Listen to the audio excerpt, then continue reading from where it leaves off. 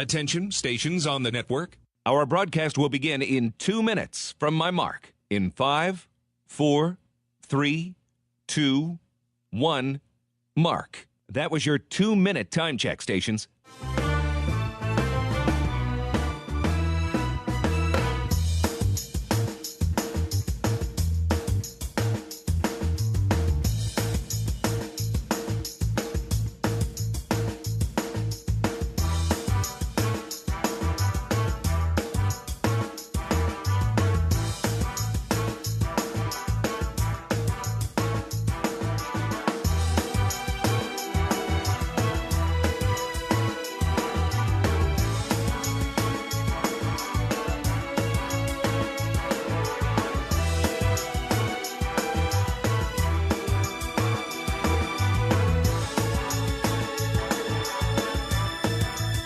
Attention, stations on the network. Our broadcast will begin in 1 minute from my mark. In 5, 4, 3, 2, 1, mark. That was your 1-minute time check, stations.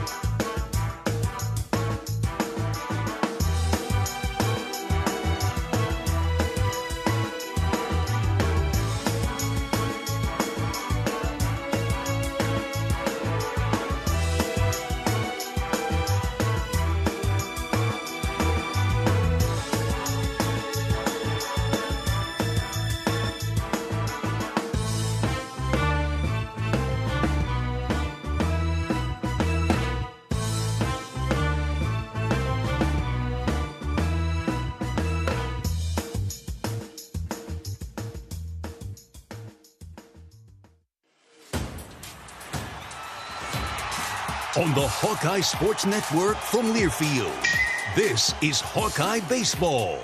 Iowa Hawkeye Baseball is brought to you by Bud Light, proud sponsor of Hawkeye Athletics. Easy to drink, easy to enjoy. Hy-Vee, score big savings with a Hy-Vee Perks membership.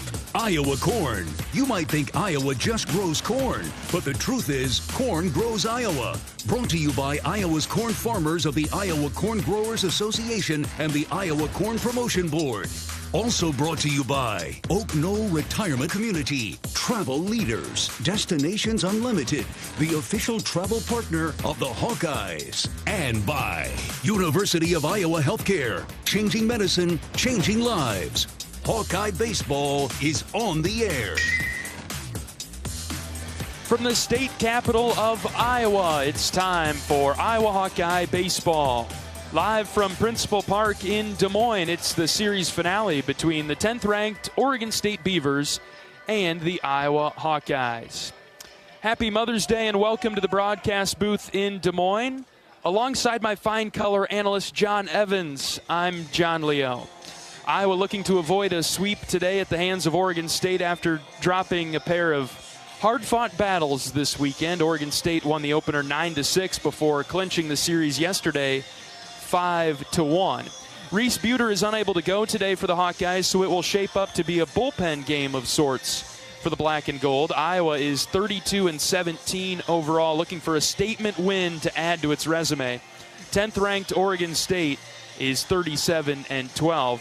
And the Beavers will turn to southpaw Ethan Kleinschmidt on this Mother's Day matinee in the state capital. For the final time this weekend, it's the Beavers and the Hawkeyes. It is Oregon State and Iowa, live from Principal Park in Des Moines, with first pitch coming in a bit.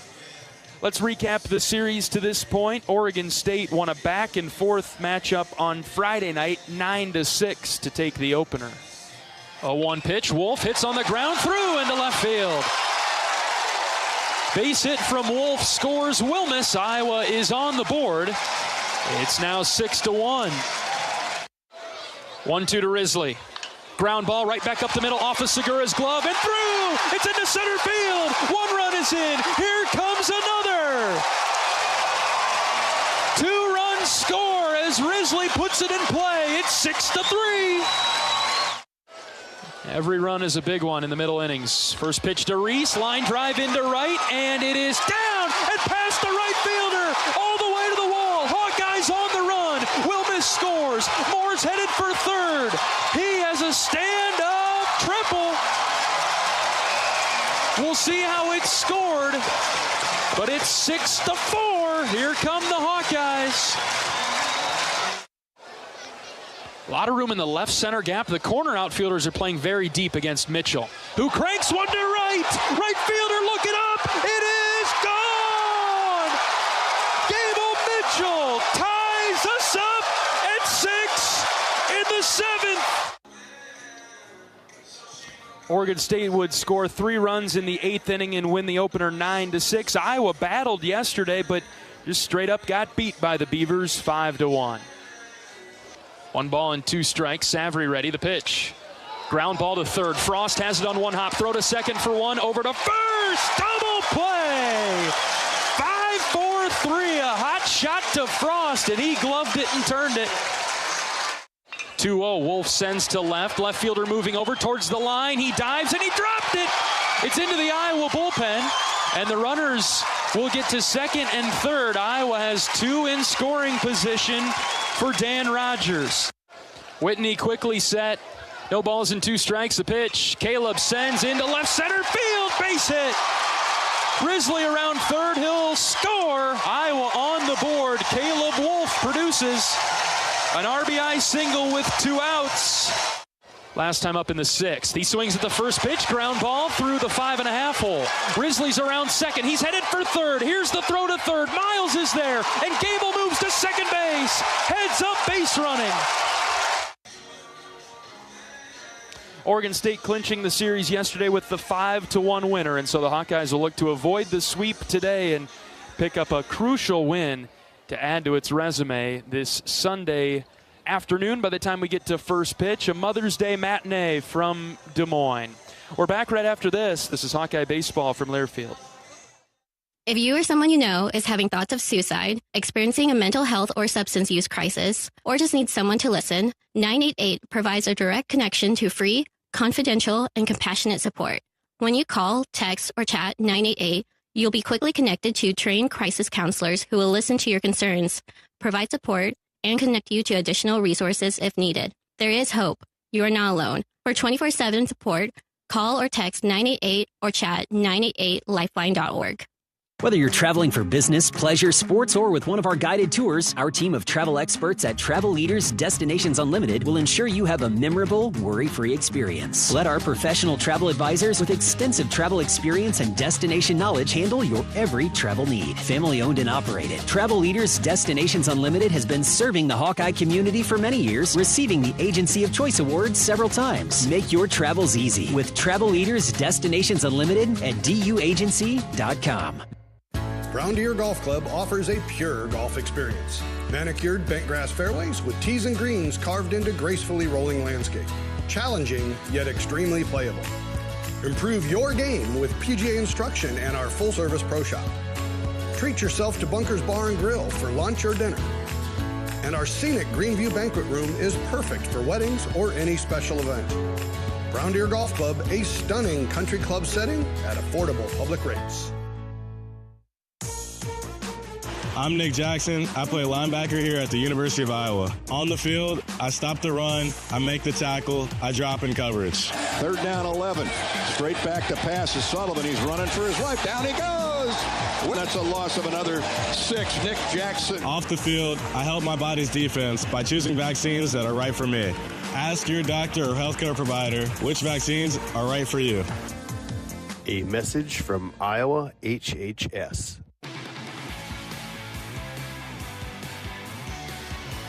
John Leo with you from the broadcast booth at Principal Park.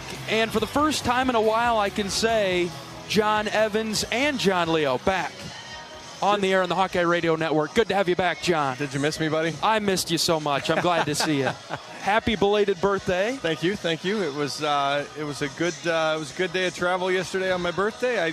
I had the longest birthday of my life. I came back 6 time zones, so it was a 30-hour birthday yesterday. It was fantastic. What'd you do with that extra time? Sleep? Well, I spent nearly all of it on a plane, so I got it covered.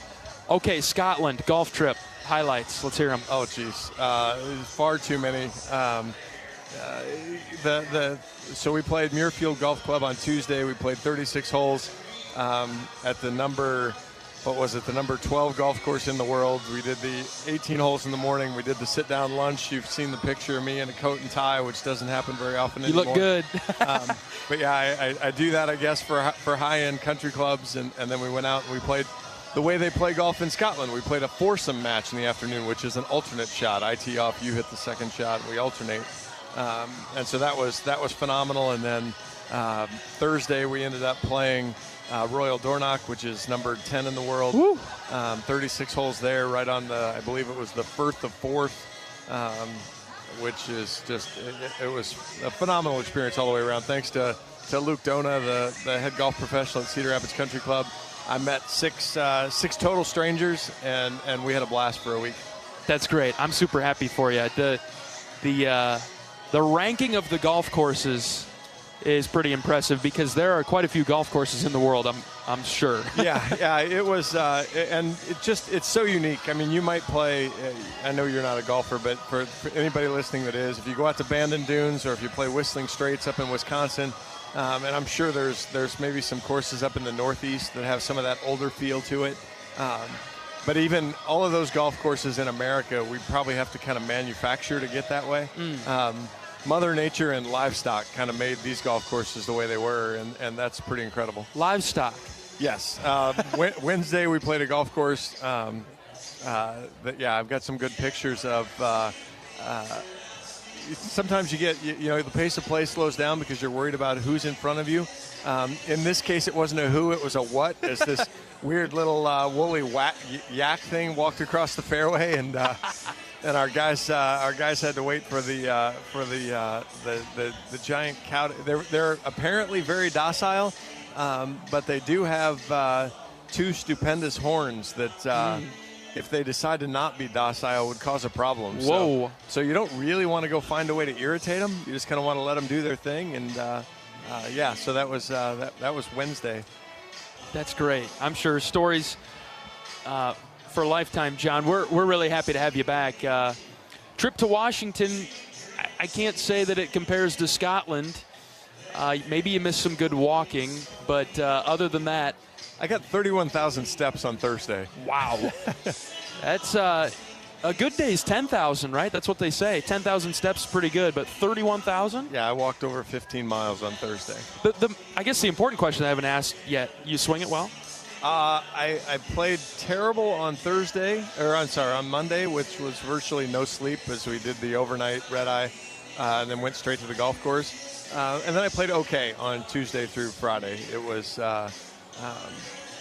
I hit a lot of good shots. I hit a couple of there was a stretch where some of my playing partners would attest. I kept saying I hate golf, but I hate golf, but I love the company, and so kept trying to find my way through that and managed my way around to not hate golf by the time I was done. That's good. That's good. We didn't have a very good stretch while you were gone, so we're happy to have you back and hope that you've brought the magic back with you. Yeah, my wife said she wasn't going to let me come, and then she's like, "Geez, it's you guys aren't playing very good without you, so you better get over there and get this right." So she was very generous. Happy Mother's Day, Jen. Appreciate you letting me go to Scotland and then let me go zoom down Interstate 80 to get over here. Thank you, Jen. Yep. All right, we'll be back after this to talk with Coach Heler. This is Hawkeye Baseball from Learfield. Different people have different needs. Delta Dental of Iowa has affordable dental and vision coverage that meets you where you are. Small business on a budget? We have options with no employer costs. Traditional Medicare plans don't cover dental, but we do. And if you can't get benefits at work, you can buy direct from us. Plus, we give back to your community. Visit sharinghealthysmiles.com and choose Delta Dental. For your smile, for your health, for your community. Iowa Hawkeyes women's basketball forward Hannah Stuelke teamed up with 22 and Vine at Riverside Casino and Golf Resort to bring you an exclusive creation, the Hamburger. This mouthwatering masterpiece features 2 delicious sausage and beef patties with crispy bacon jam, melted American cheese, and a perfectly fried egg, all nestled on a French toast caramelized brioche bun. Experience the Hamburger today. Available only at 22 and Vine. It's a game changer. What does it mean to be locally owned and operated? For Cenex, it means everything. It means that we know if you take your coffee to go or if you like to stay a while. It means we've helped Little Leagues get jerseys and local festivals get funding. It means we know what our communities need. So you'll always leave Cenex with a full tank, full of snacks, or full of smiles. Or all of the above. And that means the world to us. Cenex, powered locally. Across Iowa, you don't have to look far to find a bank that's got your back. From just around the corner to the next town over, hundreds of neighborhood banks are going the distance to ensure your future looks brighter than ever. By providing jobs, supporting local businesses, strengthening communities, and helping your dreams become reality. Here, the life you build is backed by Iowa banks. See how banks are making a difference near you at iowabankers.com.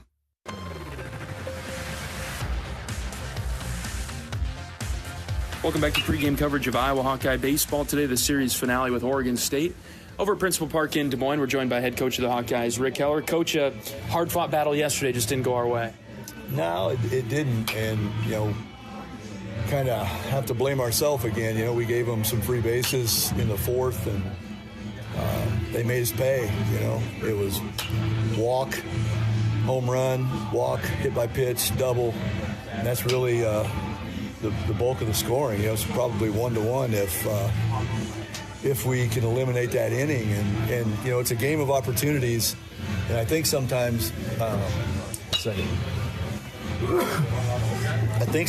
John, when you get on a roll like we were on the middle part of the season, and we're just scoring runs like crazy, and we're averaging almost 10 runs a game.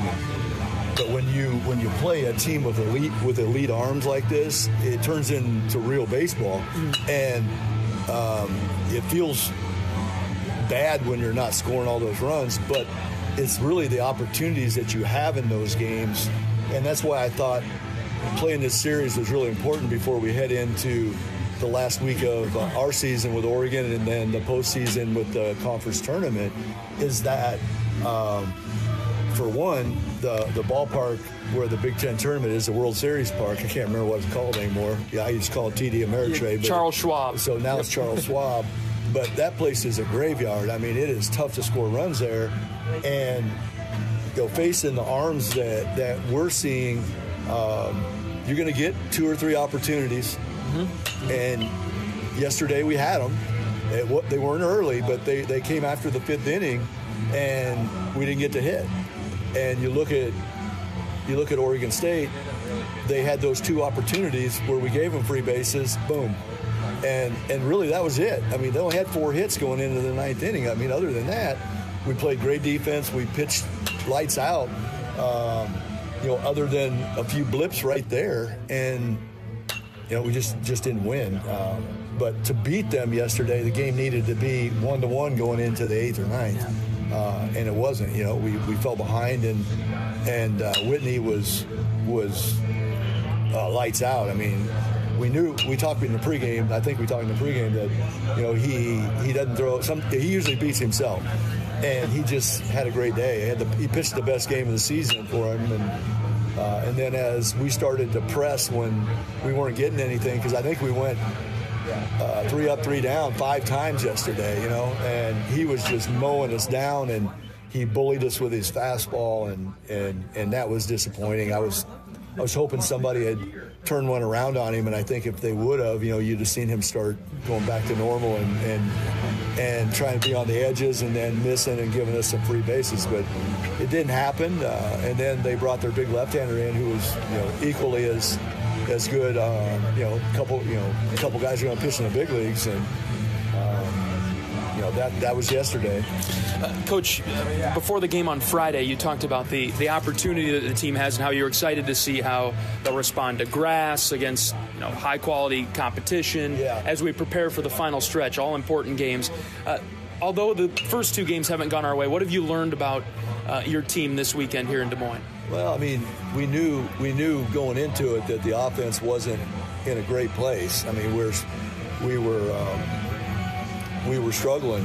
We got some guys that are not in a good place, and that's baseball. We just didn't have to experience much of it this year. It's been one of those years where everybody was really in a pretty good place the majority of the year, and from a timing standpoint, it couldn't be worse for us with that happening. But again, you look at the numbers. We're getting enough hits to win. We just have to do damage when the time's right, and we need some guys to step up. But I mean, the guys are playing hard. I know they're frustrated, disappointed in some of the pitching. I mean, I didn't expect to come down here and see us give 2 games away, because of free bases. Obviously you can say we should have scored more runs. I mean, that's an obvious one, and we should have, or we could have, or whatever. But if we were going to beat these guys, it was going to be pitching defense and scrap some runs and beat them that way. I don't think any of us thought we were going to come down here and bludgeon them, with the arms we're seeing. But, that was a little disappointing that not all of the guys are in control right now as far as, just being in control themselves and controlling the controllables and not worrying about things. But, I think it's great that it happened here and put us in a spot where those guys were, let's face it, this is a different environment for us. You played 50 games, 52 games or whatever it is, and you're playing in front of 7,000 people and in a pro park and just a completely different atmosphere. And then to your point, we're back on dirt, and it may not seem like a big deal, but it always is for the pitchers because when they get used to pitching on turf mounds all the time, there's no holes. It's perfect for them. And then you get to a pro park, and not only will there be some divots and holes, but in the pro parks, they're hard. They're almost like concrete.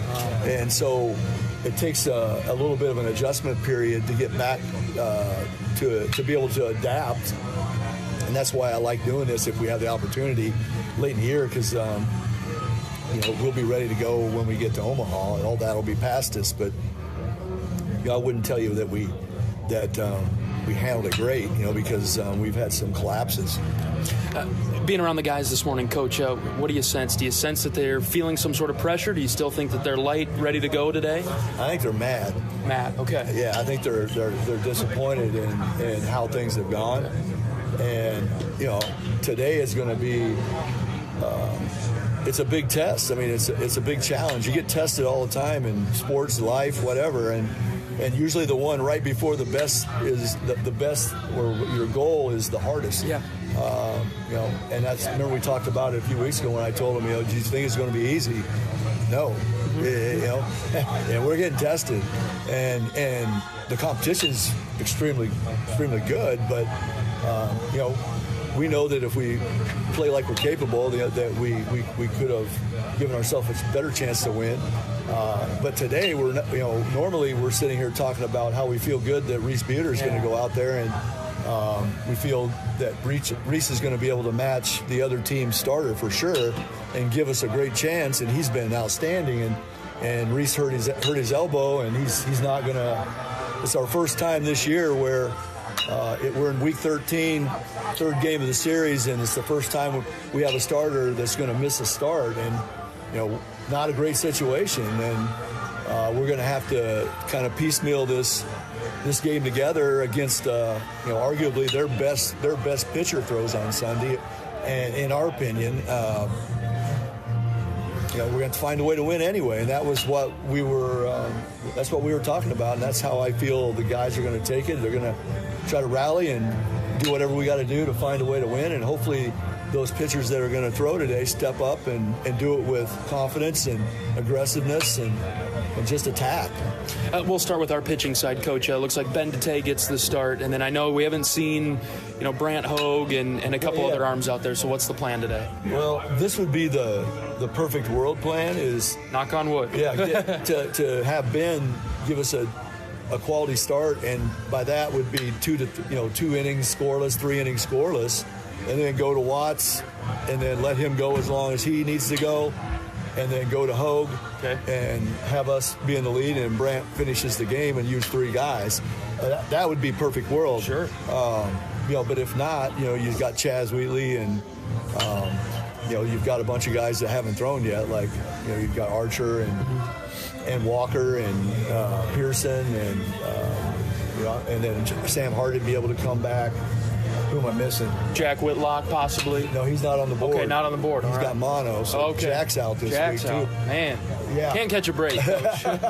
Well, hopefully the plan, we stick to the plan today, and the guys on the mound do a great job. Well, if they throw strikes, you can pitch to these guys, and Coach Kenny's done a really great job with the scouting report, and every time we have executed against them, he's got them out. Yep.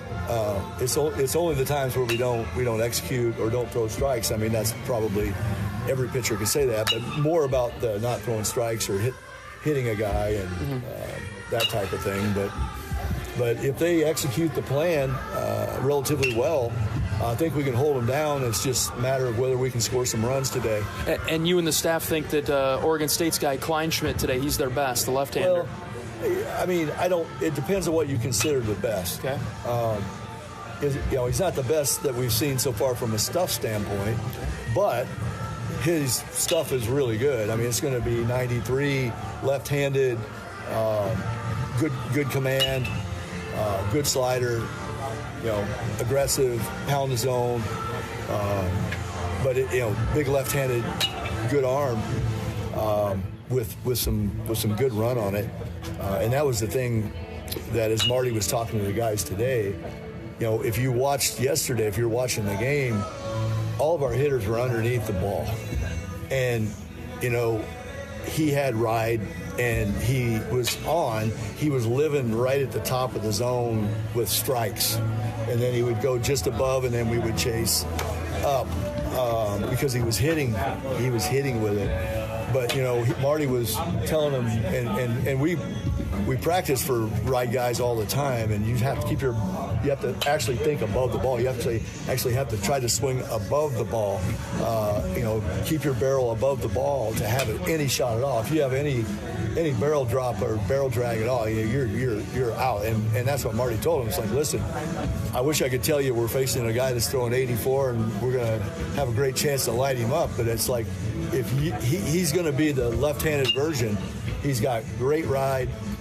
He's going to pitch that just like the guy yesterday. And if you're not trying to keep your hit a line drive to the opposite field with your barrel above the ball, he is absolutely going to destroy our right-handers. Something interesting and a little unique. So if anybody's listening at home or watching the live stream, wondering why there's so many lefties in against the lefty, Kleinschmidt's got, he has reverse splits. Really? Yeah, the left-handers hit him about 80 points higher than the right-handers. So we'll see how that plays out. If in real time, first 3 innings, it doesn't look like that's going to play for us, we'll flip some guys out. But going into it, the information's right there, and it's been even higher the last 5 starts. Okay. Coach, you've done a great job pulling the right strings this year. The left-handed lineup, let's get it done today. One final message to the fans that have filled this place up. About 7,000 each game, Coach. Oh, man, it's been great, and we thank them so much for coming out and supporting us. We love to come over here to Des Moines. We have such good fans, and they and not only do they come out, but they've been in the games, and I just feel, obviously you feel a little bad that we haven't found a way to win one for them, but they've been there and they've been in the game. We just need to give them a little more reason to cheer today. But on Friday night, when we came back and Gable hit that home run, this place was up for grabs. And just, can't thank them enough for supporting us. This is fantastic, and it's great for our guys. All right, Coach, thanks for your time. Good luck against the Beavers today. All right, thanks, John. Head coach of the Hawkeyes, Rick Heler, on our pregame show from Principal Park in Des Moines. We'll get you starting lineups and first pitch right after this. This is Hawkeye Baseball from Learfield.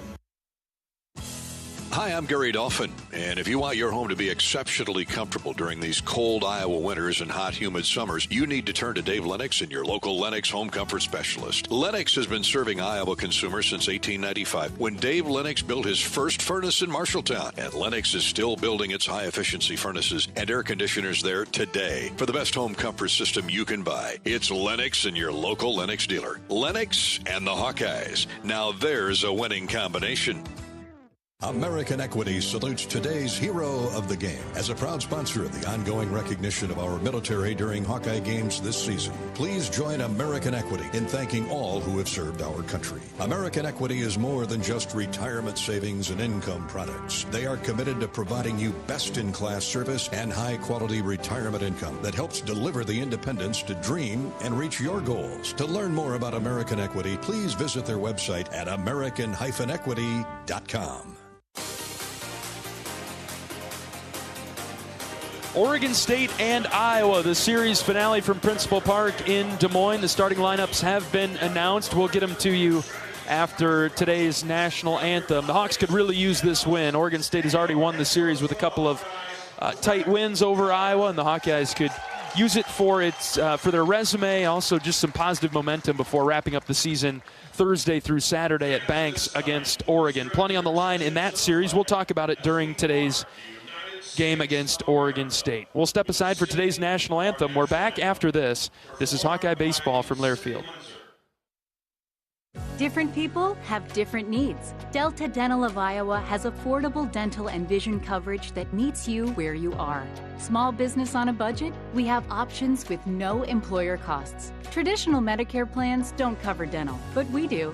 And if you can't get benefits at work, you can buy direct from us. Plus, we give back to your community. Visit sharinghealthysmiles.com and choose Delta Dental. For your smile, for your health, for your community.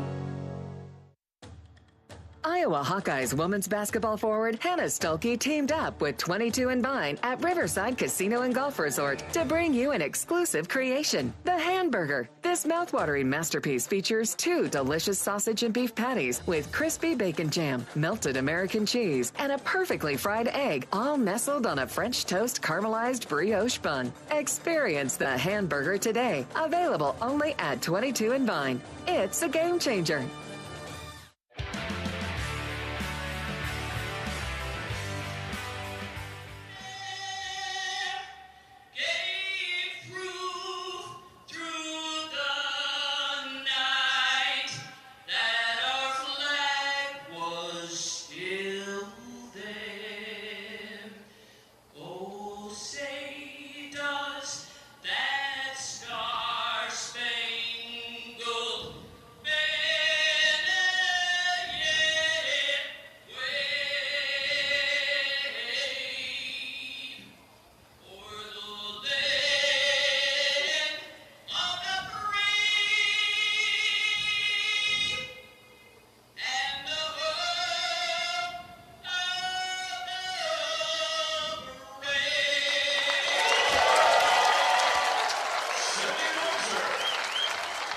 All right, national anthem complete from Principal Park in Des Moines. Before we get rolling today, let's pause 10 seconds for station identification.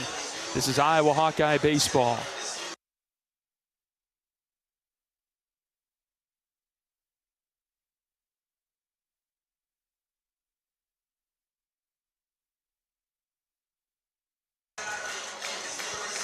John Evans and John Leo with you from Principal Park in Des Moines. The final game of this series with 10th-ranked Oregon State. The Beavers have won the first 2 games of the series. Iowa looking to avoid the sweep. Similar spot as last weekend against Washington when the Huskies won the first 2 games and Iowa dominated Washington on getaway day. Stiffer competition today with Oregon State, ranked 10th in the country. Nice to have you with us on this Sunday afternoon, Mother's Day on the Hawkeye Radio Network, also picked up by Big Ten Plus today. as the Hawkeyes getting set to take the field as we get underway against Oregon State today. Let's get you today's starting lineups. We'll go first with the Beavers at 37-12 overall. Very similar lineup for Oregon State today, as Iva Arquette will lead things off and play shortstop. Gavin Turley's the left fielder batting second. Wilson Weber, the catcher, will bat third. Middle of the order, second baseman A.J. Singer. Cannon Reeder, the center fielder, bats fifth. Carson McIntyre in right field, he will bat sixth.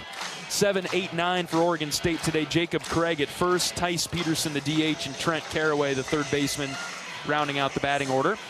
Iowa defensively left to right on the infield. Cooper Schulte at third. Gable Mitchell at short. Ben Swales back in the starting lineup. He'll play second base. Caleb Wolf at first. Outfield left to right. Ben Wilmus, Miles Risley, and Kellen Strohmeyer. Starting catcher today is Dan Rogers. And as we heard from Coach Heler in pregame, no Reese Buter today, so it'll be a bullpen game for the Hawkeyes. Ben Dete, a local product from the Des Moines area. Dete will start for Iowa this afternoon. The left-hander has 19 appearances. He's 0-3 with 2 saves and a 4.10 ERA. 26 in the third innings, 24 hits, 12 runs have all been earned. Given up 3 home runs, walked 14, and struck out 38. Ben actually had a midweek start where he threw 4 innings, so I think if he could get into a little rhythm and keep the ball really out of the middle of the plate has been when Ben's gotten in trouble. If he can do that and kind of manage through, this Oregon State lineup up and down can hit. It's a really unusual setup on the lineup. Arquette hit 17 home runs in the leadoff spot. Cleanup hitter A.J. Singer has 2. They really have a top-loaded lineup with even Turley then with 15 home runs. Both slug over 650. So you really got to get through the top of the lineup. And it's where Iowa's run into a little bit of trouble this weekend. Maybe giving the free bases to the bottom of the order and then flip it to the top, where Arquette, Turley, and Weber have done a lot of damage. It's been the third inning that's been the problem for Iowa this weekend in both games. Other than that, Iowa has played pretty well against Oregon State. Now, unfortunately, pretty well hasn't given Iowa any wins yet. No, and you look at the box score. Good. First pitch in there for a strike. We're underway at 12:04 Central Time. You look at the box scores and kind of all the key metrics, the runners in scoring position, the runners on base. Iowa's matched Oregon State, but it's the free bases around those that have caused them problems, because Oregon State's hits they've just meant more. Right. It's SEC football. Yes. It has meant more for Oregon State here. The 1-1 pitch from Dete to Arquette is low. And it's 2-1. Friday's game was 9-6 Oregon State. 10 hits for the Beavers in that one, 9 hits for Iowa, but the Hawkeyes had 3 errors that were all costly. 2-1 is off the plate outside to Arquette. Yesterday's game, much better pitching on both sides. Oregon State won at 5-1. They out-hit Iowa 6-5. Both teams left a few runners on base. Iowa played clean defensively. Leadoff walk to Arquette as Dete tried to pitch away to him. Ben is working at a very rapid pace. Couldn't find the strike zone after dealing 1 to Arquette.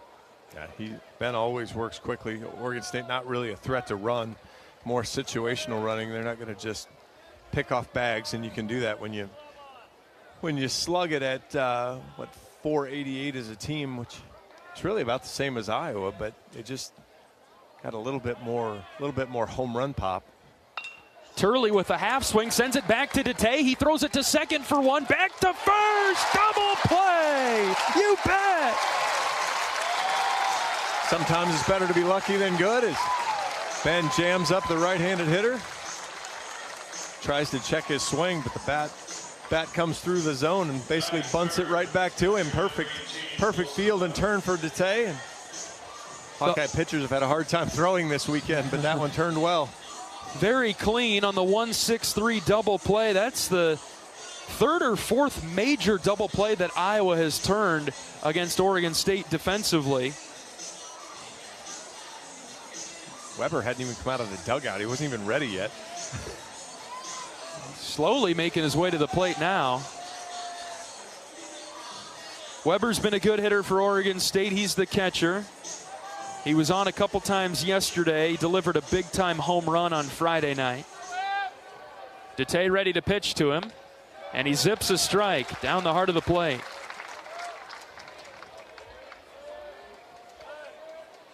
Crowd continuing to file in here at Principal Park. Gorgeous weather all weekend. Here's the 0-1. Dete worked it in. Evening the count, 1 ball, 1 strike. It's the first time that we've ever played Oregon State this weekend. First time for Coach Heler as well. Dete missed just upstairs and maybe a touch outside.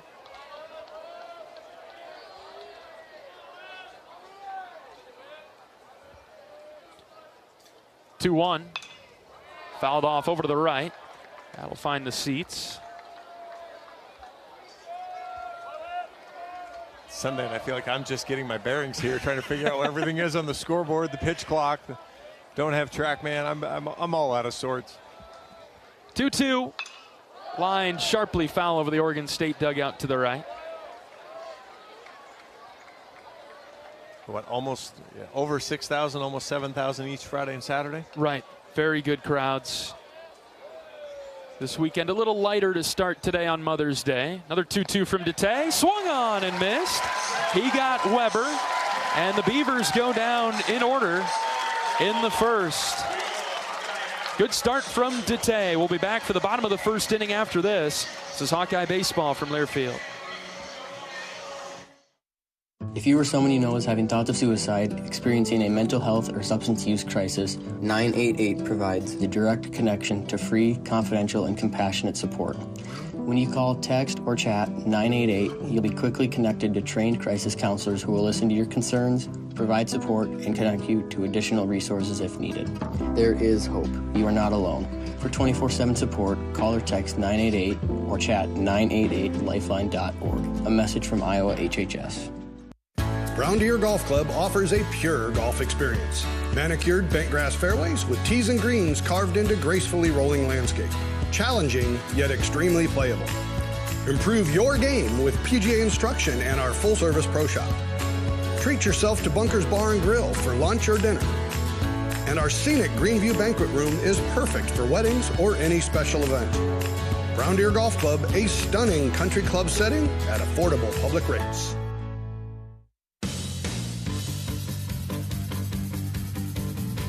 Your best defense, your best Hawkeye defense could be vaccines. Iowa HHS reminds you to ask your healthcare provider which ones are right for you and your family.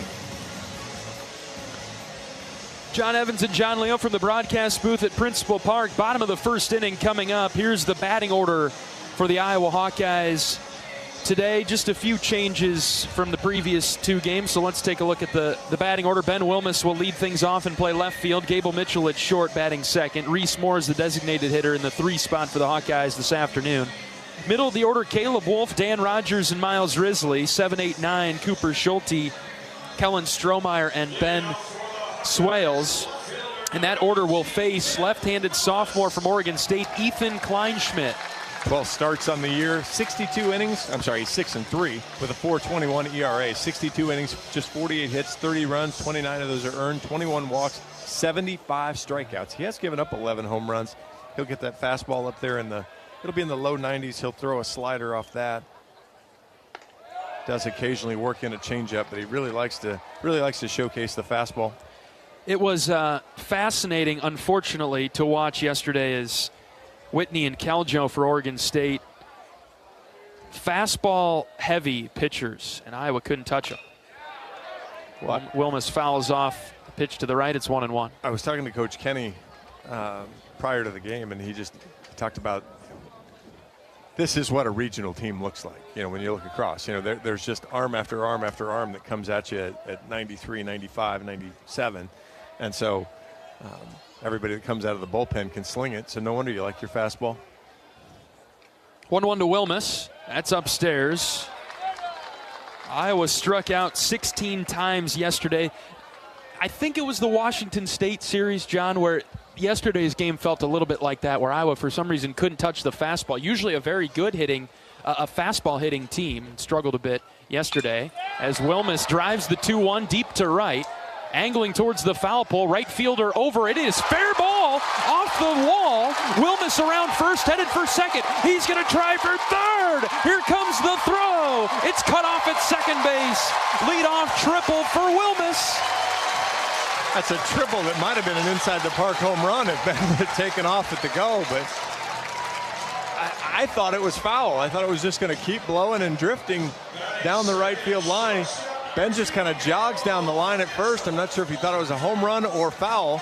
Either way, that ball hits the wall before he really takes off. Fortunately, it ricochets away from the right fielder, and the Hawks have a leadoff triple.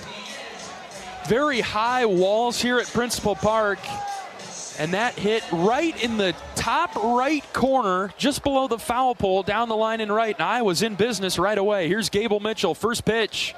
Breaking ball dropped in for a strike. Lefty on lefty matchup here. Oregon State pulls their corners in.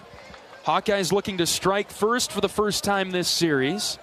Kleinschmidt, the left-hander, is ready. He pitches the 0-1. Gable lines into left center field, and it is down for a base hit. Here comes Wilmus. Iowa on the board. It's 1-0.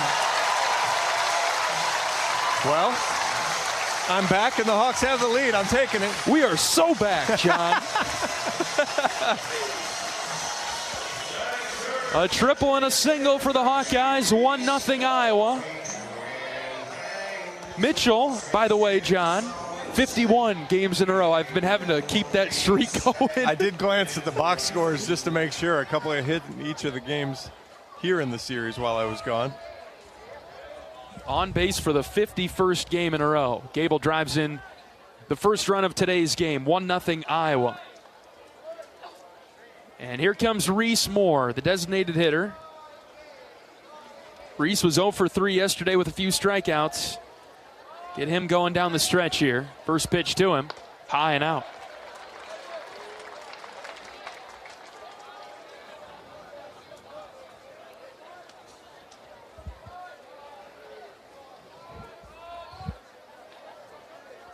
Mitchell with a good lead at first, and Kleinschmidt will lob it over. Mitchell with 9 stolen bases on the year. Been caught twice. Iowa runs a little bit more than the Beavers do.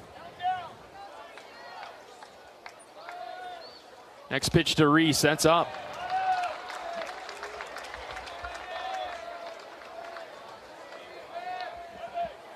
Two balls and no strikes now on Reese. Time called, a mound visit for Oregon State in the first inning. We've had picture-perfect weather all weekend. I don't think I've seen a cloud in the sky in any of the 3 days that we've been here. Cooler temperatures by just a bit today. Obviously, with the game starting earlier, it hasn't fully heated up. It is currently 76, just gorgeous. We're finally getting there in the state of Iowa. We talk about our best backdrop being UIC when we go over there. Yeah, this is pretty good. I mean, it's not skyscrapers but with the Iowa State Capitol right there in the background, it's a pretty good look. Lit up real nice on Friday night as the sun had set, and now today, beautiful weather. Almost wondered if Kleinschmidt didn't have a problem. It just home plate umpire went out to break up the conference, and it then still continued. And so I kind of wondered if the visit was trying to get him to look at something, or if they were just delaying a little bit longer. But perfect start for the Hawks so far. Leadoff triple by Ben Wilmus, followed by an RBI single from Gable Mitchell. It's 1-0 Iowa in the first. Reese Moore has worked a 2-0 count. Next pitch to him, he was swinging for the fences and he missed. 2-1. Seen Reese do that a lot this weekend. Boy, if he could just connect on one. He was certainly hunting fastball after the mound visit. Throw over to first base.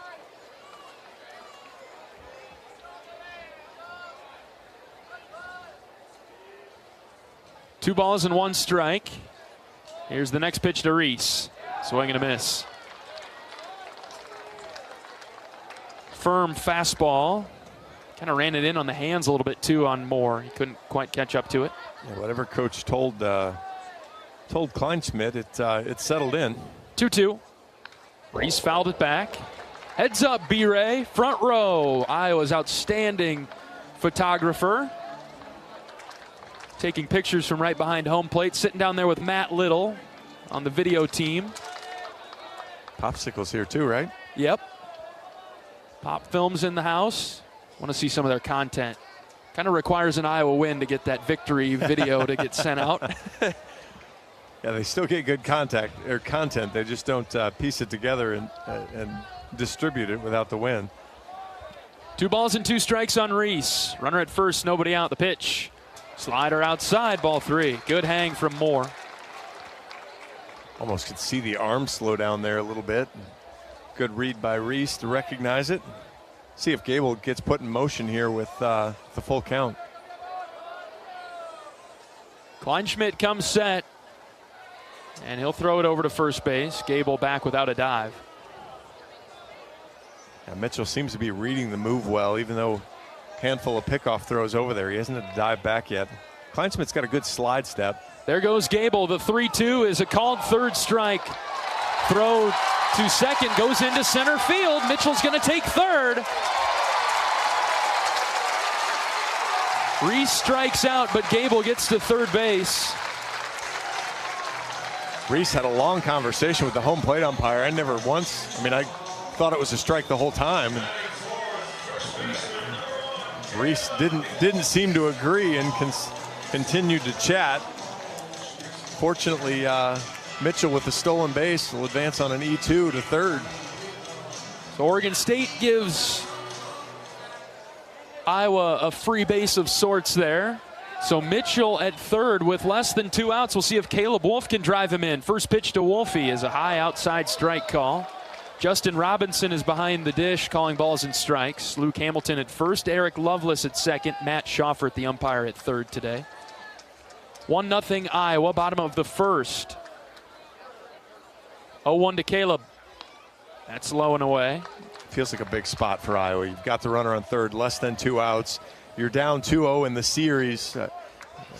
Oregon State has their regular Sunday starter, and you're piecing together a game. You really want to stake your claim when you get chances.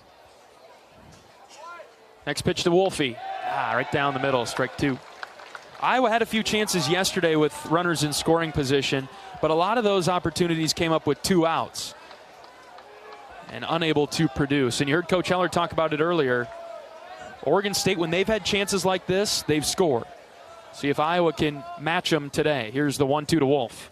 Caleb sends a chopper right back up the middle. This will score Mitchell. Second baseman Singer makes the play over to first to retire Wolf. But Caleb, as he's done a lot this weekend, he drives in another run. It's 2-0 Iowa. Did what he had to do there. Made sure he made contact, put the ball in play. Marty says you don't want to get a bunch of empty calories there. And he got it done and drove in the run. Hawks 2-0. 2 away for Dan Rogers.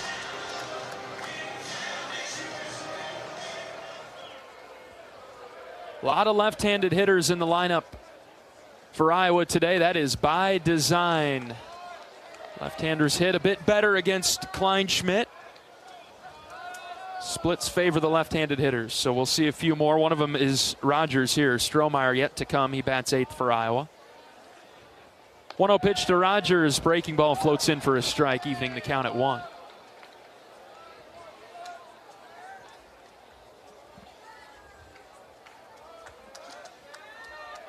Kleinschmidt will offer his 20th pitch of the inning. And Rogers takes it again for a strike. Breaking ball that starts at D. Rogers' front shoulder and drops right in.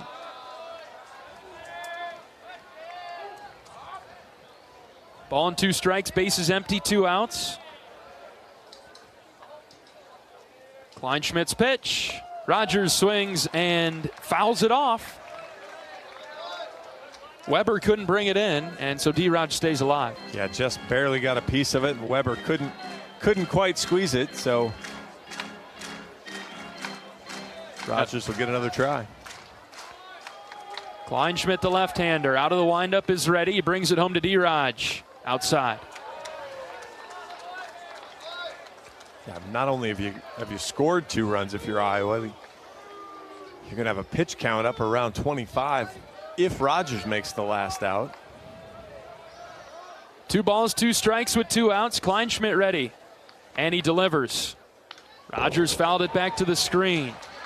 Daniel looking for his first hit of the weekend. He reached on Friday night, was hitless yesterday. 2-0 Iowa, bottom of the first. Good start for the Hawks. this Sunday afternoon.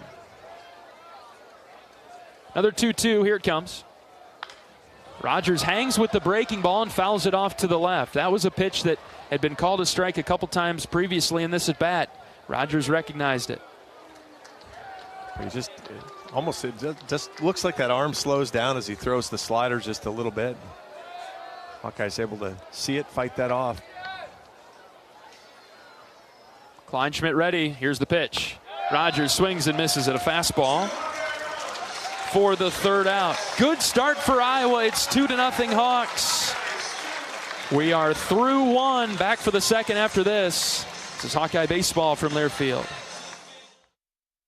American Equity salutes today's hero of the game. As a proud sponsor of the ongoing recognition of our military during Hawkeye games this season, please join American Equity in thanking all who have served our country. American Equity is more than just retirement savings and income products. They are committed to providing you best-in-class service and high-quality retirement income that helps deliver the independence to dream and reach your goals. To learn more about American Equity, please visit their website at american-equity.com.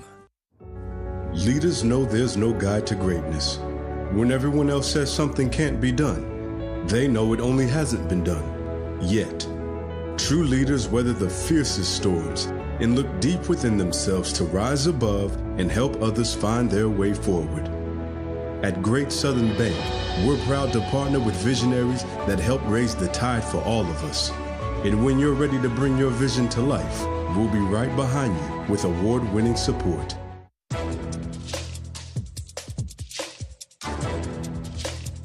This copyrighted broadcast is an exclusive presentation of Learfield under the broadcasting rights granted by the University of Iowa. Reuse of this presentation is prohibited without the expressed written consent of the university and Learfield. Announcers are provided by Learfield and approved by the university.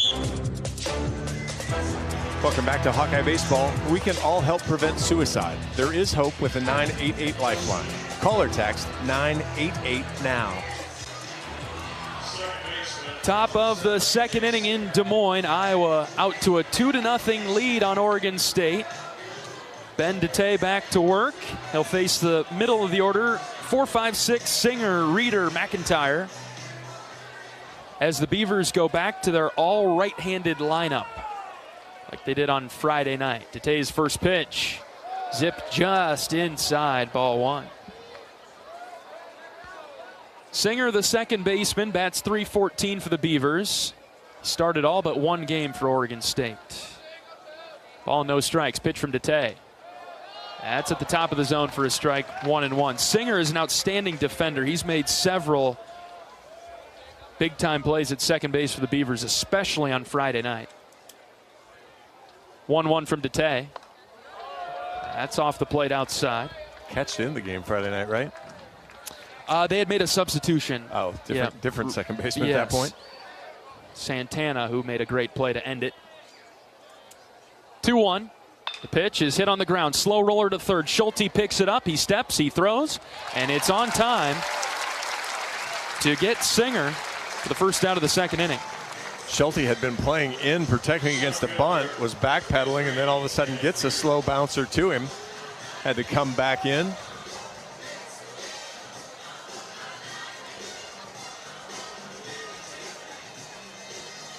So Dete gets the first out of the second on a weak ground out. Here's Cannon Reeder.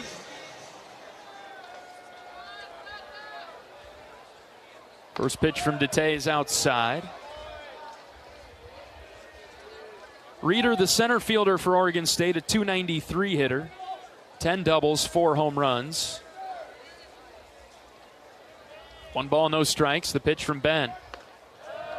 Ooh, shows the bunt, pulled it back. Where'd that one miss? Yes, maybe a little low. Looked like a pretty good pitch. Umpire might have lost the strike zone when he scored the bunt.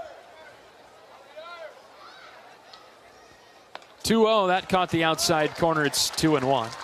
Iowa in their Sunday golds today with the black script Iowa spelled out across the chest. White baseball pants. Black caps with the gold script I on the front panel. Here's the 2-1 pitch. just in, a bit low as well, 3-1. Oregon State back to their black tops with OSU spelled out in orange across the chest. They've got orange numerals on their backs, white outline. Gray baseball pants for the Beavers. 3-1 pitch. Half swing, he went through, 3-2. Most important game in the Big Ten for Iowa today. UCLA out to an early lead over Illinois, 1-0.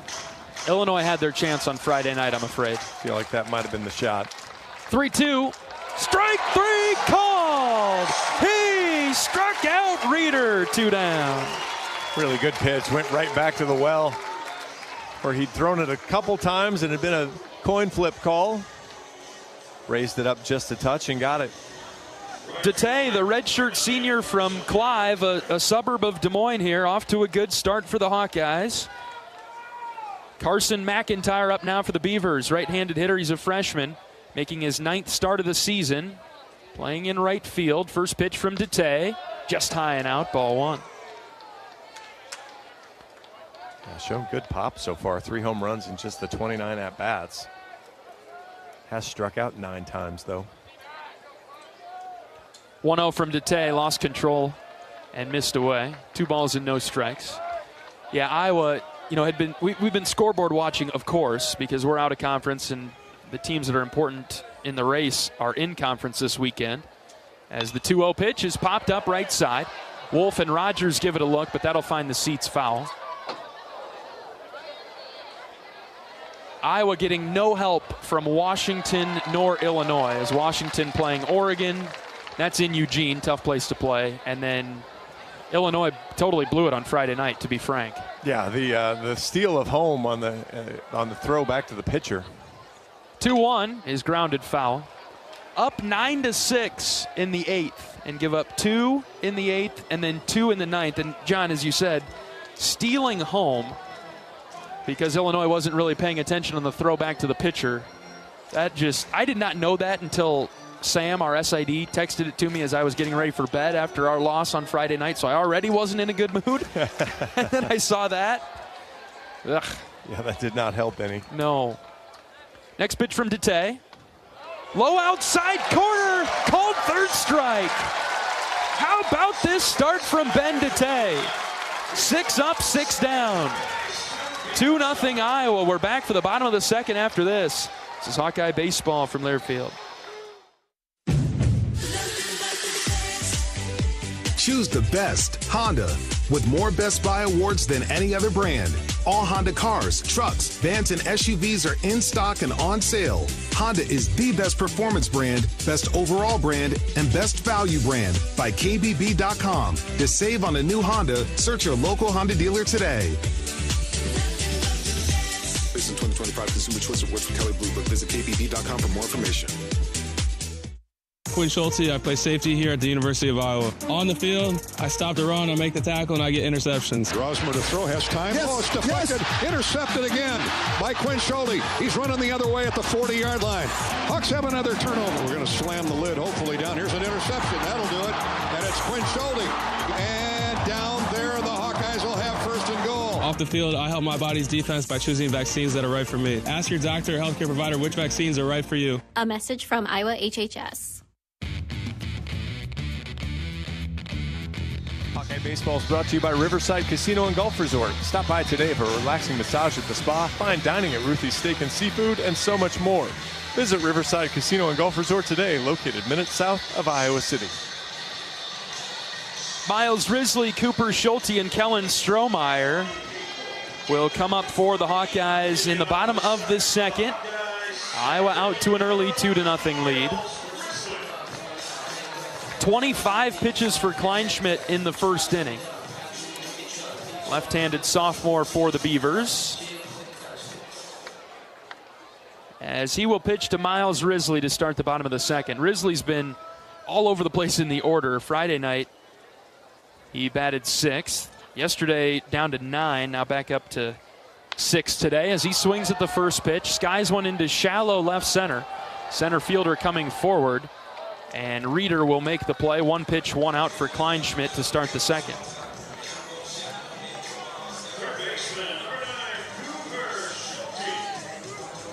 we were talking about the standings and the help. The Oregon part, at this point now, is particularly, it doesn't really matter, because whether you're ahead by 2 games or 3 games, your math is going to get.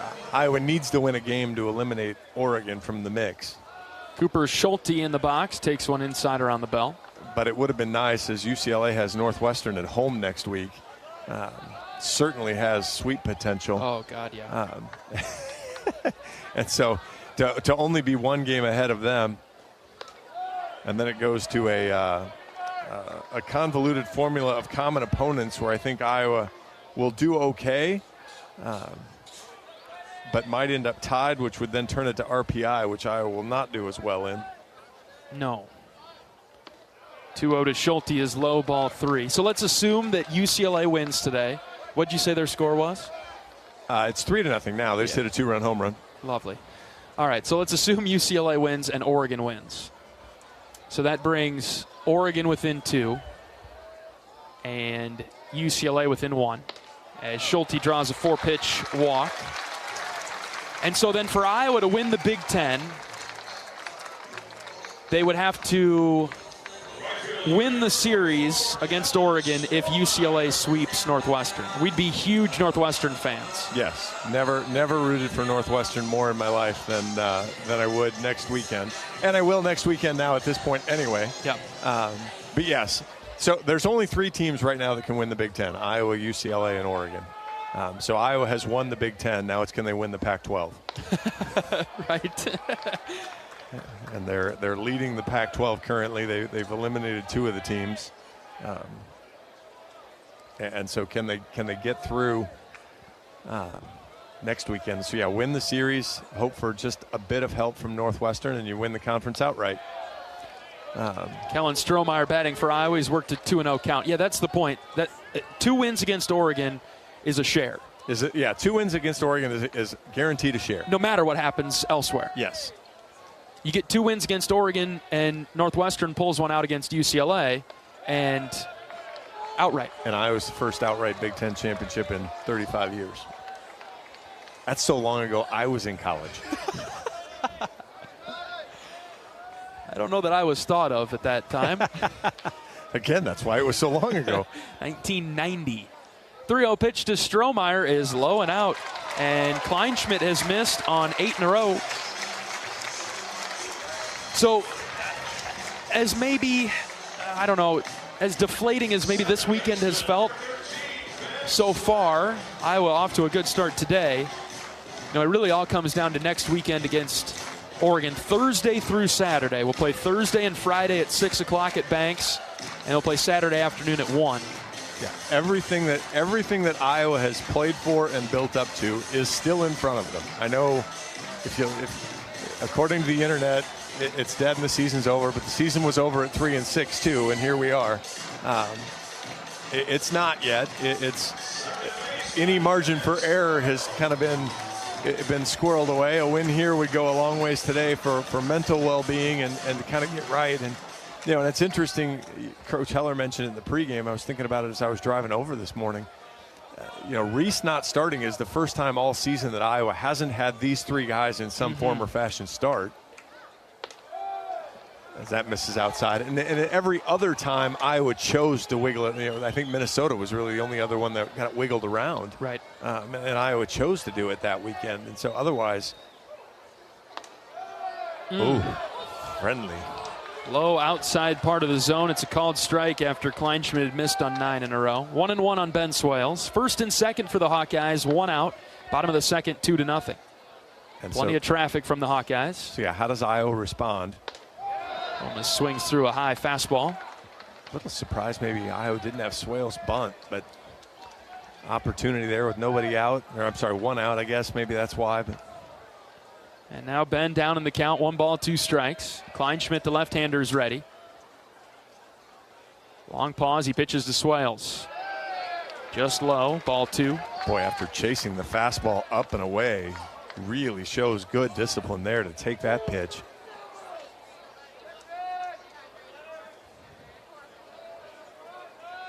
Count even at 2 now. Pitch to Swales. That's on the outside corner, and it caught Ben looking. 2 down. Boy, he took the breaking ball that came in and down. And boy, after you'd seen the same shape, you've got to know that's going to come and clip that outside corner. Back to the top of the order for Ben Wilmus, who tripled and scored in the first. He comes up with 2 outs, 2 runners on. A lot of speed on the base pass, too, for Iowa. Schulte and Strohmeyer can fly. First pitch to Ben. That's off the plate away. So, yes, John, the opportunities, everything Big Ten title-wise is still in front of Iowa. All it takes, really, is to win the series against Oregon. Take 2 of 3. That's assuming that UCLA and Oregon win today. Wilmus lines one into center field. Center fielder coming on. He can't make the play. It bounces in front of him. Schulte around third. Here's the throw. Cut off at the mound. Ben Wilmus comes through. 3-0 Hawks. Big 2-out hit there. Thought that Reeder might have a play. I think Reeder thought he might have a play. Chose discretion as the better part of valor there. And as you mentioned, with all the speed on the base paths, that he tried to make that catch. That could have turned out really well for Iowa. Gable Mitchell will now get the same chance Wilmus just had. Keep stringing it together. This is the first time we've seen Iowa string hits together this weekend. Gable turns away from a pitch high.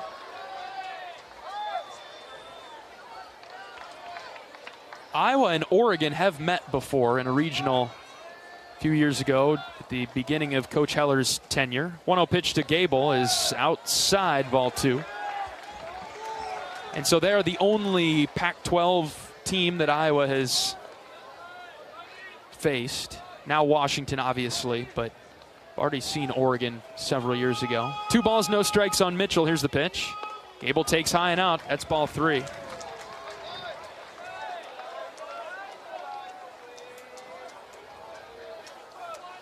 It'll be Oregon's first time at Banks in Iowa City. Weather looks great, too, by the way. Upper 80s. Going to be hot. 3-0 on Gable with a couple runners on. Next pitch. Outside corner, 3-1. Gable singled in a run and also scored in the first. 3-0 Hawks, bottom of the second. Iowa's come out swinging this afternoon. Kleinschmidt ready. Here's the 3-1. Gable takes another pitch on the outer edge, 3-2. Well, Iowa able to take advantage this inning of free bases. Something Oregon State's been great at in the series so far. Iowa, well, and even Mitchell's stolen base in the first and the throwing error. So Iowa doing a good job, a couple of the runs on free bases. 3-2, runners take off. Gable takes ball 4 in the dirt. The bases will be loaded for Reese Moore, who needs a base knock in the worst way. Drive a hammer in or drive a nail in right here. Yes. Reese, one of those hitters maybe that's pressing a little bit. I've always felt that it's tough for a designated hitter because he has one job, it's to hit. And if you're not hitting, he can't help in the defensive side of things. You feel like you're missing out, you're not doing your part. First pitch to Reese. That's outside, trying to go with the spin. And Kleinschmidt missed. Kleinschmidt's not a high walk guy, but boy, he's been all over the place this inning. 3 walks in the second. Bases are loaded for Iowa, 2 outs.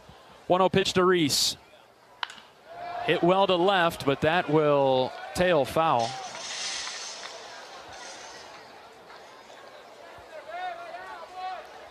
Through 4.5 in Lincoln, Michigan leads Nebraska 1-0 as those teams battle out for positioning at the bottom middle of the conference.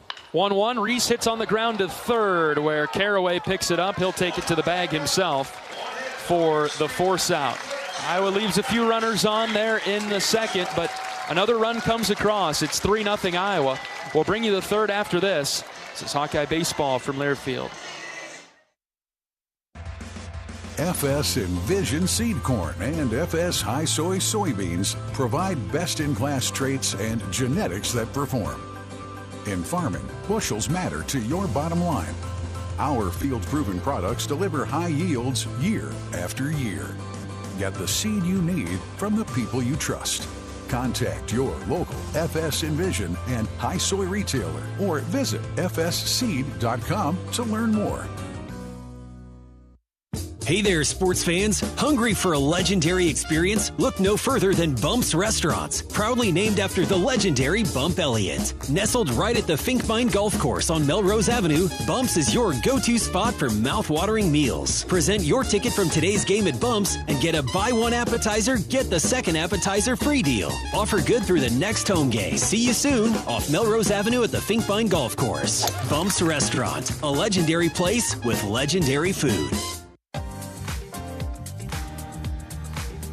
Fans, experience your home away from home at Coralville's finest all-suite hotels, Homewood Suites and Home to Suites by Hilton. Each offer guests spacious suites, complimentary breakfast, 24-hour fitness center, pool, hot tub, guest laundry, and convenient locations. Let their warm and friendly staff take care of you and your family when you visit Hawkeye Country. On to the third inning at Principal Park in Des Moines. John Evans and John Leo with you from the broadcast booth on the Hawkeye Radio Network, also being picked up by Big Ten Plus today. 3-0 Iowa. As Ben Dete is out for another inning of work, he'll face 7, 8, 9 Craig, Peterson, and Caraway. Craig with power here for the Beavers.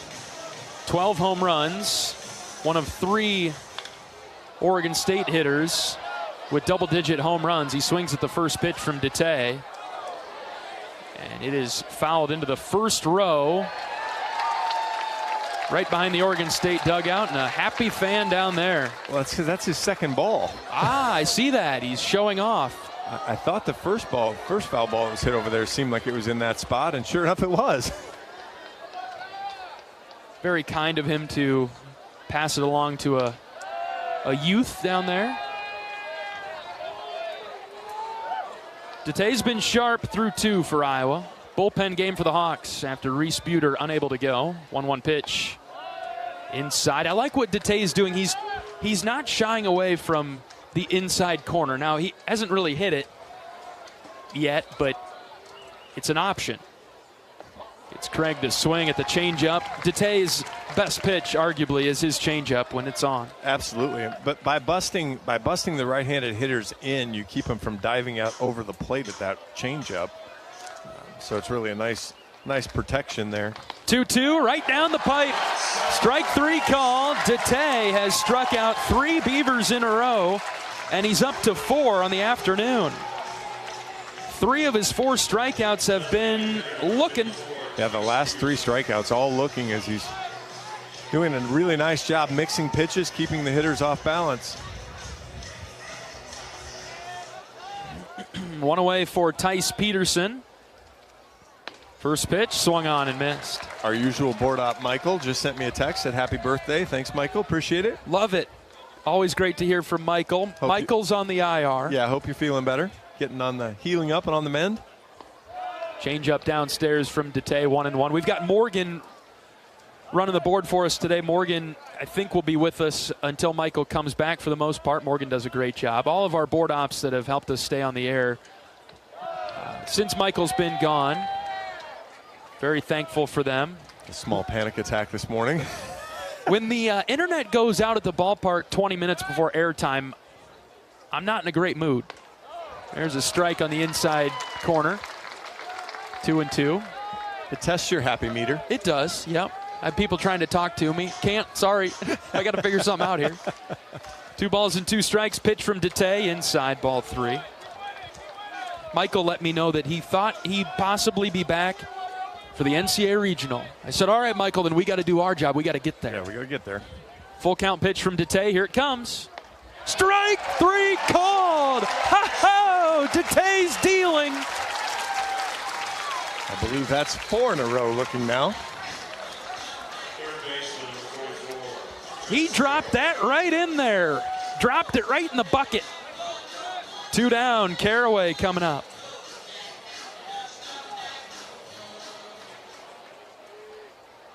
Nine hitter for Oregon State. Fine third baseman. Date misfires just low and in. 3-0 Iowa, top of the third. Ben's 1-0 pitch. Slides in for a strike, 1-1.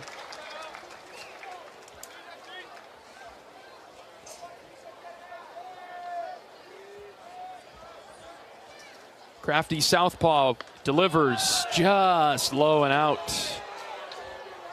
Yeah, that spot has been called, but it looked down, but good job from Rogers to give a good view of it. Tate's 2-1. Ooh, just in. Send it down to first on the appeal. Caraway did not go around. And Ben's fallen behind here, 3-1. He's ready to pitch. Next one off the plate outside. That's ball 4. Walk the 9-hitter.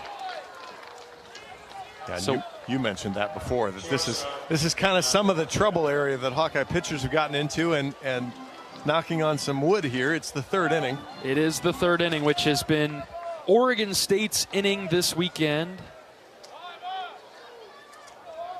Scored 4 runs in the 3rd yesterday. There are 2 outs. We'll go to the top of the order. This is Arquette.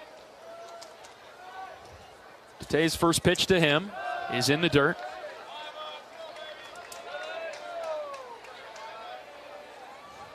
Dan Rogers will call time and go out and talk with Ben. So we're a time through the order for Oregon State. Bookended by walks. Arquette walked, the leadoff hitter, and then Caraway, the 9-hitter, he walked. But in between that, Ben has been very good. 2 2/3 innings, 5 strikeouts. Absolutely. Yesterday, Macias grounded out to start the 3rd. Caraway walked. Arquette hit a home run. Right. So this pattern has been seen and followed before. So let's see if Ben can lock in here and do a little bit better job getting the Hawks out of the 3rd inning. 1 ball, no strikes on Arquette. Tate will throw it over to first. Caleb's on an island at first base as Ben Swales, the second baseman, playing more up the middle and to the left, the third base side of second. Mitchell deep in the hole at short, Schulte deep at third and hugging the line. 1-0 pitch to Arquette. There's a strike, outer third. On Friday, Caraway walked to lead it off. Arquette reached on an error, and then a couple singles later in the inning caused the Hawkeye problem to give up a couple runs. Ben's 1-1, high and out, 2-1. Tate walked Arquette in the first before Turley bounced into a double play. Ben trying to do a little bit better against Arquette this time. And he throws a pitch right down the middle. Arquette takes it, and it's 2-2. Now, Ben's done a nice job the first time through the order, really, of staying out of the middle of the plate. Helps when he can work ahead. 2 balls, 2 strikes, 2 outs. Tate will throw it over to first. They've got the runner caught in a rundown. Throw to second. He's tagged out. Caraway picked off. He was going on first move, and Tate got it started with the throw to first. Wolf threw it to second. Caraway out at the bag. 1-3-4. 9 up, 9 down in a weird way for the Beavers. 3-0 Iowa. We're back for the bottom of the 3rd after this. This is Hawkeye Baseball from Learfield. Our mission at Oak Knoll is to provide exceptional retirement living and health services through Life Care. I'm Steve Rowe, CEO. We are a not-for-profit life plan community and have served the Iowa City area for 58 years. Oak Knoll is located near the University of Iowa hospitals and clinics, Kinnick Stadium, Carver Hawkeye Arena, Hancher Auditorium, and downtown Iowa City. Visit our website at oakknoll.com to learn more. We are a proud sponsor of Hawkeye Athletics. Go Hawks! Brown Deer Golf Club offers a pure golf experience. Manicured bentgrass fairways with tees and greens carved into gracefully rolling landscape. Challenging, yet extremely playable. Improve your game with PGA instruction and our full-service pro shop. Treat yourself to Bunker's Bar and Grill for lunch or dinner. And our scenic Greenview Banquet Room is perfect for weddings or any special event. Brown Deer Golf Club, a stunning country club setting at affordable public rates. University of Iowa Healthcare is here for you no matter where you are in the state. Changing medicine and changing lives for all of Iowa and beyond. Visit uihealthcare.org. Caleb Wolf, Dan Rogers, and Miles Risley up for Iowa in the 3rd inning. Couple of left-handers to face Kleinschmidt right off the rip in the 3rd. Iowa 3, Oregon State nothing on the final game of this weekend series at Principal Park in Des Moines. Warm reception from the Iowa Cubs and those here at Principal Park, taking great care of us as our hosts this weekend. Neutral site games against Oregon State. And the fans have really come out in full force to support Iowa, hoping to get the fans in black and gold a win this weekend. Here's Caleb Wolf. First pitch from Kleinschmidt is a slider low and out. Wolf had shown the bunt, but he pulled it back. And Kleinschmidt up over 50 pitches. I know some people wonder why you host a big series like this in Des Moines, but you know, Banks is tipped out at 2,500, 3,000. Wolf sends one in the air down the left field line, and that will tail foul. Caleb gave it a ride. The first 2 nights we had 6 pushing 7 here, and probably more importantly than that is Iowa does well with Kirkwood. They obviously do well with Johnston High School. You know, Tony Watts from Clive, you know, Ben DeTay. This is a big recruiting spot for Iowa. So to get over here, play a game in Des Moines, give the parents an easy chance to drive as they follow around a lot for the team. Yeah. Back-to-back years that Iowa's been over here in Des Moines. 1-1 pitch. Wolf skies to left center field. Left fielder is camped underneath it. He reaches up and makes the play. Caleb flies out to start Iowa's third. Played Florida International here last year. Took 2 of 3 from the Panthers. Upped the ante this year. Yeah, definitely changed the competition level a bit. Dan Rogers up with 1 away. Bases empty. Kleinschmidt pitching to him. First pitch strike. Back to the slider for the sophomore left-hander from Oregon State. Oregon State with an RPI. I didn't check it today, but they came in with an RPI of 6. Single digits, very good. 0-1, Rogers takes again. I would say, is that good? Yeah, very good. So the Hawkeyes looking for a quad 1 victory today. And it would go a long way for Iowa's metrics. No balls and 2 strikes on Rogers, the pitch. Dan takes strike 3. Yeah. D-Raj has had a tough weekend in the box. Yeah, that ball. D-Raj seems puzzled. I think he was looking spin and got fastball that just dotted it up on the outside part. But a win for Iowa on the RPI really moves them, you know, could potentially move them as high as 60, which is probably a magic number they're looking at. You know, the loss doesn't hurt Iowa really, but Risley takes in for ball 1. But the win getting them all the way up there would be a huge bump. As yeah, to your point, Oregon State sits at 6 right now. Certainly in the hosting national seed conversation. You bet. 1-0 pitch to Risley. Miles fouled back.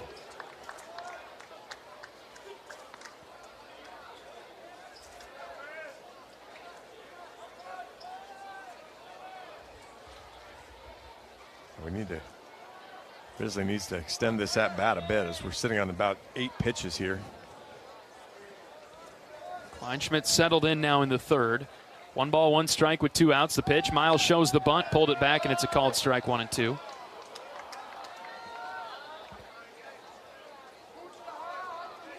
Risley 0 for 1 today with a fly out to center. This will be pitch number 60 for Kleinschmidt. 1-2 to Miles. Got a piece of it, fouled it back. Which is still a lot through 3 innings, but when he sat at 50, yes, you kind of feel like you still want to run him deeper if you can. A base hit, you know, an extended at bat, battle out for a walk, something here would go a long way toward getting closer to that bullpen. We'll do it again at 1-2. Here it comes. That's off the plate away. Hit his spot, but Weber had set up away. I had forgotten about the microphone on the backstop here. Yes. We had one yesterday where Wilmus hit the top cord. You could see where the little box is, the mic, the little gray box at the top. 2-2 is the count on Risley, the pitch. Grounded it foul in the box. Yeah, and Ben sent one back. It hit the top cord just to the left of that box, and I had to check my ears. Hurt. Vibrated for a few minutes. Ooh. That was a good job from Risley there, as he was kind of fooled on the pitch, but stayed with it enough to fight it off. Kleinschmidt trying to get him the 2-2. That's up and away, ball 3. This is turning into a good at-bat from Miles, who was down in a 2-strike count almost immediately. Yeah, I mean, when Miles stepped up to the plate, it was 6 pitches in the inning, and so it was really looking like a tough short inning. At least he's battled through here, see if he can get the payoff. He does. Ball 4 as Kleinschmidt tried to go backdoor slider and could not bring it back into the zone, and so Risley draws a 2-out walk. That's an outstanding at-bat from a guy who, funny, you know, we think of Riz of swinging at a lot of first pitches and a very aggressive swinger. That's a 28th walk to 25 strikeouts, so he balances it out well when he needs to. I would not have thought that stat had we not spent time looking at it. Here's Cooper Schulte. He drew a 4-pitch walk and would score in the second. He hasn't seen a strike yet from Kleinschmidt. Coop sees left-handed pitching a little bit better, so you can get one here. 1-0, way outside, ball 2. Maybe Kleinschmidt knows he sees left-handed pitching better. Yeah, 4 walks from Kleinschmidt already. Had just 21 coming into the game. Typically a strikeout pitcher as Schulte lines it to right fielder over. He slides and makes the play. That's McIntyre. Good play from the Oregon State right fielder to rob Schulte of a base hit. That'll do it for the third. Iowa 3, Oregon State nothing. Back in a moment. This is Hawkeye Baseball from Learfield. Another great harvest thanks to Pioneer brand corn. Just a few questions. Who are you? Kim Kernel, Ag Sports News. I've been chasing your combine for a while. How does it feel getting 10 more bushels per acre over last season? It feels great. Couldn't have done it without Pioneer. It's America's #1 corn brand. And there you have it, folks. Live from the field. Who are you talking to? Pioneer. Your best year starts here. Learn more at pioneer.com/bestyet. Across Iowa, you don't have to look far to find a bank that's got your back. From just around the corner to the next town over, hundreds of neighborhood banks are going the distance to ensure your future looks brighter than ever. By providing jobs, supporting local businesses, strengthening communities, and helping your dreams become reality. Here, the life you build is backed by Iowa banks. See how banks are making a difference near you at iowabankers.com. In Iowa, we grow corn, but the truth is corn grows Iowa. That includes the fuel in our vehicles. So when you fill up, pump it up with unleaded 88 and support Iowa's corn farmers. Before we move to the top of the 4th inning, let's pause 10 seconds for station identification. This is Iowa Hawkeye Baseball from Learfield.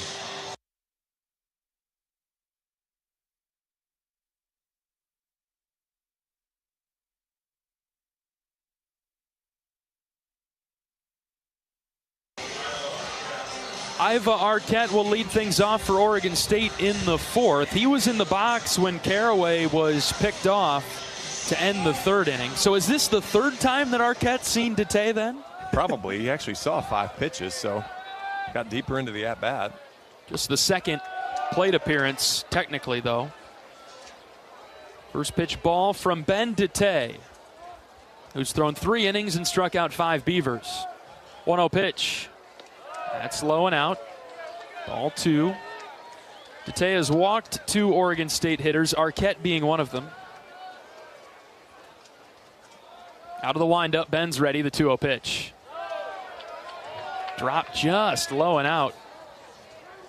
Tight zone. And it's 3 balls, no strikes. Next pitch from Ben. That's in there for a strike, 3-1. Yeah, I like where Ben's working. Umpire Robinson hasn't given him much of the low side. Yeah. Here's a 3-1 from Dete. Low and out, ball 4. Leadoff walk.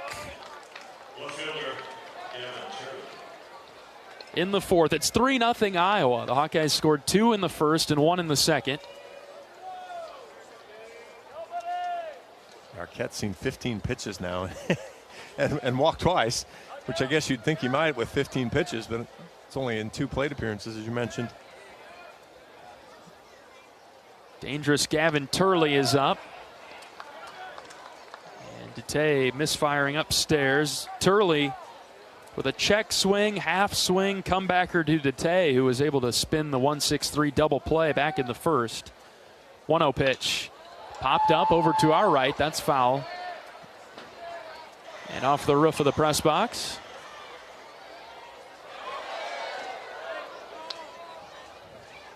Somehow the balls that are hit foul that hit the roof, they don't leave the stadium. They roll back down, so everybody has to pay attention as it comes back. Dete sent with the 1-1. Here it is. Turley skies to center. Risley running forward. Miles still coming forward.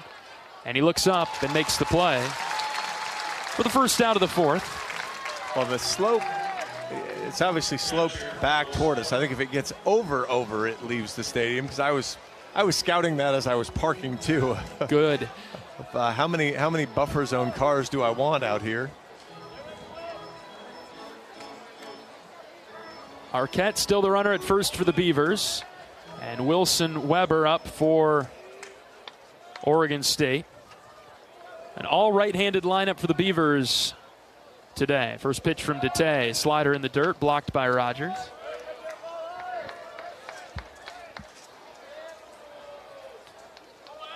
Ben closing in on 60 pitches.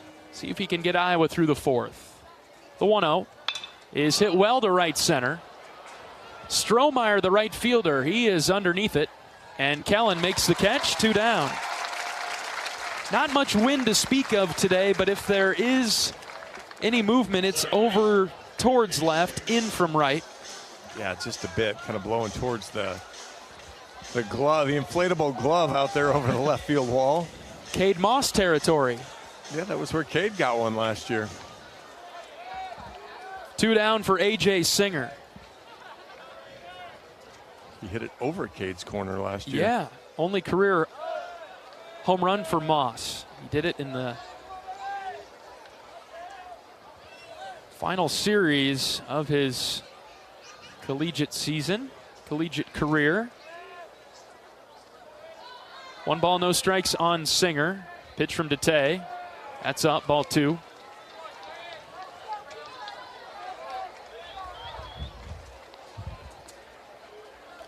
Two down in the inning. Hitters count for the second baseman for the Beavers. The 2-0. There it is.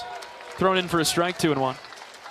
Maryland leads Minnesota 3-1, top of the fourth. Maryland just clinging to hopes of Big Ten tournament play. They needed a sweep, right? Yeah, Minnesota eliminated already.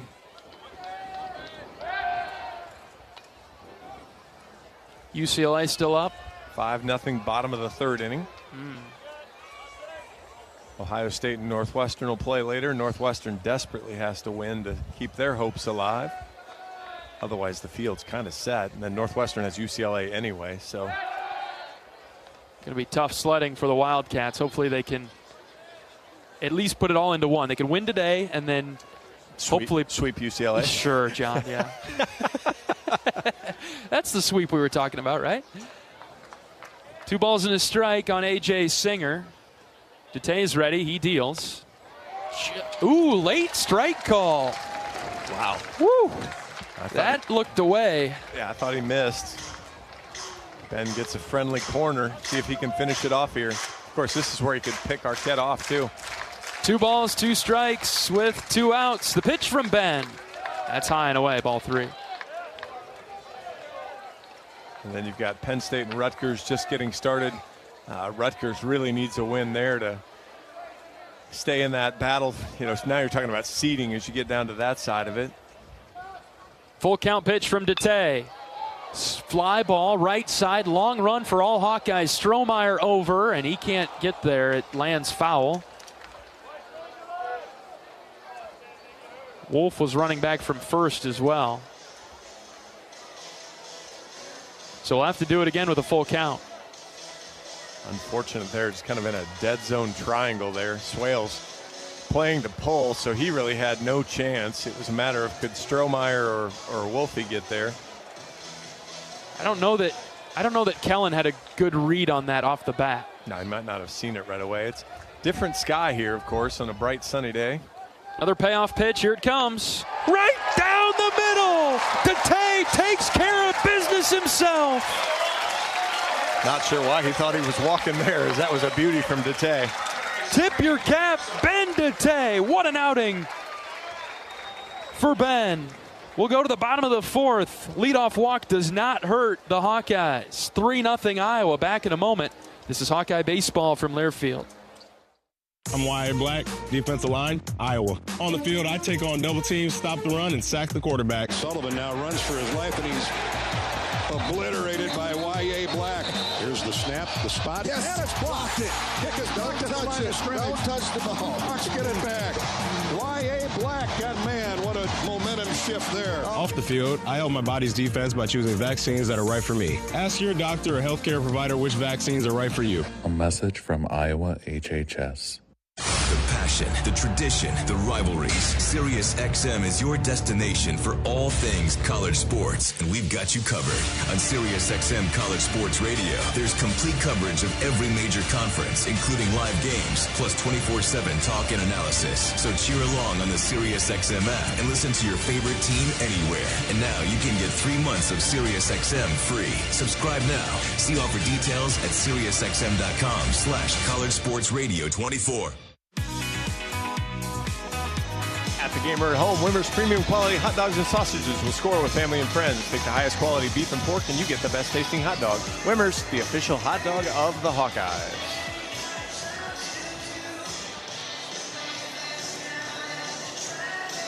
Iowa leading Oregon State 3-0 as we get to the bottom of the fourth. Kellen Strohmeyer to lead it off, followed by Ben Swales and then Ben Wilmus. So 8, 9, and 1.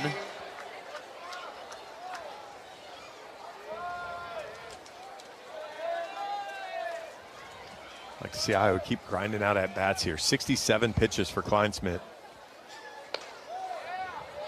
Deals a strike past Strohmeyer to start the at-bat. Yeah, Oregon State, they have bodies down in their bullpen now, but nobody up stretching, nobody throwing.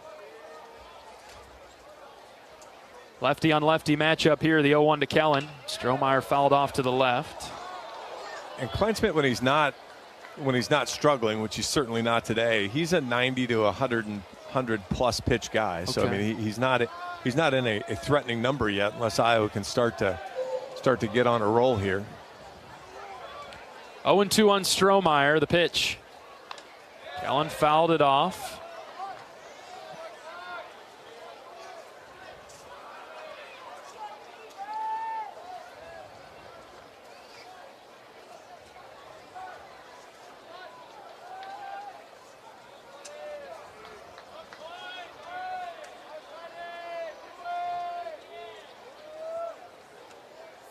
Big hole here for Kellen. We'll see if he can produce with 2 strikes. Pitch from Kleinschmidt.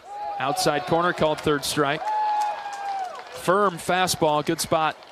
Yeah, the Iowa hitters just, you're putting in all these lefties in an effort to, because you believe the splits, which, in Coach Heller I trust with that side of it, but the scouting report also shows that he tries to put you away with a fastball, and the Iowa left-handers then look like they're kind of thinking spin on some of those fastballs that just dot up the outside part of the plate. Ben Swales, the batter, fouling it off to the right.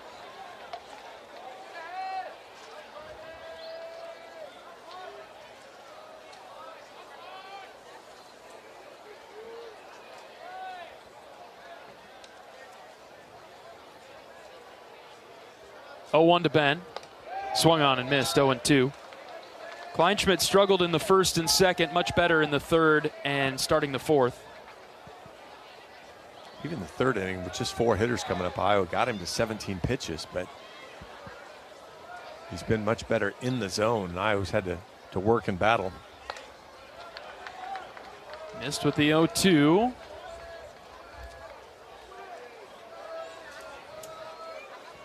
See, now he threw that fastball. If he tries to dot the outside with the slider, that's how he got Ben the first time.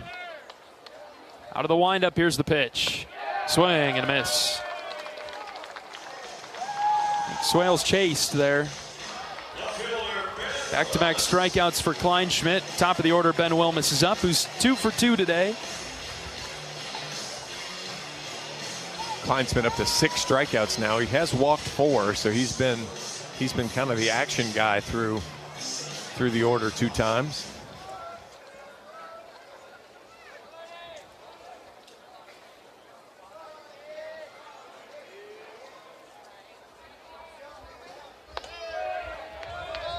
Back of the plate, called a strike on Wilmus. He takes it. You think we'll see Ben Dete in the 5th? Yes, because no Hawkeye pitchers thrown on that bullpen mound yet.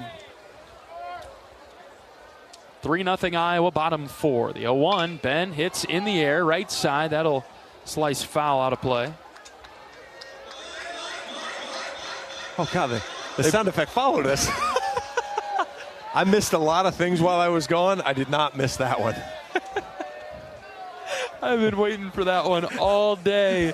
Took us to the 4th inning. I've had to listen to it the first 2 games without you, John. Slider outside. I've got a couple of favorite or least favorites. That one is the least favorite. I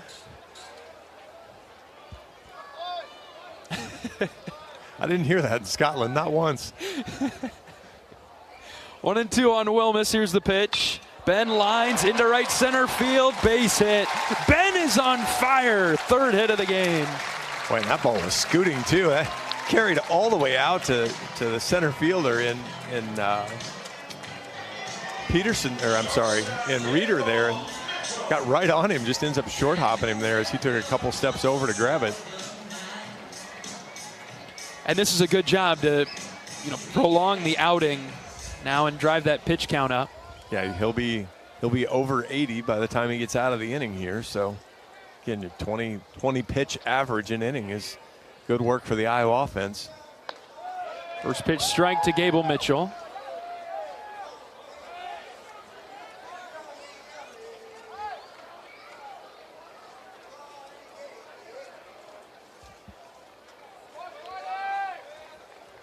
Oh, 1 to Gable. That's upstairs. Mitchell batting .351 on the season. He's reached twice today. Singled in the first, drove in a run and scored. I would guess when Dete goes to the mound, Iowa will have somebody start to play catch on the rubber. 1-1, swung on and missed by Mitchell. As we'll be approaching, or as he goes to try to get another out, it'll be career-long territory. Sure. 4 good innings so far from Dete. That has been perfect for Iowa. Gable skies one down the left field line. That'll be foul towards the seats.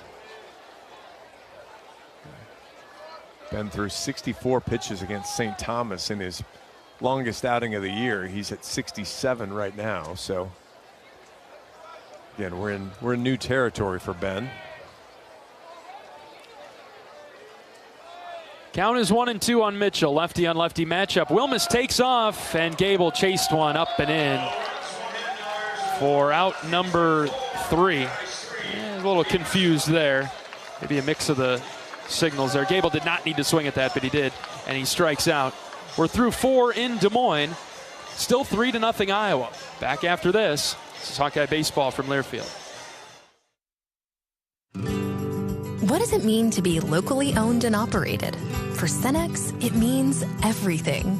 It means that we know if you take your coffee to go or if you like to stay a while. It means we've helped Little Leagues get jerseys and local festivals get funding. It means we know what our communities need. So you'll always leave Cenex with a full tank, full of snacks, or full of smiles. Or all of the above. And that means the world to us. Cenex, powered locally. Whether you're traveling for business, pleasure, sports, or with one of our guided tours, our team of travel experts at Travel Leaders Destinations Unlimited will ensure you have a memorable, worry-free experience. Let our professional travel advisors with extensive travel experience and destination knowledge handle your every travel need. Family-owned and operated, Travel Leaders Destinations Unlimited has been serving the Hawkeye community for many years, receiving the Agency of Choice Award several times. Make your travels easy with Travel Leaders Destinations Unlimited at duagency.com. As a proud sponsor of the Iowa Hawkeyes, U.S. Cellular wants you to make the most of today by choosing game day traditions first and scrolling later. U.S. Cellular, built for us. John Evans and John Leo with you on the Hawkeye Radio Network from beautiful Des Moines, Iowa. Series finale with Oregon State this afternoon. And Iowa out to a 3-0 lead on the Beavers. Ben Dete does return to the rubber. He's thrown 4 innings and struck out 6 Oregon State hitters. He has walked 3, but has avoided any trouble.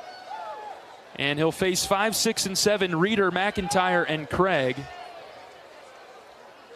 in this frame. First pitch from Ben.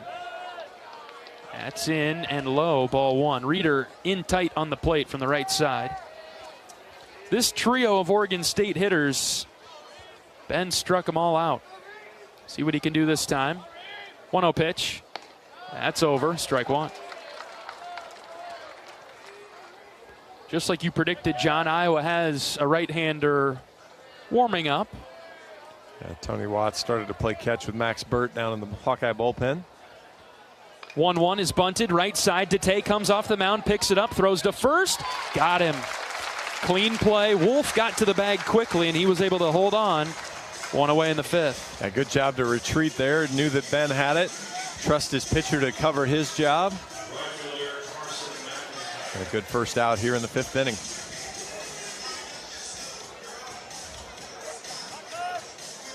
Only the second ground ball out by Oregon State.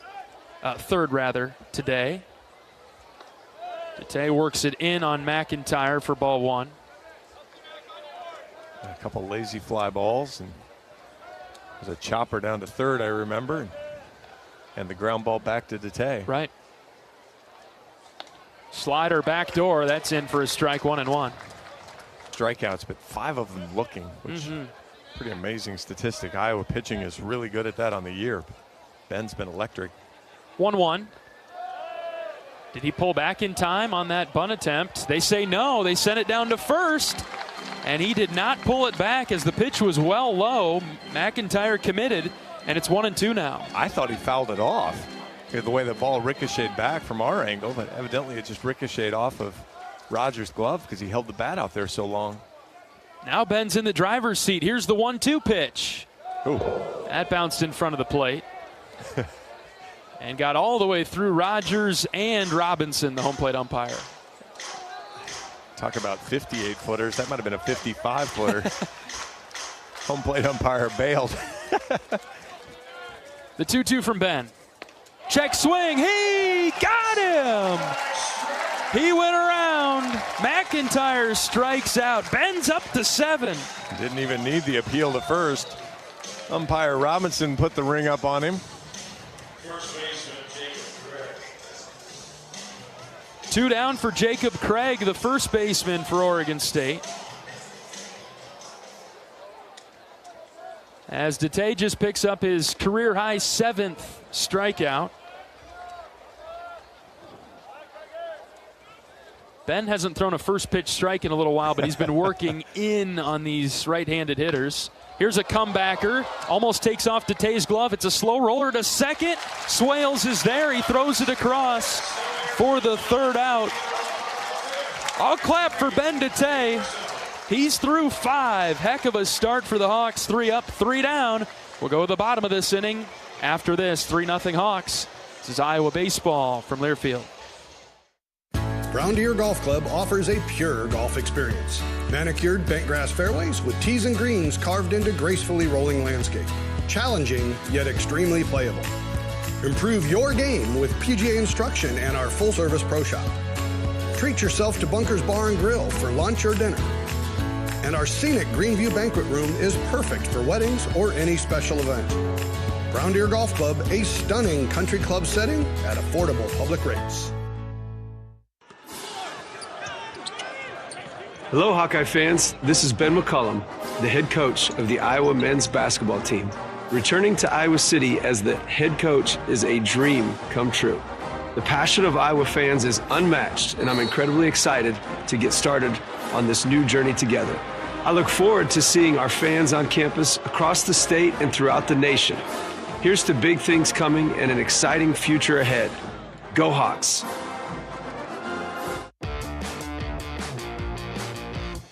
Your best Hawkeye defense could be vaccines. Iowa HHS reminds you to ask your healthcare provider which ones are right for you and your family. Reese Moore making his way to the dish for Iowa in the bottom of the 5th, facing Ethan Kleinschmidt, the Oregon State pitcher. It is 3-0 Iowa. The Hawkeyes with 2 runs in the first and 1 in the second. Kleinschmidt has settled in the 3rd and the 4th. First pitch to Reese. Swing and a miss. Reese just needs one. It's like the basketball analogy. Just needs to see one go through. 0 for 2 today. Kleinschmidt ready. Here comes the 0-1. Ground ball right side. Craig is there just inside the line. He will beat Moore to the bag as Reese grounds out 3 unassisted. On our flight home yesterday, we struggled to get through customs and get to our gate. And so we rebooked, and it turns out we ended up getting on our flight home, but then our bags didn't make it. And so my bags came this morning, and one of the guys I'm traveling with just sent the picture of his AirTag, and it's in Canada. Ooh. Now, how does it wind up there? You weren't in Canada. And we got to Chicago. So, I mean, it made it to Chicago, and all of a sudden it gets on a new flight. And so, yeah, it was kind of fun tracking where in the world has my golf bag been. But yours are in good hands now. Allegedly, mine are home. Caleb Wolf up now for Iowa, bottom of the 5th and 1 out. Couple of strikes past Caleb. Big sweeping slider there from Kleinschmidt, caught the outer edge. It looked like Iowa could really make it a short outing for Kleinschmidt. He settled in nicely. 0-2, Caleb chops right side. Singer, the second baseman, is there, hit right to him, and he throws out Wolf for the second out of the inning. He hasn't thrown many balls, really, and everything's been a strike, so he's able to, after the 3rd inning, or the 2nd inning, when he walked 2 guys on 8 pitches, and he really has settled in after that and thrown a ton of strikes. He's thrown 62% strikes. Detay's thrown 48. Wow. Wouldn't have thought that. Here's Dan Rogers. Strike 1. And yet they each have 7 strikeouts. Turning into one heck of a pitching matchup between Kleinschmidt and Detay. 2 southpaws that have really been dealing.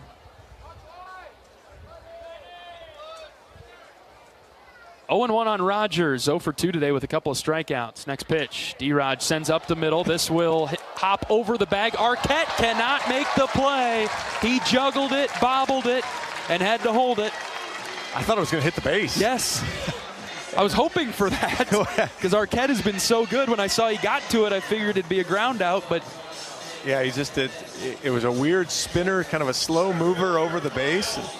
And I think maybe he got a little distracted by the base as well.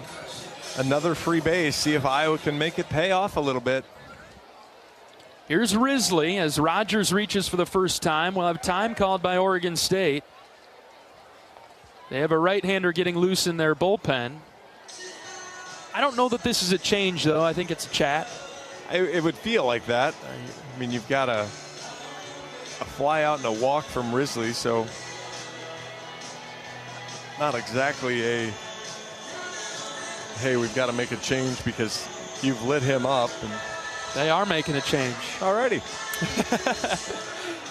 All right, we will introduce the new Oregon State pitcher when we come back. It is 3-0 Iowa in the bottom of the 5th inning in Des Moines. We'll take a pitching change break. Back after this. This is Hawkeye Baseball from Learfield. I'm Nick Jackson. I play linebacker here at the University of Iowa. On the field, I stop the run, I make the tackle, I drop in coverage. 3rd down 11. Straight back to pass is Sullivan. He's running for his life. Down he goes. That's a loss of another 6. Nick Jackson. Off the field, I help my body's defense by choosing vaccines that are right for me. Ask your doctor or healthcare provider which vaccines are right for you. A message from Iowa HHS. Not all internet is created equal. It's a lot like choosing a quarterback. Technically, you could sign up any new rookie provider on the block, but the success of every device in your home depends on it.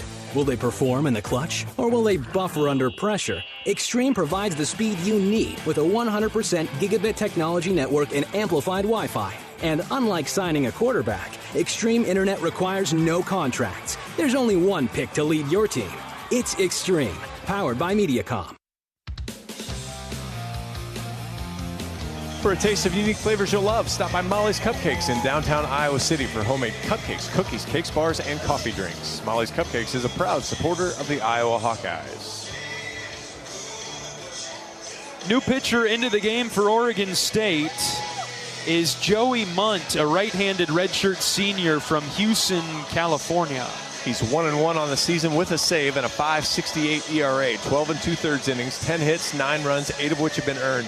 Control has some suspect 10 walks, but does have 21 strikeouts, giving up a couple extra base hits. Been pretty solid there. Fastball is going to get up there around 90, and he'll throw a slider a lot.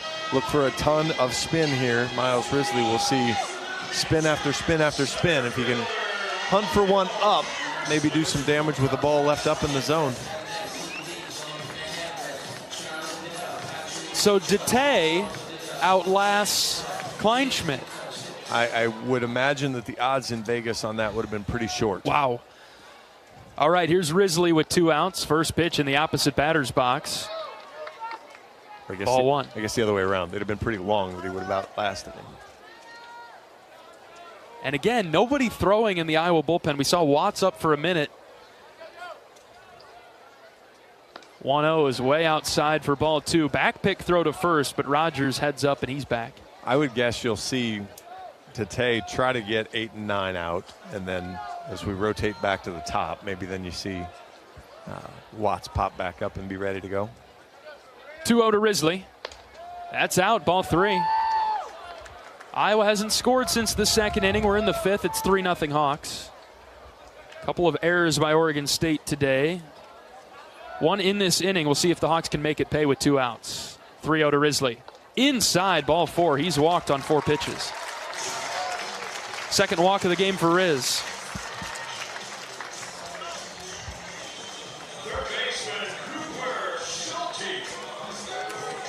Cooper Schulte up now. Facing the right-handed Munt. 3-0 Iowa, bottom of the 5th. Can Coop deliver with 2 outs? First pitch. Outside. Munt is trying to guide it. He has not been able to find the zone. Got to be red light for Cooper, don't you think? 5 in a row? 100%. Munt, the right-hander. From the stretch, he pitches. Coop, check swing. He went through on a slider that would have been ball 2.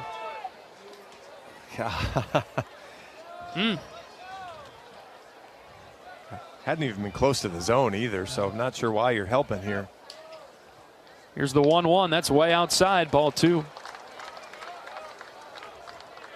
Just one of those situations, I guess, trying to make something happen. Just stick to your baseball knowledge there. Yeah, even if you don't have a full take sign, you got to have an idea that it's not going to be a fastball in the middle.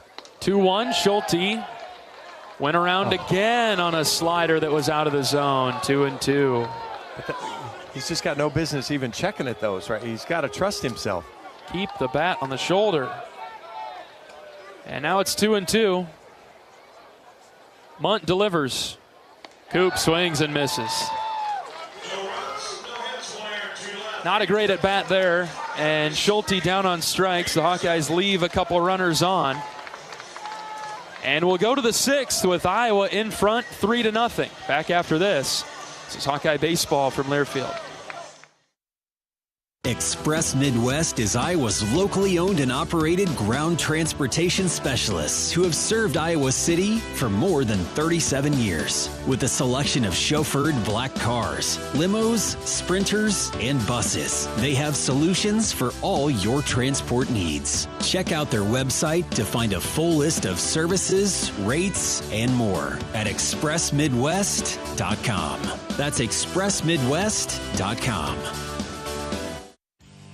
Play ball! It's college baseball season, and we're here to talk about it. Every week, join Kyle Schassberger and me, David Kahn, as we deliver the best of college baseball. We've got all the diamond talk you can imagine, with interviews from coaches, players, broadcasters, and more. Plus, we'll give you our weekly rankings, hot takes, and a whole lot of fun. Step into the batter's box, so let us deliver our best fastball. Wherever you podcast by searching College Sports Now.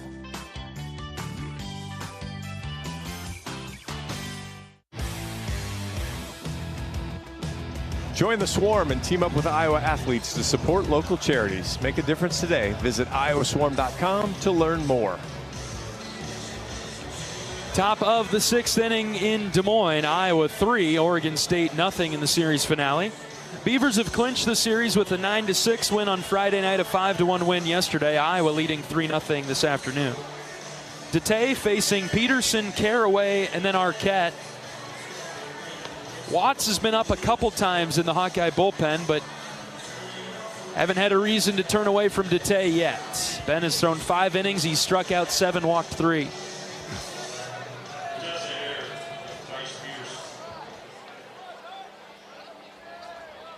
Peterson up first for the Beavers. He struck out back in the 3rd.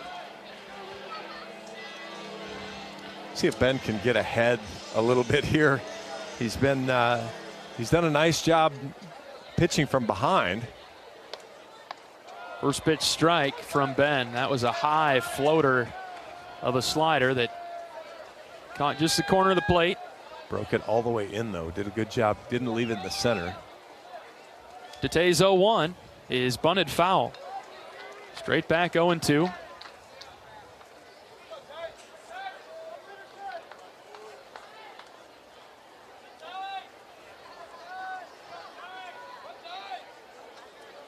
So nice job by Dete to get ahead. Let's see if he can finish the deal. The 0-2 off the plate away. That was pitch number 80 for Ben. Which I guess at this point it's pretty irrelevant for him. Just ride him until he doesn't want to go anymore. Much better pitch there from Ben. Closer, but just out. Counts now 2-2. We're lacking TrackMan and the scoreboard isn't showing miles an hour. Here's a ground ball up the middle. Swales has it bobble off his hip, and he's late on the throw over to first. Couldn't bring it in cleanly, and there's a free base in the form of an error by the Hawkeye defense. He needed to charge that ball. He got caught on his heels, and then when it hits the dirt, you're just never quite sure what you're going to get. And unfortunately, he got one that just jumped into him and then couldn't get the glove to it. What should have been an easy, soft ground ball turns into a base runner. And now the 9-hitter Caraway is up. He could use another ground ball just like that. First pitch fastball up. Iowa's had a hard time pitching to Caraway this week. A lot of free bases for him. A lot of free bases. Walked several times, been hit. And Dete struggling to find the zone on him here, 2-0. And you do not want Arquette to come up as the tying run here in the 6th inning. 3-0 Iowa. Nobody out. Runner at first for the Beavers. Caraway showing the bunt. Iowa crashes down. Ben missed up. Yeah, he was never bunting that. That was purely Little League. I'm going to get in your head, and unfortunately it worked.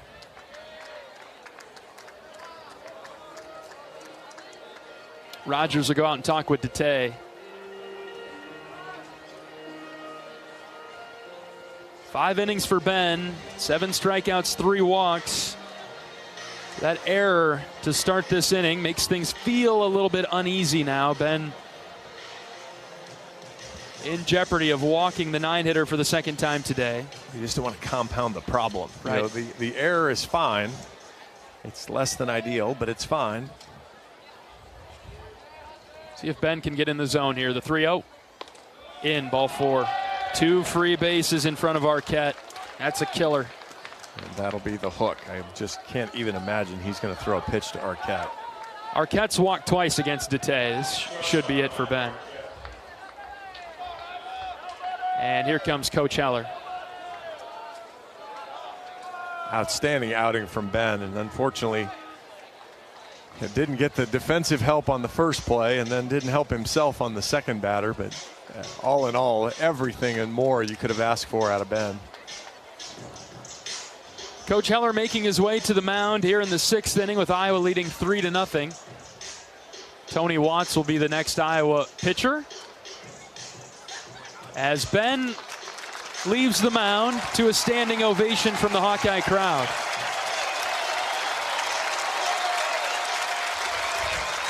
Dete does not allow a hit, and he will leave the game in the 6th. We'll take a pitching change break. We're back after this with Iowa leading 3-0. This is Hawkeye baseball from Learfield. This is the sound of grilling season. It's time to get back to cookouts, to gathering with friends and family, and making memories. And with Hy-Vee's lower prices on thousands of items all over the store, you can still get the best quality meat and everything else you need for your barbecues at prices that will make you smile. Get back to grilling for less, with a little help from Hy-Vee. You might think Iowa grows corn, but the truth is, corn grows Iowa. Corn can even fuel your drive to watch the Hawkeyes play when you choose Unleaded 88. It's a fuel that's cheaper, cleaner, and greener. Plus, it's homegrown, making Unleaded 88 the clear choice at the pump and totally worth the hype. So as you head to cheer on the Hawkeyes this season, don't just fuel up. Pump it up with Unleaded 88. Find Unleaded 88 at a station near you. Go to iowacorn.org/88.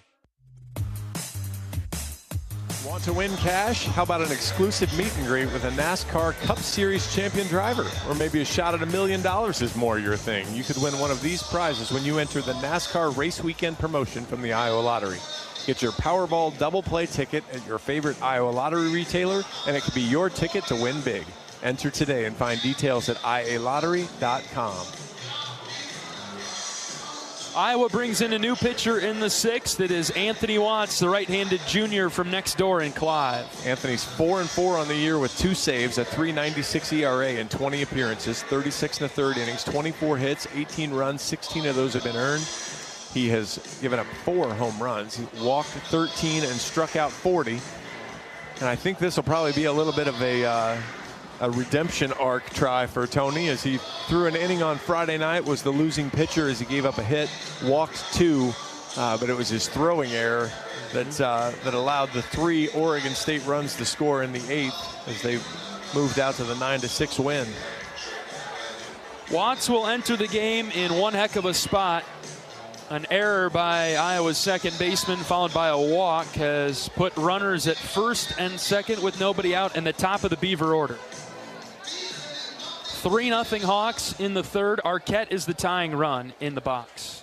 He's walked twice today. He has 17 home runs, 11 doubles as Watts is ready to pitch to him.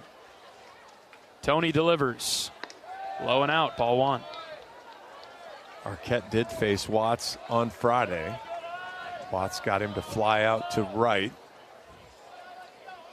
It looked like he might get out of the inning.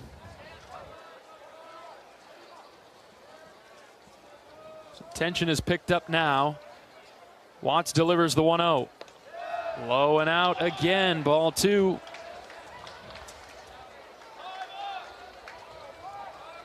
Iowa has thrown 46% strikes today.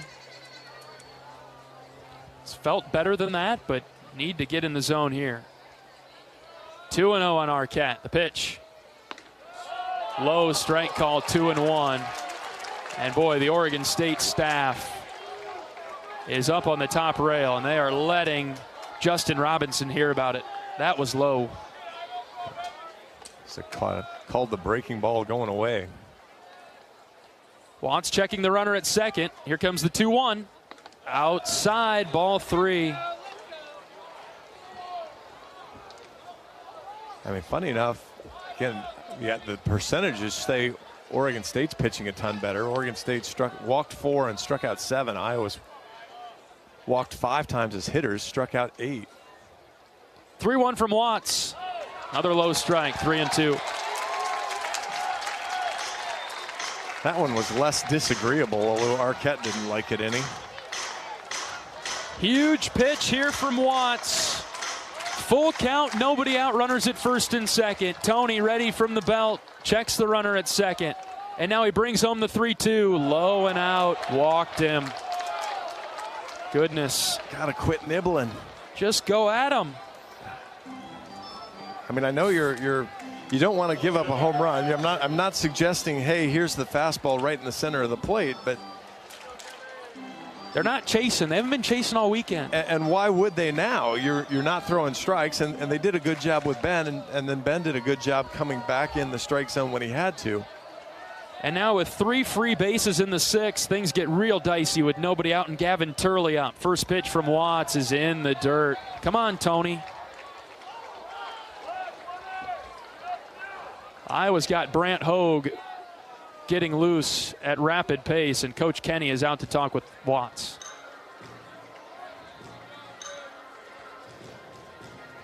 Turley is 0 for 2 today, but he's got a ton of power also. 15 home runs, 12 doubles. Iowa holding on to a 3-0 lead in the 6th. There's nobody out and the bases loaded. Yeah, you'd take a ground ball double play. You'd take all kinds of stuff right now, but boy, you got to get in the zone to get any of that.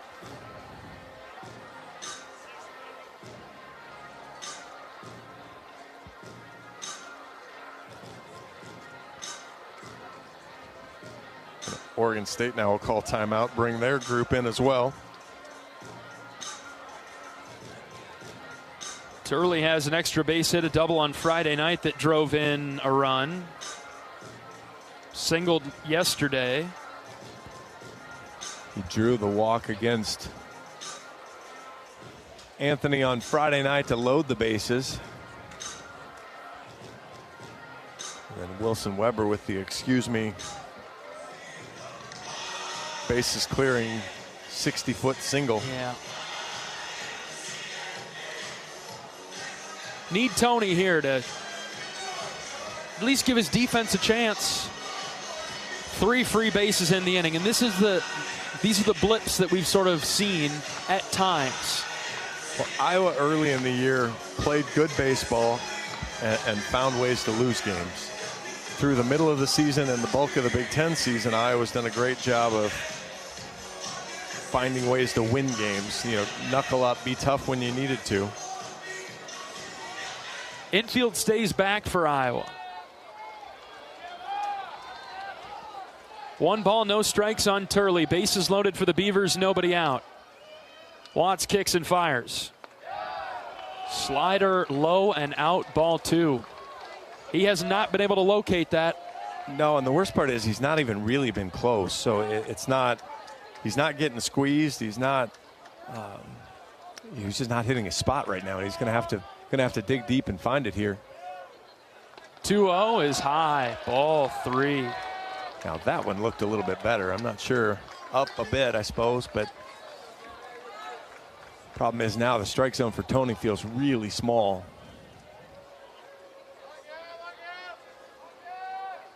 .30 pitch. There it is. Over for a strike, 3-1.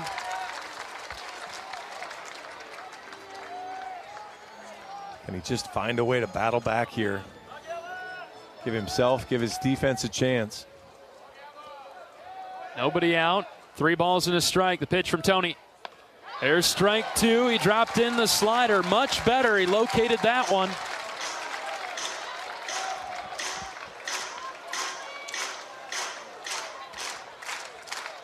Three balls, 2 strikes. Watts ready to pitch to Turley. He brings it home. In the dirt, ball 4. Walked in a run. Can't have it. Can't do it.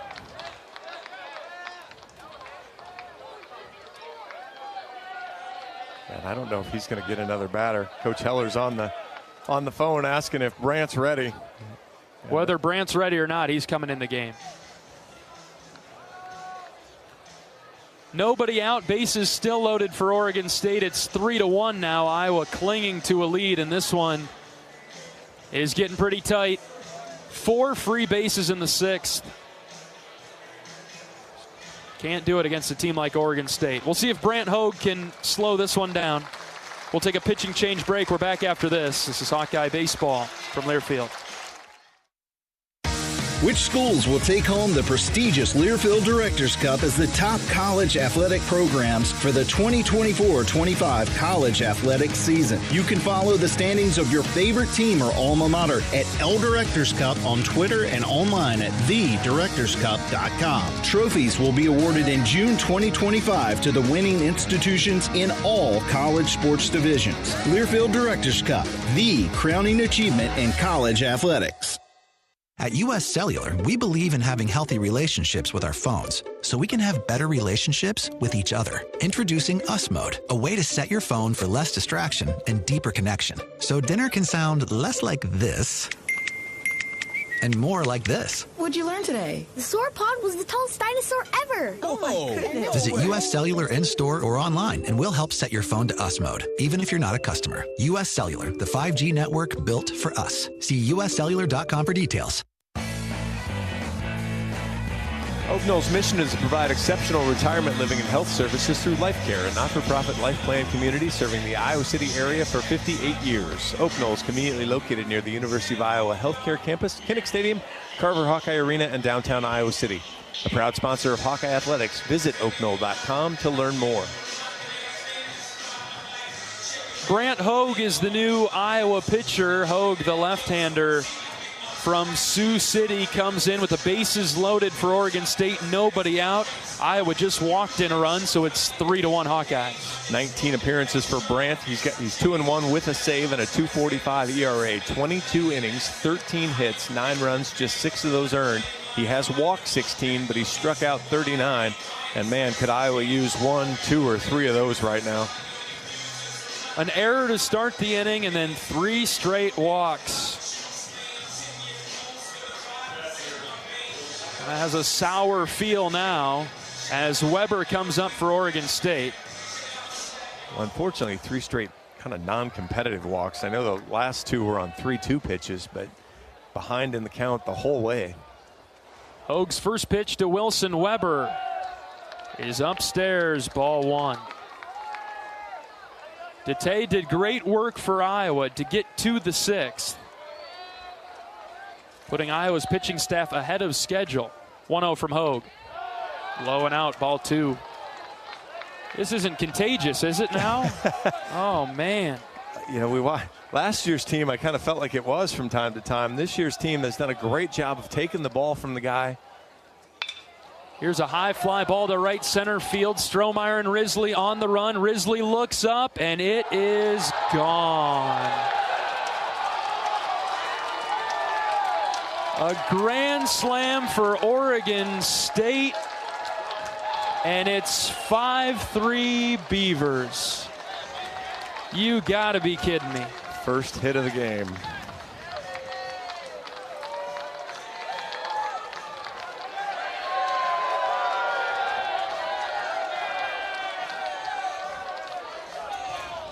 Well, now you really have kind of the gut check of how do you bounce back? How do you respond?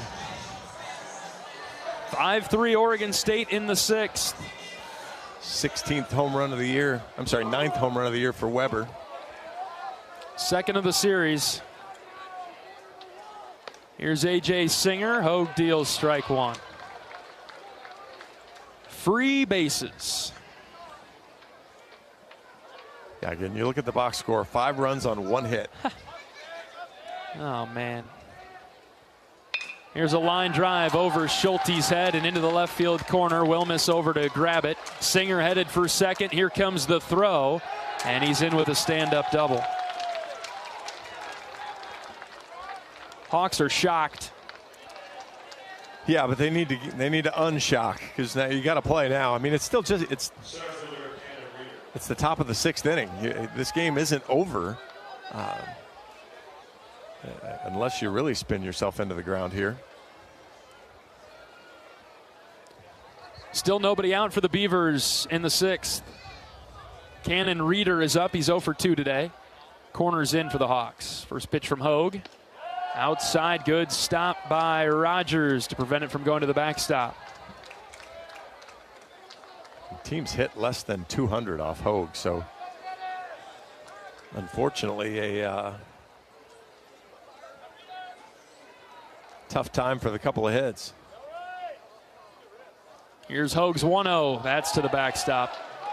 He needs to cover the plate now. Singer to third.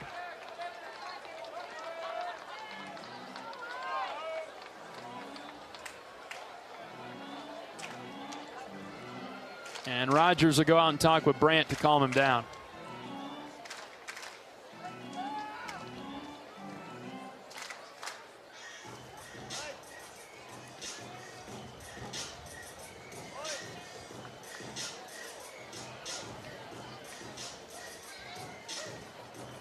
Still nobody out. Runner at third for the Beavers.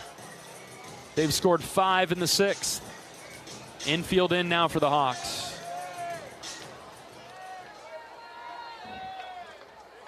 Counts 2-0 on Reeder, who struck out and grounded out to the pitcher. Here's a ground ball to third. Schulte's got it, checks the runner at third, throws it over to first, 1 away. All right, maybe that settles everything in here.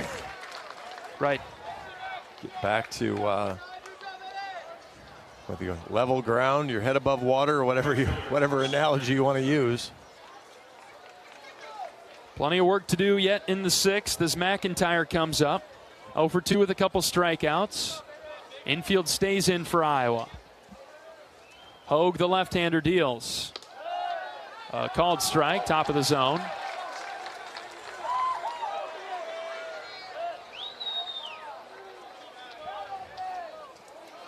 Home plate umpire Robinson taking a lot of chirp from the Oregon State side. Here's the 0-1. Swing and a miss, 0-2. For a guy that's called a million balls against Iowa, I don't know that Oregon State has a ton of room for complaint at this point. Hogue in the driver's seat, 0-2 with 1 out, runner at third. The pitch, fouled back.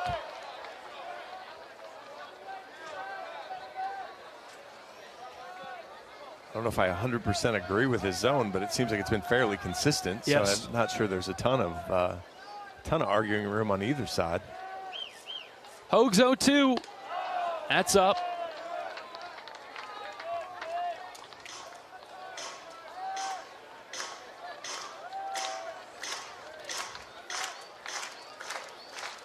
One ball and 2 strikes now. Infield still in on the grass for Iowa defensively. Hogue's pitch. Strike 3 called. Outside corner. He got McIntyre, who's out number 2.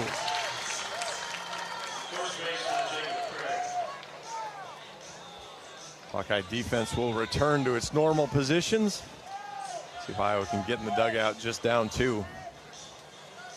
5-3 Beavers in the 6th. Craig is dangerous. Power hitter buried at the bottom of their order.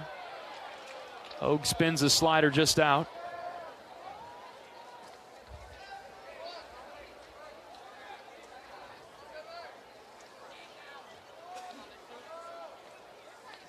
Two outs, the 1-0 pitch. He got him twisted around and he offered at it, 1-1. Yeah, he was ready to dive across the plate at that outside pitch. Brandt did a good job busting him in. You saw Dete really try to work inside to keep the hitters honest. Good job there from Brandt. 1-1 pitch. Line sharply foul down the right field line. And it's 1-2 now. Iowa has Strohmeyer, Swales, and Wilmus up in the bottom of the 6th, trailing 5-3. Hogue comes set. Here's the 1-2. Fouled back to the screen to the right.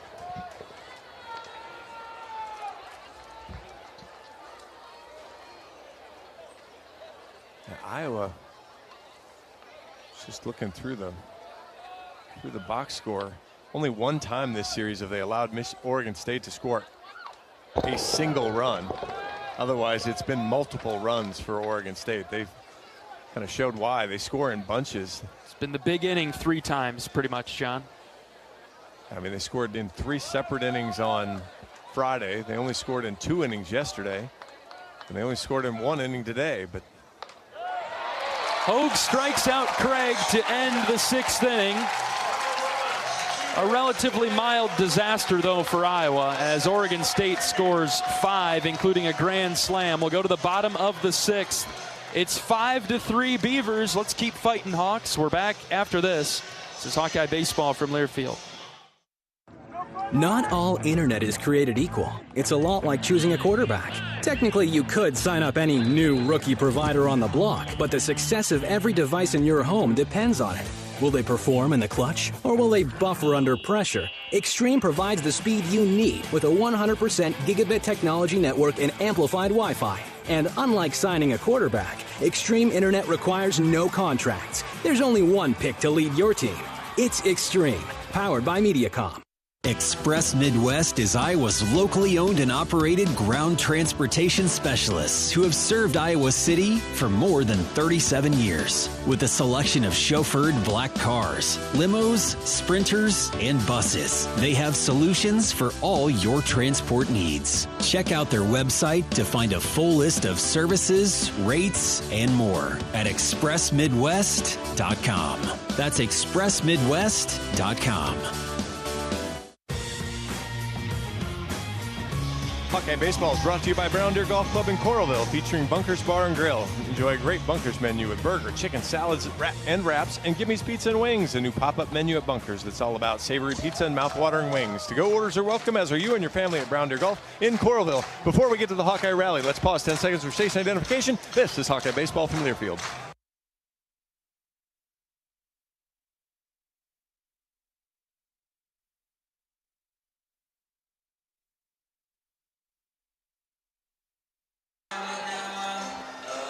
Kellen Strohmeyer will lead off Iowa's 6th inning with the Hawkeyes now playing from behind, 5-3 Beavers. Munt pitching for Oregon State. First one to Kellen, way outside, ball 1. Patience. Patience, patience, patience.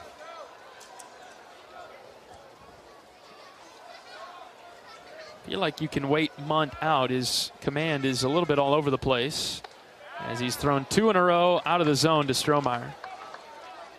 Kellen 0 for 1 today. He did reach on a walk back in the 2nd. 2 balls and no strikes. Iowa down by 2 in the 6th. There's ball 3. Get base runners first, then get them in motion. Right. I mean, and this is the way the Hawkeye batting inning ended last time was by helping Munt out. Breaking ball for a strike, 3-1. I think he almost take another. Yes. I don't see Oregon State mad that one was called a strike. 3-1 pitch. Strohmeyer watches ball 4, miss outside.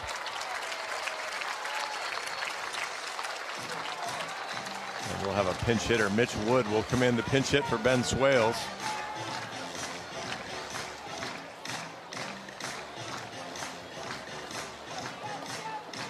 Wood pinch hitting in the 6th. I have a feeling Coach Heler was close to pulling this trigger or pushing this button last inning. Didn't, and so when the opportunity presented itself with a runner on base, it gets pushed now, and we'll get a mound visit, and we might reset the whole deal. Yeah, we might have a pitching change here for Oregon State. We'll see what Iowa ends up doing defensively with Swales coming out of the game at second base. And we'll see if Oregon State makes a change or just has a chat. I think you're going to get the hook. They have a right-hander. Munt has not been sharp. Yes, that's a good word. Iowa helped him out in the last inning. No change for the Beavs. All right, fair enough.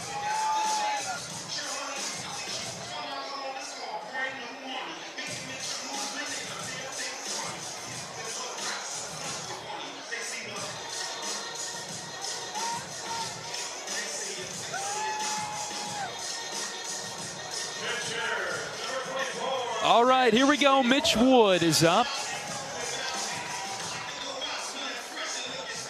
Mitch, the senior infielder from Ottumwa. In for Ben Swales in this pinch hit opportunity.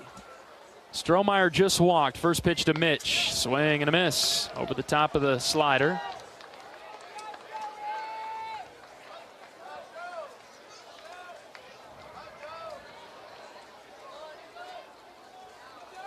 Wood, a .304 hitter, 23 at bats. The 0-1. Hit in the air to left. Left fielder back on the run, and it is off the wall, and it gets by him. It comes back towards the field of play. Strohmeyer will stop at third. Wood with a double. He clobbered it off the wall. Mitch Wood now 4 for 10 pinch hitting on the season. Mitch Wood comes through, and there are 2 in scoring position for the Hawks. Coach Heler pulls the right string. I don't think, and Andy Nelson will come in to pinch run. I think there's your answer for second base as well. I don't know that Stroh got a good read off that. Part of it was hitting the wall and then the ricochet off the wall. He really held up as he went around second base. Doesn't really matter. You don't want to make the first out at home either, but had an opportunity to score, and that will bring about the pitching change. Oregon State going to the bullpen in the 6th. Iowa knocking at the door. It's 5-3 Beavers. There are 2 in scoring position. Nobody out for Ben Wilmus. We'll take a pitching change break. Back in a moment. This is Hawkeye Baseball from Learfield. At U.S. Cellular, we believe in having healthy relationships with our phones, so we can have better relationships with each other. Introducing Us Mode, a way to set your phone for less distraction and deeper connection. So dinner can sound less like this and more like this. What'd you learn today? The sauropod was the tallest dinosaur ever. Oh my goodness. Visit U.S. Cellular in-store or online, and we'll help set your phone to Us Mode, even if you're not a customer. U.S. Cellular, the 5G network built for us. See uscellular.com for details. At MidAmerican Energy, our 1.6 million customers depend on our energy 24/7. That's why we work 24/7 to deliver the safe, reliable energy you need. To keep our 99.9% reliability record, we're enhancing our technology, improving resiliency, and investing in critical infrastructure. We're generating power from all available resources to cover any increases in demand. And we're innovating to ensure you always have the energy you need. MidAmerican Energy, obsessively, relentlessly at your service. Comprehensive coverage of college baseball. Tune to SiriusXM Big Ten Radio Channel 372 in the car and on the all-new SiriusXM app. SiriusXM is the home of your favorite team and conference, including live games plus interviews and analysis. So cheer along with the SiriusXM app and listen to your favorite team anywhere. Get a free trial at SiriusXM.com/Big Ten Radio 2025. Iowa in business in the bottom of the 6th. Runners at second and third. Nobody out for Ben Wilmus. A new pitcher into the game for Oregon State with Iowa trailing 5-3. This is Wyatt Queen, right-handed sophomore from Marysville, Washington. He's 3-1 with a save on the year, .375 ERA, 36 innings, 27 hits, 15 runs have all been earned.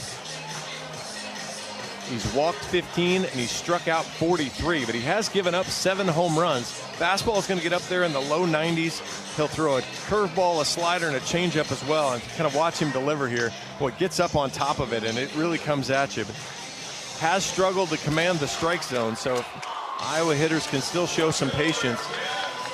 Right-handers are probably going to see, Ben will see a few more fastballs when it turns over to, although with runners in scoring position, he does like the off-speed, but when it turns over to Gable Mitchell and Reese Moore, they're going to see a bunch of the breaking balls. Ben Wilmus gets the first look at him. Ben is 3 for 3 today with a couple singles and a triple. First pitch to Ben. That's across for a strike. Got him with the fastball. A walk to Strohmeyer and then a pinch hit double from Mitch Wood. Put 2 in scoring position. No balls and a strike on Wilmus. Iowa down by 2. The 0-1. Ben fouled back to the screen, 0-2. Michigan leads Nebraska 2-1, top of the 9th inning. All 3 of their games have been tight and low scoring. Maryland 9-4 on Minnesota, but Minnesota battling back here. 3 runs in the bottom of the 6th inning and still trying to score in the bottom of the 6th. Wilmus down in the count, 0-2. Here's the pitch. That's out, 1-2. You don't want to know about the UCLA game? Washington and Oregon just getting started. Thanks a lot, Illinois. 1 ball and 2 strikes on Wilmus. Nobody out. Runners at second and third. The pitch to Ben. That's low and out. He wanted to swing, but he didn't. Great take there. Great breaking ball from Queen. Exactly where he was trying to locate it. Great discipline from Wilmus. 2 balls and 2 strikes now. Ben has fought back. The pitch. Swing and a miss. He chased that one. Couldn't come up with the discipline there. 1 away for Gable Mitchell. Can he find the base hit to tie us up? Have to put the ball in play. With runners in scoring position, less than 2 outs. That's where we're at now. Gable's up. Gable's 1 for 2 with a walk today. Struck out his last time up. First pitch to him. Popped it foul.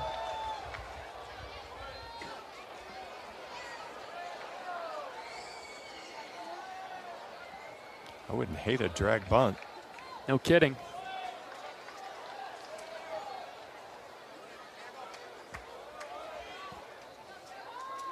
Oh, 1 count on Mitchell. Queen set the pitch. Gable hits on the ground right to short. Arquette's got this one. He'll throw out Gable at first. Strohmeyer comes down the line to score. Iowa within 1 now, 5-4 in the bottom of the 6th. To your point, that's kind of what you needed out of Wilmus, because then at least you're, now you're 2 ground balls. You had 2 productive outs, but really important response for Iowa anyway to get 1 back after what could have been just an incredibly deflating inning. And now you've got to see if you can get that 1 more runner. The clutch 2-out hit here. It's Reese Moore who's up with Nelson at third base. First pitch to Reese. Swing and a miss on the slider. Well, he was completely fooled there. Reese usually takes big, full, aggressive cuts. Did not on that one. Reese is 0 for 3 today. Couple of ground outs. Here's the 0-1. Grounded foul past Cropley at first. And now it's 0-2. Need to find a way to get Reese's confidence back. Just kind of feel that that's faded from him lately. Yeah, average down to 323. 0-2. Tying run at third. The pitch to Reese. Breaking ball away. 1 ball, 2 strikes. That's what you've seen from a number of the Iowa hitters. Kind of maxed out the average, and then into this last couple weeks of squeezing that bat a little tighter. All breaking balls from Queen to Moore. Here comes the 1-2. Outside again, 2-2. Nibbling and very close, but off the edge. Gotta think a fastball might be coming. Unless he spins one low and in on Reese. Yeah, I wouldn't be surprised to see him maybe change location more than pitch selection. 2 balls, 2 strikes. The pitch. There's the fastball, and Reese offered at it. Missed it. 1 run for Iowa. The Hawkeyes pull within 1. It's 5-4 Oregon State. We'll go to the 7th after this. This is Hawkeye baseball from Learfield. Which schools will take home the prestigious Learfield Directors Cup as the top college athletic programs for the 2024-25 college athletics season? You can follow the standings of your favorite team or alma mater at L Directors Cup on Twitter and online at thedirectorscup.com. Trophies will be awarded in June 2025 to the winning institutions in all college sports divisions. Learfield Directors Cup, the crowning achievement in college athletics. FS Envision Seed Corn and FS High Soy Soybeans provide best-in-class traits and genetics that perform. In farming, bushels matter to your bottom line. Our field-proven products deliver high yields year after year. Get the seed you need from the people you trust. Contact your local FS Envision and High Soy retailer or visit fsseed.com to learn more.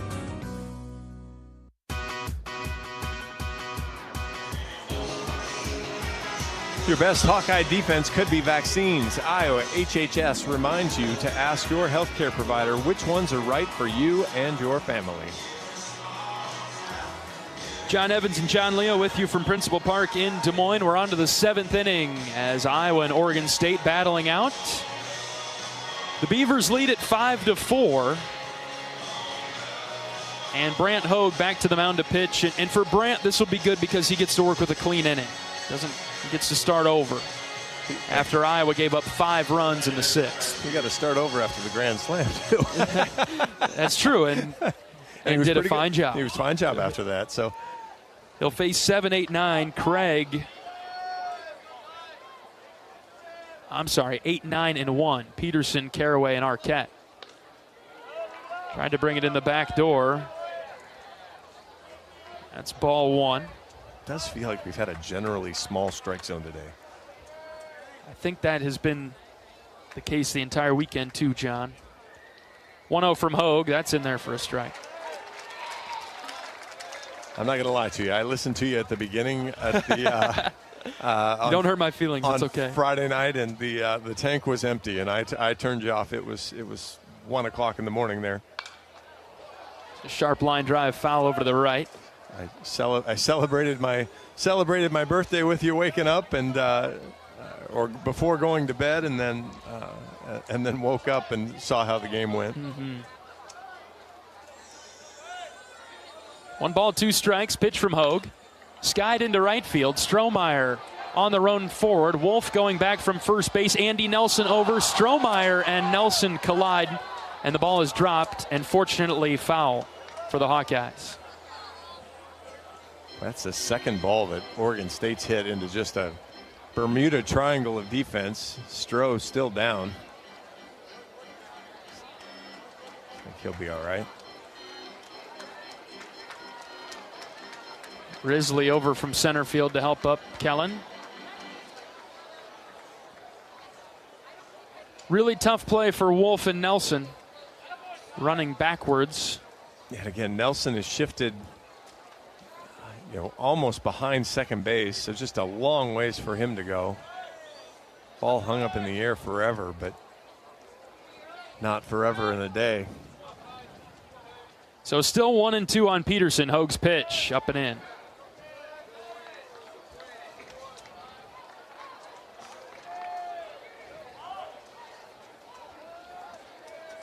Three tightly contested games against Oregon State this weekend. Hogue gets the strikeout of Peterson. Good start to the 7th.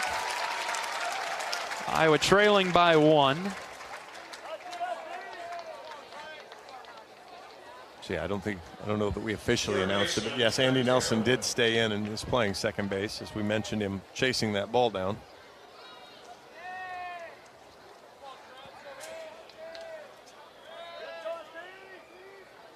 One away for the Oregon State third baseman, Trent Caraway.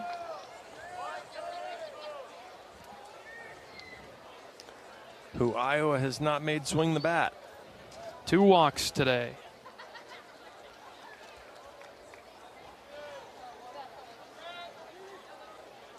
Scored on the grand slam from Wilson Weber. Not sure why Iowa hasn't been able to throw to Caraway. He was a .250 hitter in nearly 200 at-bats. Slugging .393. And it's 3-0 on him. He's got 47 strikeouts and 17 walks. That was 17. Oh, yeah, you got 17 after the 2 today. And he only had 2 hit by pitches in season, and Iowa's done 1 of them today. He's walked 4 times in this series. So what, he walked 13 times coming in, and he's walked 4 now. That's not good. 3-1 pitch from Hogue.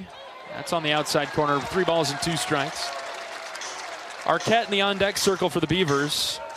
He's walked 3 times today. Yeah, the problem is when you consolidate them like that. 3-2. Call the ball high and out. 3 walks for Caraway today.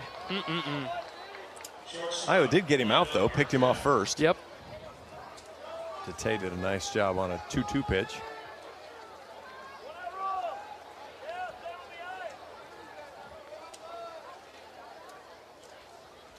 And now to the top of the order, Arquette. 346 hitter, standing in from the right side. 5-4 Oregon State, top 7.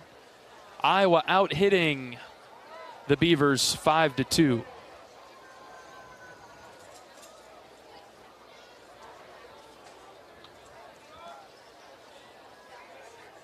First pitch to Arquette is a strike. 7 walks from Iowa pitching, though, and the one killer error. 6 walks from Oregon State pitching and 2 errors, both of which have hurt, well, one of which hurt them.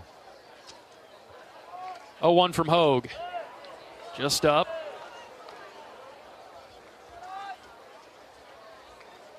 Iowa got a great start out of Ben Dete. Went 5 innings, which was probably 2 or 3 innings more than the Hawkeye staff was hoping for. Dete did not allow a hit. Yeah, the unfortunate part for him, 2 runs, just 1 earned.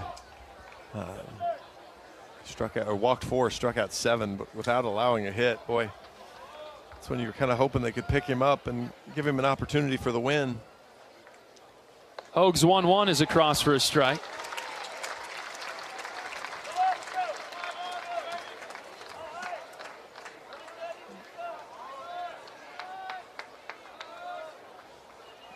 Iowa trying to hold the Beavers in the 7th.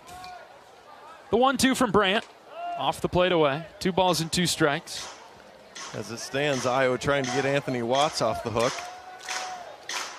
Was the losing pitcher Friday night as well. Unfortunately, Tony struggled in his homecoming.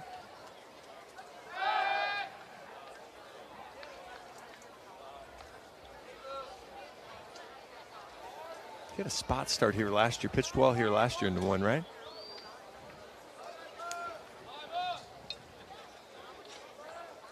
Two-two pitch. Just low and out from Brandt. Tried to bring it in the back door. That's the one area that the strike zone has expanded a little here and there.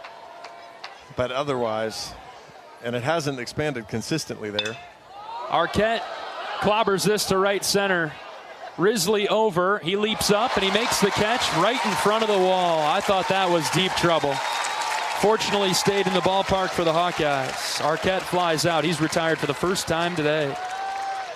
Yeah, that sounded better than the home run ball, really. I thought the home run ball was going to get tracked down and just kind of kept floating. And that one sounded solid the whole way. Riz bumps up against the wall after making the catch. Right into the homemaker sign. Let's give them a nice free plug. 2 down for Turley. Still a runner at first base for Oregon State in the 7th. 5-4 Beavers. Brandt's first pitch to Turley. Off the plate away. 1 ball, no strikes. I mean, Iowa pitching still just sitting at 49% strikes. Pretty amazing. Team that's close to 60% on the season. Hogue can't find it. 2 balls and no strikes. One thing that Coach Heler talked about, how difficult it is for the pitchers to go from turf all season to a true dirt mound now. You don't get holes like plant holes on the turf. You don't get the opposing pitcher or the previous pitchers, digging into one side of the rubber. Those little things do make a difference. They do, and Iowa hasn't, it's been Washington State series in Texas was the last time. Hogue throws a strike past Turley, 3-1. So yeah, it's been a while. And obviously Iowa pitching wasn't great in Texas either. But the next few weekends minus the Oregon series are on dirt. So you better figure it out. Yep. Brandt walks Turley. Second walk of the inning, and Weber will come up. Weber's killed the Hawks. Grand slam his last time up in the 6th. And he took that opposite field to one of the deepest parts of the park in right center. 5 walks yesterday, 6 walks on Friday. Throw in a hit batter yesterday, hit batter Friday and 3 hit batters yesterday. That is a mountain of free bases. And we haven't said that lately. No, we haven't had to say that very often, really. I mean, Iowa, to go back and look at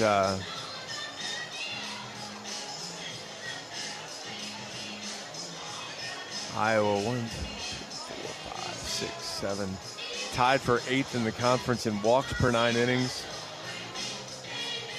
Tied with Oregon for walks and hits per 9 innings in the conference. I mean, Iowa doesn't allow a ton of base runners, but boy, the freebies start to bite. Every time that Iowa has blinked in terms of free bases, Oregon State has and that's the margin fired that hook. That's the margin of error against a great team or a really good team. And if Iowa wants to compete and win a regional, or even if they want to win the Big Ten tournament, you're going to have to 1, limit the free bases, and then 2, do exactly what Oregon State's done is when you bait the hook, be able to work your way out of it and not just let the fish steal the bait off there. Weber, the batter for Oregon State, 1st and 2nd, 2 outs. Hogue deals a strike to even the count at 1. Iowa has Chaz Wheatley getting loose in the bullpen, which was part of the plan. Chaz on the board. Ball and a strike on Weber. Brandt's pitch is lined right side. Andy Nelson with the diving grab, and that saved a run. Great play there from the pinch runner / defensive replacement, and Iowa stays within 1 as we 7th inning stretch it. Oregon State 5-4. We're back after this. This is Hawkeye Baseball from Learfield. Express Midwest is Iowa's locally owned and operated ground transportation specialists who have served Iowa City for more than 37 years. With a selection of chauffeured black cars, limos, sprinters, and buses, they have solutions for all your transport needs. Check out their website to find a full list of services, rates, and more at expressmidwest.com. That's expressmidwest.com. Whether you're traveling for business, pleasure, sports, or with one of our guided tours, our team of travel experts at Travel Leaders Destinations Unlimited will ensure you have a memorable, worry-free experience. Let our professional travel advisors with extensive travel experience and destination knowledge handle your every travel need. Family-owned and operated, Travel Leaders Destinations Unlimited has been serving the Hawkeye community for many years, receiving the Agency of Choice Award several times. Make your travels easy with Travel Leaders Destinations Unlimited at duagency.com. John Evans and John Leo in the broadcast booth at Principal Park in Des Moines. Another doozy of a game today. Oregon State leading it 5-4. As the Hawkeye fans on their feet after the 7th inning stretch, trying to will the Hawkeyes to victory this afternoon. 5-4 Beavers. Caleb Wolf will lead things off. An outstanding diving play by Andy Nelson to catch a line drive that was headed towards right field. That ended the threat of the Beavers in the top half of this inning. Does Iowa have some magic left to pull off what would be a huge win for the Hawkeyes? Down by 1, getting into the late innings, bottom of the 7th. Queen pitching for Oregon State. Wolf swings and misses at pitch number 1. Caleb hitless today. Productive in 1 at bat with an RBI back in the 1st. 0-1 to Caleb. Off the plate away, evening the count at 1.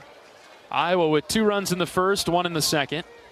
Oregon State exploded, 5 runs in the 6th. Iowa answered with 1 run in the bottom half of that inning.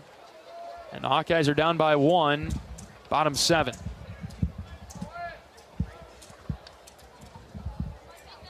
1-1 to Caleb. That's low and away.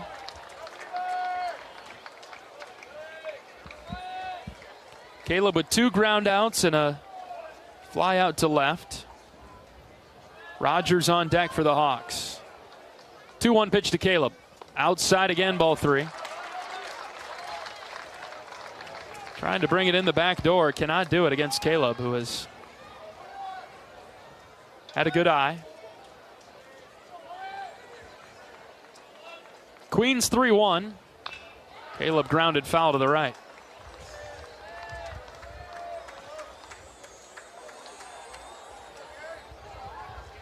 Base runners first for the Hawkeyes. Had a couple in the 6th, scored 1 run. 1 run would tie it up. We're getting late here. Bottom 7, 5-4 Oregon State. Here's the 3-2 to Wolf. Caleb lines into left center field. That will get down for a base hit. Nicely done by Caleb Wolf. A good at bat. Leads to a single to start the 7th. Michigan beat Nebraska 3-1. Michigan 15-12 in the conference. Nebraska falls to 13-14. What do they think? 13's about the number to get into the Big Ten tournament at this point? I think so. It was looking here. 12 is guaranteed in at this point. So you kind of figure you probably need 13. I can't imagine it gets all the way to 14. So Dan Rogers, the hitter for Iowa today. Right now, he is today 0 for 3. He reached on an error his last time up. If really weird things happen, somebody could tie in the 12th spot with 12 wins, but I just feel like you're going to need 13 to be safe. 1-0 to Rogers out in front of the off-speed, 1-1.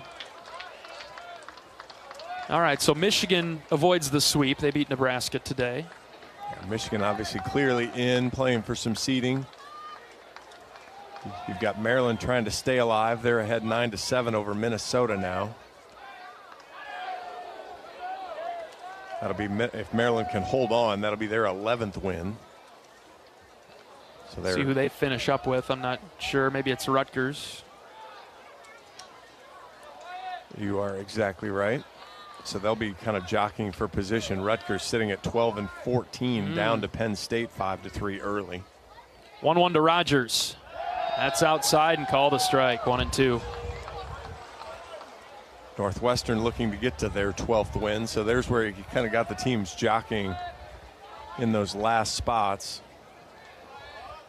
Indiana, Purdue in a big game later. You didn't tell me Illinois, UCLA, so I'm assuming not so good. It's not improving. Okay. I'm guessing it's also not still 3-0. It is not. What, 9? 8. 8-0? Illinois has 3 hits. Oof. 1-2 to Rogers. That's away. 2-2. Dan wanted it, but laid off.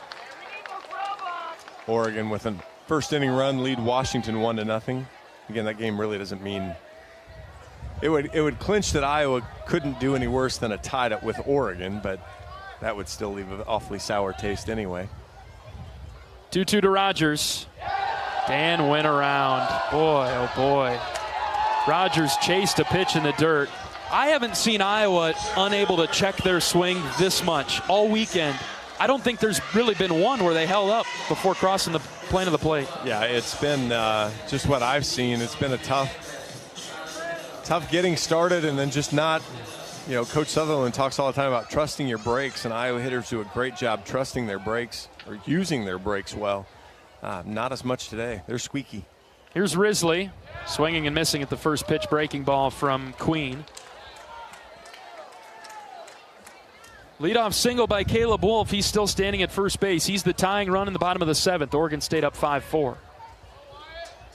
Good lead at first from Caleb. Queen comes set. The right-hander ready to pitch to Risley. Here it comes. Swing and a miss again. Same pitch, 0-2. Queen has started the last 2 weekends, so if Iowa doesn't bother him, he's going to pitch the rest of the game. Even though there's 2 guys warming up down there. Quick pickoff move to first, and they got Wolf. Oh, they dropped it. He dropped it. Wolf was called out before the first base umpire, Luke Hamilton, saw that Craig dropped the ball. He actually didn't see that Craig dropped the ball. Wolfie pointed it out to him. So the ball's sitting right there. It's a great move.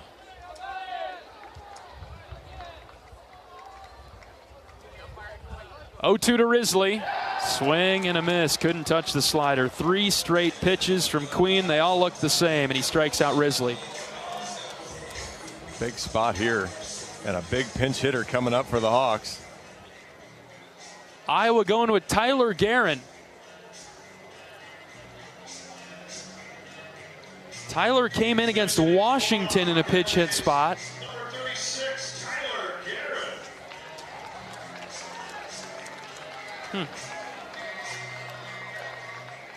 Tyler struck out in that big spot against Washington. 10th at bat of the season for Guerin. First pitch, swing and a miss. He's 1 for 3 in pinch hit appearances.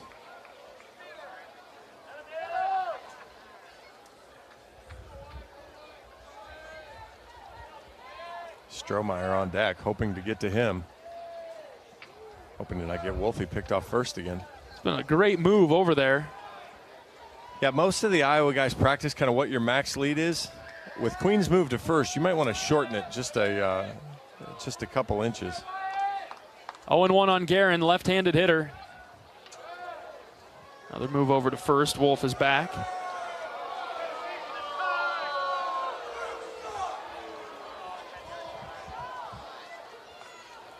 Wolfe taking a little time to get up. I think he got some dirt in his eye.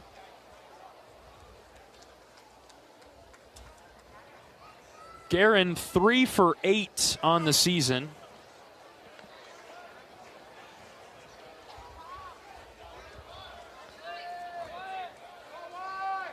Count is 0-1 on him here. The pitch.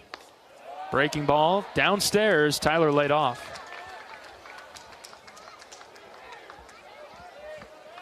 Coach Heller's a button pusher. Sometimes those buttons are hard to reach. Can Tyler come through clutch? 2 outs, 1-1. Tyler hits softly on the ground to third. Juggled by the third baseman. Throw to first. Still in time. He got Tyler. Leadoff single by Caleb Wolfe, but that's it. We're through 7 in Des Moines. 5-4 Oregon State. Back after this. This is Hawkeye Baseball from Learfield. Are aches, pains, or injuries keeping you on the sidelines? At Athletico, our movement experts are here to help you turn your setbacks into comebacks and create a personalized game plan for your recovery. With no prescription or referral needed, Athletico Physical Therapy is where your comeback story begins. Get started today by scheduling a free assessment at athletico.com. Proud partner of the Iowa Hawkeyes. Hi, this is Joe Mershman from Mershman Seeds. Substitutions cost you money. Why take their seconds when you can have our first choice? Here's Ben Pieper to tell you more about Mershman Power Core Enlist Corn. After 3 years, we've never been more confident in the germplasm that's behind the Power Core Enlist trait system. And when we enhance those genetics with Mershman Seeds starting line corn seed treatments, you are off to the races with some of the highest yielding corn hybrids you can plant today. Contact your local Mershman Seeds dealer and ask them about Power Core Enlist Corn. From Mershman Seeds, your friend in the field.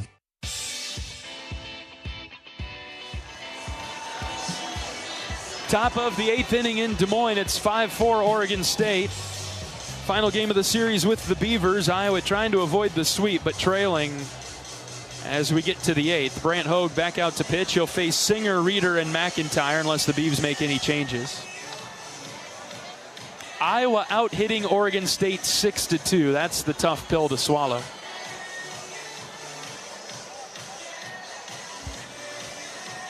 Singer will be up first.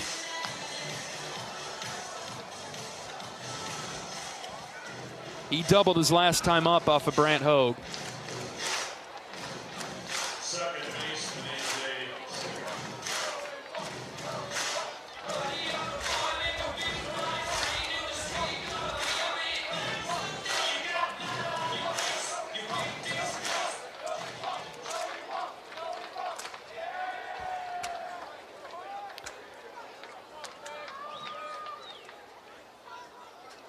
Looks like Hogue's pitch comm has failed him. Technology's great until it's not.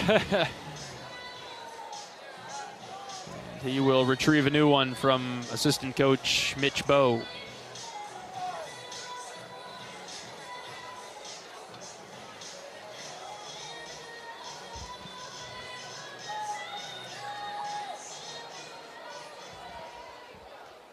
"5-4 Beavers in the 8th. Iowa, you feel like they got to hold the rest of the way.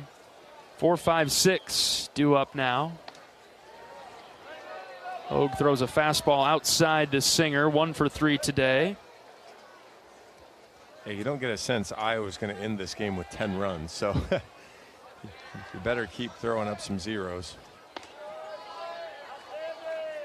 2-0 now on Singer, fastball high.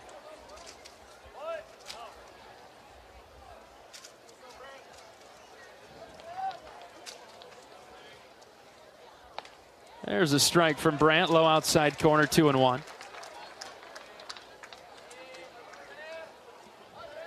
Oregon going to try to run away and hide from Washington early. It's 4-0, bottom of the second inning. 2-1 is scooped foul down the right field line, evening the count at 2. So Oregon will buzz into Iowa City with a 7-game winning streak and an RPI in the teens.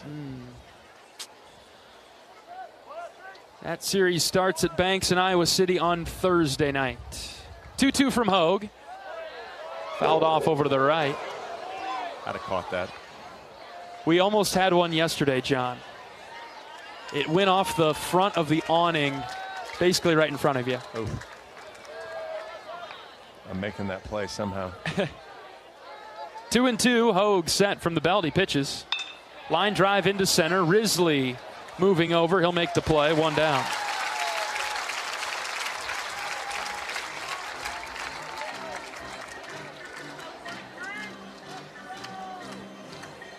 So it looks like our predictions are going to be correct. UCLA is going to win. Oregon's going to win.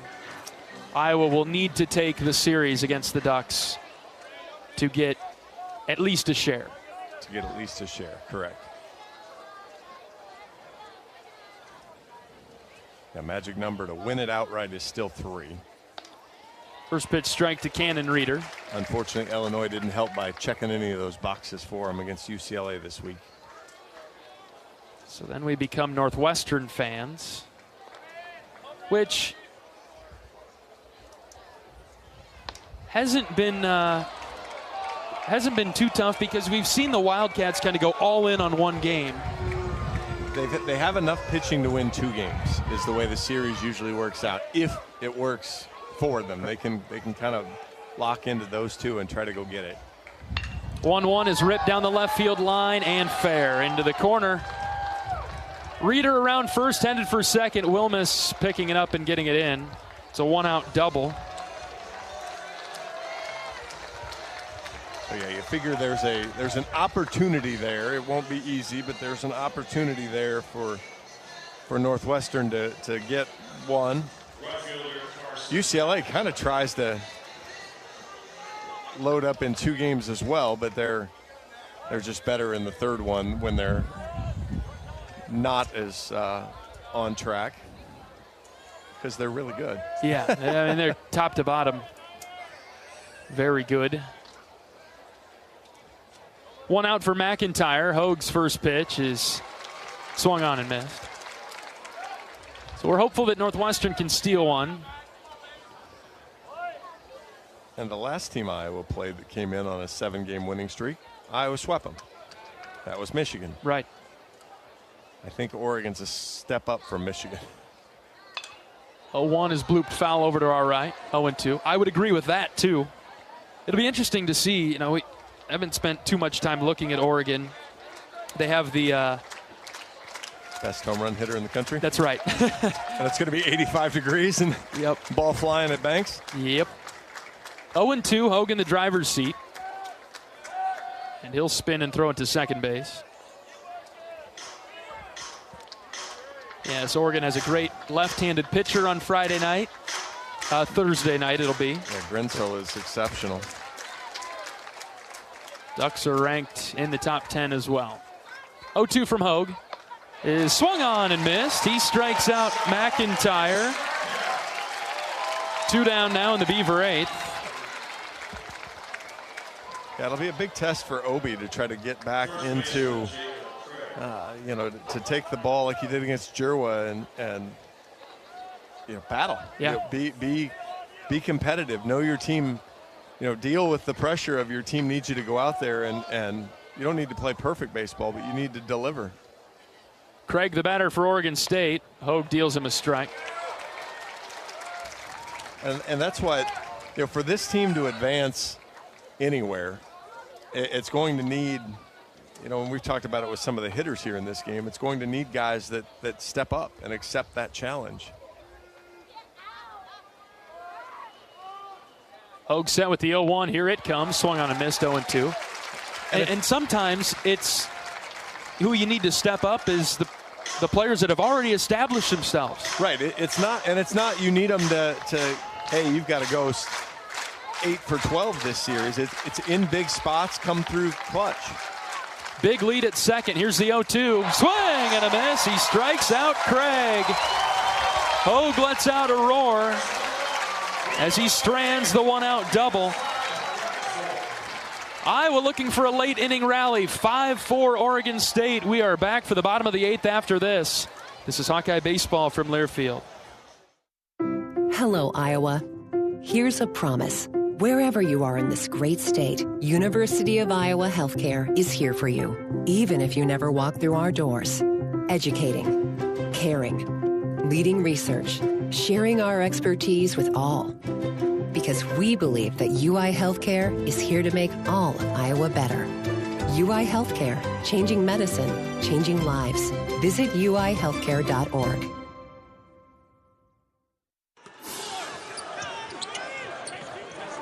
There's a new head hawk in town. Ben McCullum is entering his first season as the Iowa men's basketball coach. McCullum is striving to continue his winning ways in Iowa City. Join us for the new era of Iowa basketball. Reserve your season tickets for the 2025-26 season today. Give us a call at 1-800-IA-HAWKS to learn more.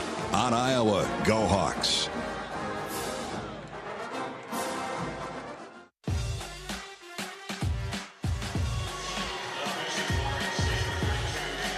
John Evans and John Leo bringing you Hawkeye Baseball today from Principal Park in Des Moines. We head to the bottom of the 8th inning. Iowa trailing by 1. It's 5-4 Oregon State. And the Beavers bring in a new pitcher, a junior submarine sidearm right-hander, A.J. Hutchison. 3-0 with 3 saves on the year and a 3.48 ERA. 33 and 2/3 innings pitched, 24 hits, 14 runs, 13 of those are earned. He's only walked 9, he's struck out 29. Funny enough, for a sidearm guy, he has given up 5 home runs. Sidearm guys tend to keep it down a little bit lower, but he's going to throw the fastball in the low 90s. He'll throw a slider that's just a big sweeper. So Iowa hitters are going to have to, you see it kind of with Sam Hart a little bit. If you can stay off the pitch that starts at your thigh and it's going to dip, if you can kind of get one that's at your chest or your waist, you can hit one hard and elevate it and do some damage. All right. Iowa down by just 1. You think about the order that's coming up here. It'll be Strohmeyer, Nelson, and then the top. So Iowa's going to have some of their better hitters come to the plate.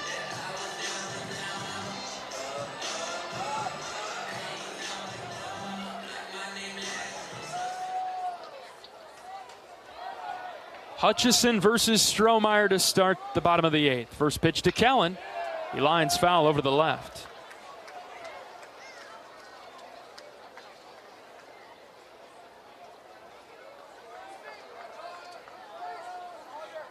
Kellen walked and scored his last time up in the 6th.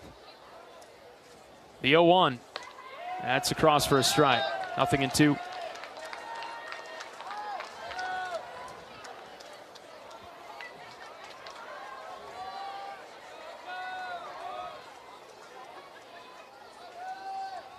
Scouting report says he might go to a 4-seam fastball, so it'll be elevated. 0-2. Kellen hits well down the line in left, carrying back. Left fielder looks up and it's off the wall. Strohmeyer heading to second. I think he lost it. Strohmeyer doubles off the left field wall. Kellen was looking at the ball. When I looked up, I saw Kellen jogging around first. I thought he might have felt that he hit it out of here. Double either way. I think he stopped because I think he thought it was foul. He completely lost the ball. So he either thought it was a home run or thought it was foul. And has to kind of regroup halfway between first and second. Now we'll see if Iowa bunts here with Andy Nelson to get Stroh to third with less than 2 outs. Time called by Marty Sutherland. We're going to make sure everybody's on the same page here. Get on the right page, boys. And we're not in a must-win spot for Iowa as far as an at-large berth goes. But, man, you're talking about a stress value or stress valve release if Iowa could find a way to get one here. As we mentioned early in the broadcast, you get the RPI up around 60 from the upper 60s, and that's a huge positive step. But there's a long ways to go here to get that win. So it's a couple of just exactly what we were talking about with a couple of positive executions that need to happen before we get to worrying too much about that. Got a bunt here, right, John? With Wilmus on deck and then Mitchell, got a bunt. I would think so. I do love how Andy handles the bat, though. First pitch to Andy. No sign of a bunt, and he takes a strike. Leadoff double by Strohmeyer. He stands at second base. He is the tying run. 5-4 Beavers, bottom of the 8th. If you're Andy, you've got to look to put this in play to the right side. I know it's old school baseball, but he's showing the bunt.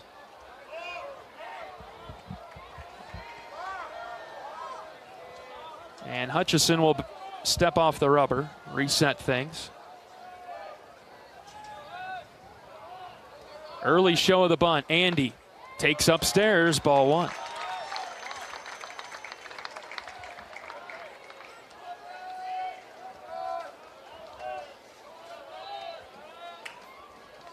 Cords everywhere, man. 1-1 sailed high and out, ball 2.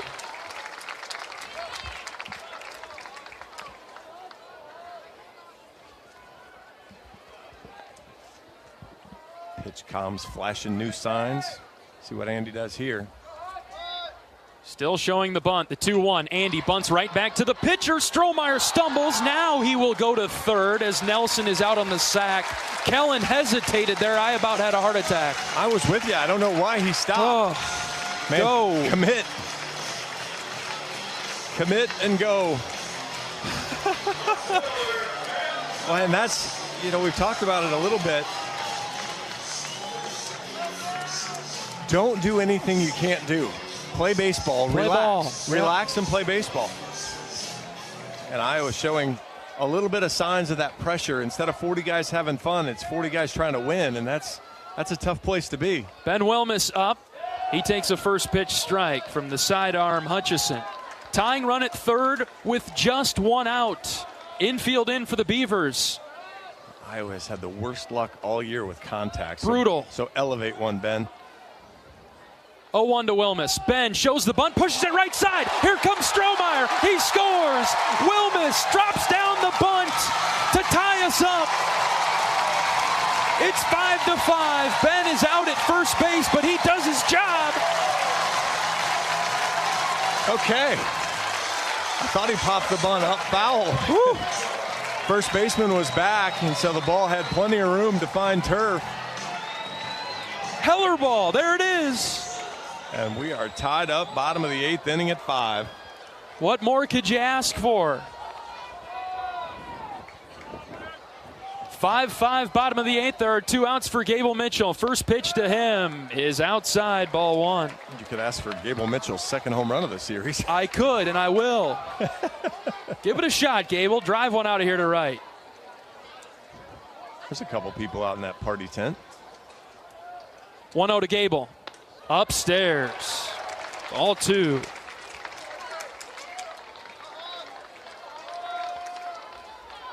Leadoff double from Strohmeyer. Sack bunt from Andy Nelson. And then a safety squeeze from Wilmus. We're tied at 5. Gable takes up. 3 balls and no strikes. Reese Moore is on deck. Yeah, Iowa went full small ball there, and just perfect execution in both instances. 3-0 to Gable. He swings at it, drives it to center. But Reeder looks up into the sun. He makes the catch for the 3rd out. Iowa has tied it up 5-5. We're headed to the 9th. Back in a moment. This is Hawkeye Baseball from Learfield. Another great harvest thanks to Pioneer brand corn. Just a few questions. Who are you? Kim Kernel, Ag Sports News. I've been chasing your combine for a while. How does it feel getting 10 more bushels per acre over last season? It feels great. Couldn't have done it without Pioneer. It's America's #1 corn brand. And there you have it, folks. Live from the field. Who are you talking to? Pioneer. Your best year starts here. Learn more at pioneer.com/letsgrow. Hey Iowa, it's George Kittle, tight end for the San Francisco 49ers and proud former Hawkeye. Life can throw unexpected hits, much like catching a pass over the middle. If you're facing struggles with drug or alcohol use or even mental health challenges, take a time out and call Your Life Iowa. Just like my teammates are there for me, the Your Life Iowa team is there for you. Get 24/7 free resources or find treatment options at yourlifeiowa.org. A message from Iowa HHS.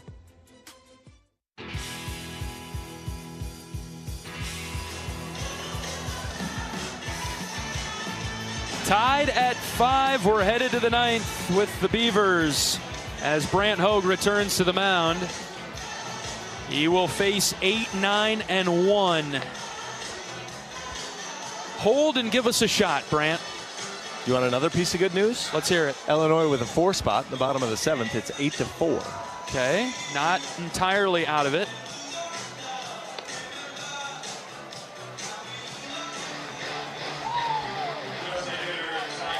That's definitely a breathing room game for Iowa. If somehow Illinois could find 5 runs before they make 6 outs.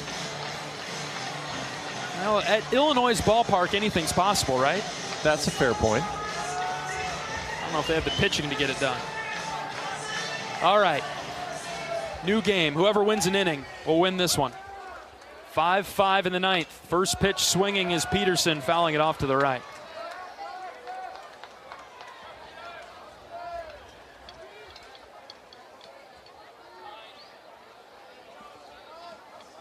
Five runs, 7 hits for the Hawks. 5 runs, 3 hits for the Beavers. The 0-1 from Hogue.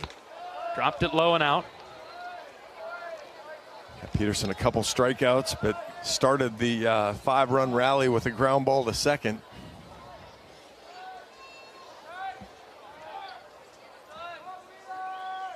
Hogue's 1-1, just low. 2 balls and a strike now. Yeah, not getting the bottom edge of the knee, and haven't really all game. Neither pitcher. There's the slider that's in there for a strike at the top of the zone.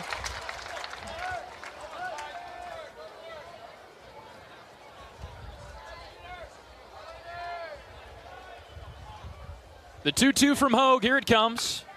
Fouled back just over our heads, having us leaning forward in our seats. My arms aren't that long. Oregon State guys didn't even try. Knew it was over their head. They were just pros. They were pros. They knew it was over their head. We'll do it again at 2-2 as Hogue comes set. The left-hander from the belt pitches outside. 3-2. No free bases. Make them earn it. Have them put it in play, guys. Full count, big pitch. Here it comes from Hogue. Slice down the right field line. Hawkeyes on the run over there. It's foul to the Oregon State bullpen. 3rd ball that's been there. Umpire Robinson makes the throw on the run, though. That was pretty good.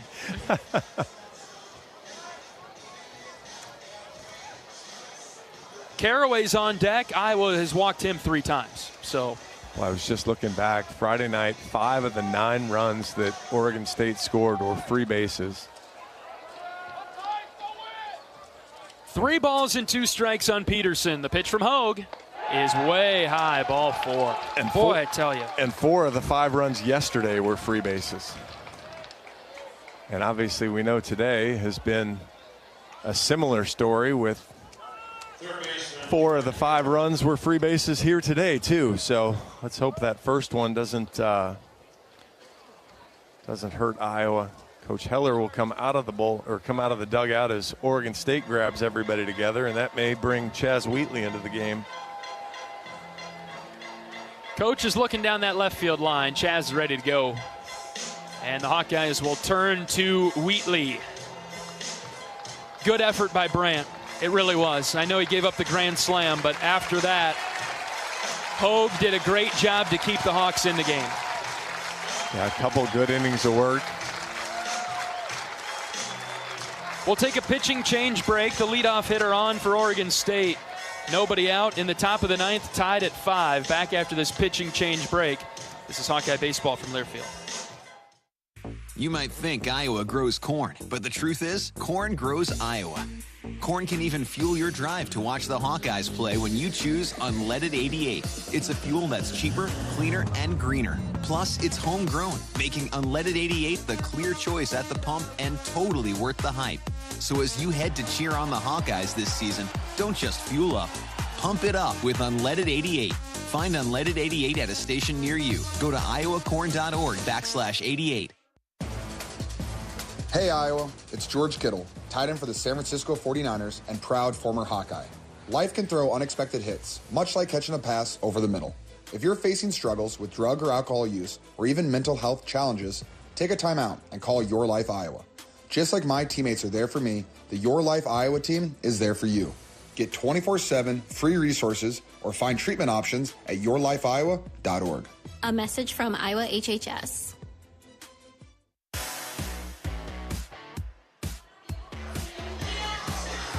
New pitcher into the game for Iowa is Chaz Wheatley. We'll get you his details in a moment, but first let's pause 10 seconds for station identification. 10-second station ID. This is Iowa Hawkeye Baseball.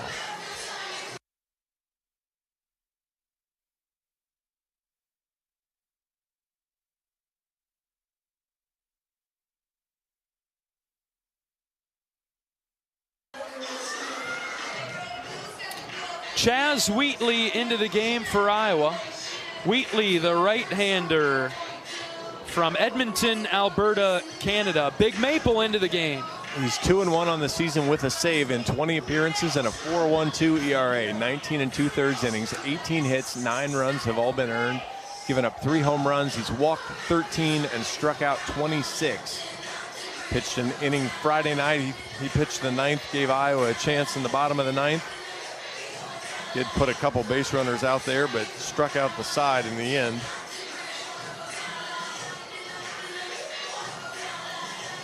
And we'll look for a ground ball from Chaz. That's one of his specialties.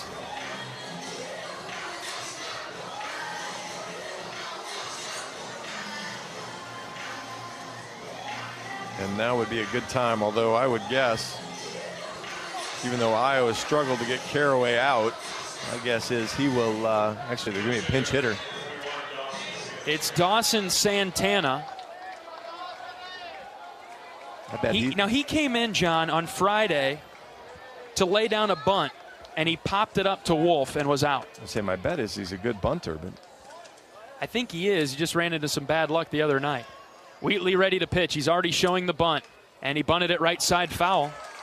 Chaz ran that sinker in on him. This is exactly what Oregon State did on Friday night. They put Santana into bunt for Caraway, then they moved Singer from second to third, and Santana went into second base. We'll see what they do here today. 0-1 on him. Wheatley set, and he pitches. That's up and in. It backs Santana away. Top of the 9th inning, 5-5 between the 10th-ranked Beavers and the Hawkeyes. If you think bunting's easy, squaring around on a 90-mile-an-hour, 90-plus mile-an-hour fastball, facing it. Caleb Wolf now having pitch calm difficulties.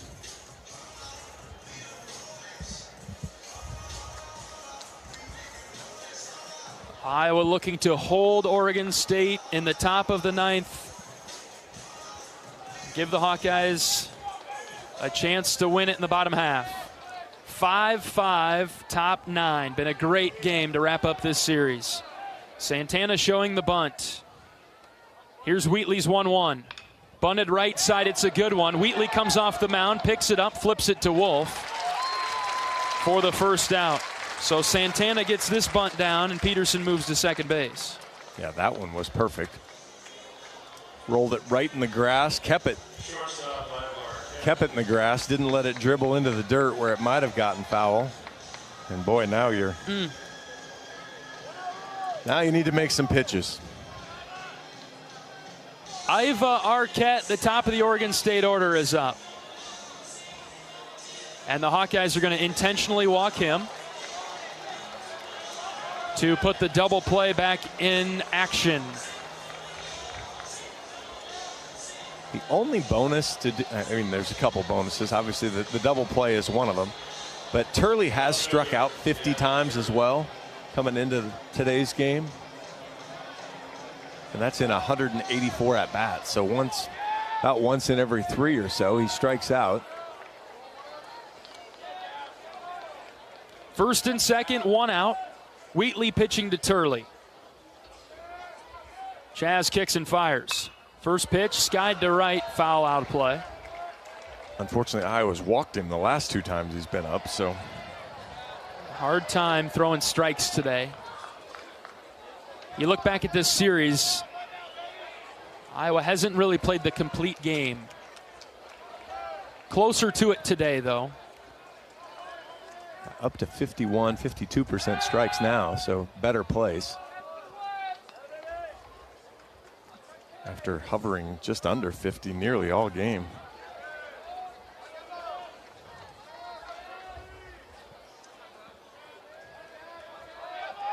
Nothing in 1 on Turley with 1 out. Runners at first and second. Wheatley's pitch.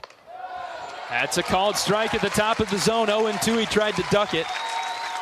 Yeah, good pitch right about belt high, maybe just a little above. And Turley tried to shrink himself, show himself shorter, but umpire not buying it. Give him that slider down and away and have him beat it in the dirt. No balls and 2 strikes. The pitch from Wheatley. Low and out. Backhand stop by Rogers. Tried to tee up the fastball down and away.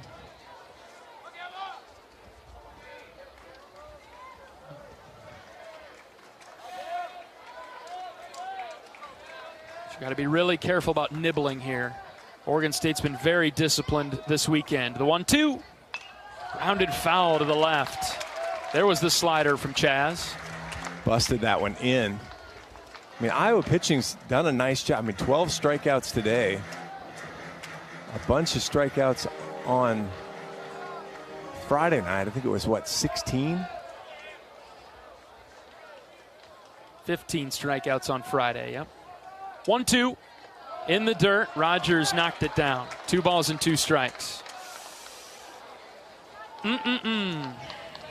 Only had 9 yesterday, but Iowa pitching has shown they can get the empty calorie at bat from the Beavers. Count even at 2 with 1 out. Chaz ready, he pitches. Line drive into left. Wilmus backpedaling, bends, got it! 2 down. Ho, Turley ripped that one, didn't he? On a line right at Wilmus. And then it was kind of topspin hook and maybe even a little bit of a knuckleball, I suppose. And thought it might sail over Wilmus. And now it's Weber. Weber hit the grand slam in the 6th, and he lined out to Andy Nelson at second his last time up. That would have definitely scored a run for the Beavers. He's up first and second, 2 outs. Wheatley ready to pitch to him. First one from Chaz. Foul ball. That caught the home plate umpire. Wheatley ahead. Who came out and just gave a fastball to Wheatley. Yeah, funneling the pain. Exactly. Weber was exactly this spot in his last at-bat. 2 outs in the top of the 9th, tied at 5. The 0-1 from Chaz. Fouled it back, 0-2.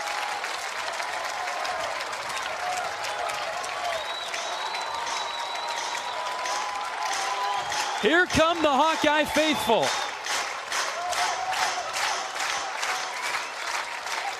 Urging on Chaz Wheatley. No balls, 2 strikes, 2 outs. The pitch from Chaz.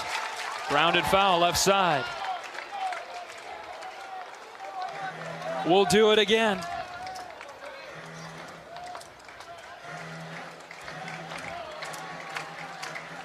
More Wolf and Rogers in the 9th when the Hawkeyes get there. Another 0-2 pitch from Chaz. He comes set, checks the runner at second, pitches. Popped up on the infield. Wolf, Nelson, it is Wolf who makes the play. We stay tied at 5. Bottom of the 9th coming up after this. This is Hawkeye baseball from Learfield. Our mission at Oak Knoll is to provide exceptional retirement living and health services through life care. I'm Steve Rowe, CEO. We are a not-for-profit life plan community and have served the Iowa City area for 58 years. Oak Knoll is located near the University of Iowa hospitals and clinics, Kinnick Stadium, Carver Hawkeye Arena, Hancher Auditorium, and downtown Iowa City. Visit our website at oakknoll.com to learn more. We are a proud sponsor of Hawkeye Athletics. Go Hawks! Choose the best, Honda. With more Best Buy awards than any other brand. All Honda cars, trucks, vans, and SUVs are in stock and on sale. Honda is the best performance brand, best overall brand, and best value brand by KBB.com. To save on a new Honda, search your local Honda dealer today. Based on 2025 Consumer Choice Awards for Kelly Blue Book, visit KBB.com for more information.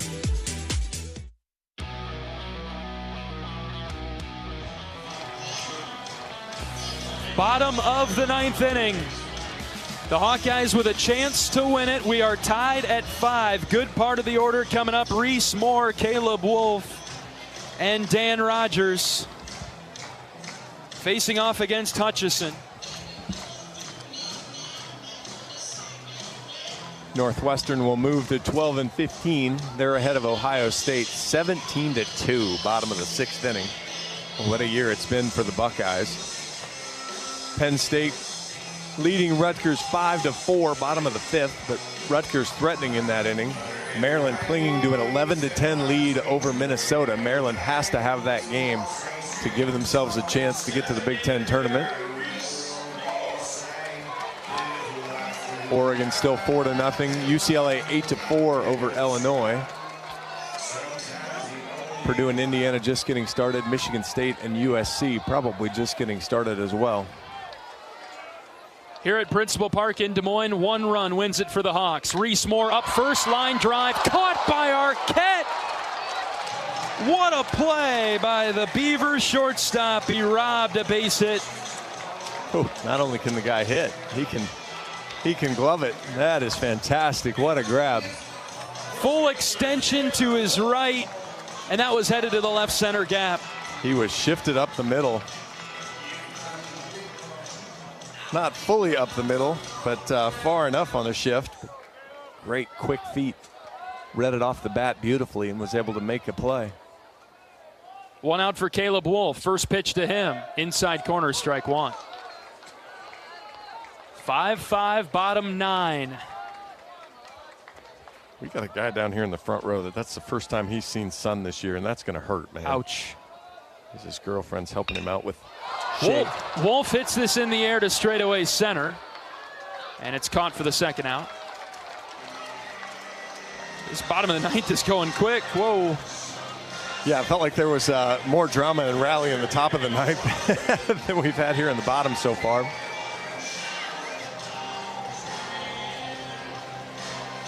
And here's Dan Rogers. Base is empty, 2 outs.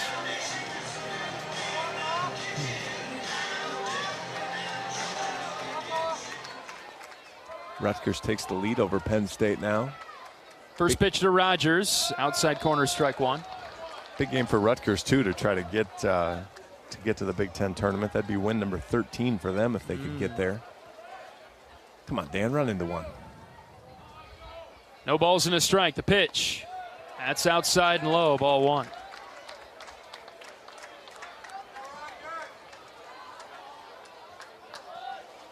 Iowa has not been great this year in extra innings games. 1-1. Rogers lines right to Santana, who caught it. Boy, Iowa connected on several pitches in that inning, but 2 sharp lineouts, and we'll head to extras. 10th inning coming up, tied at 5. Back after this. This is Hawkeye Baseball from Learfield.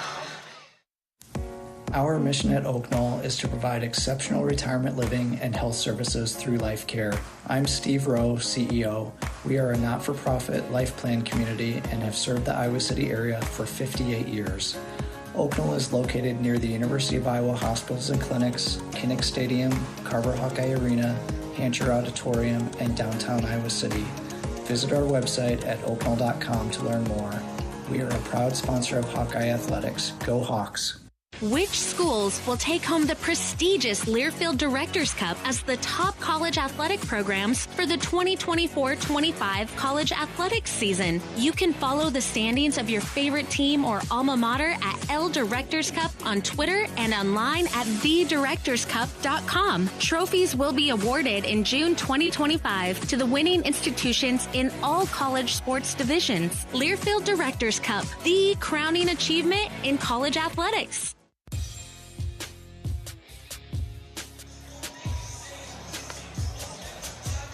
Top of the 10th inning, we're on to extras in Des Moines. 5-5 between Iowa and Oregon State.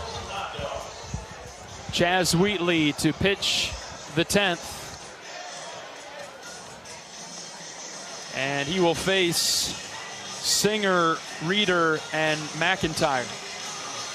If I read the Oregon State game notes correctly, they are 1-0 on the season in extra innings. They beat Gonzaga in 12. Iowa is 1-3. Okay.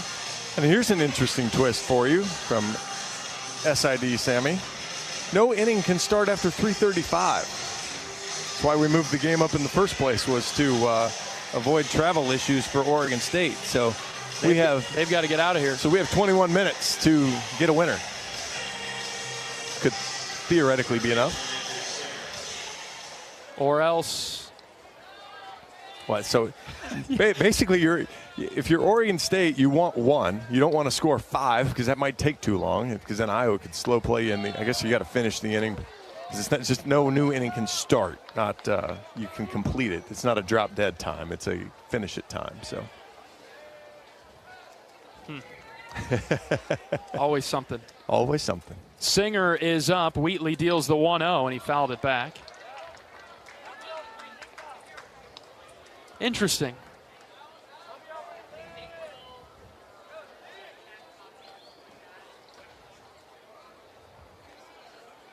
Singer is 1 for 4 today, but he does have a double into the left field corner. Wheatley ready with the 1-1. Here it comes. Inside, ball 2.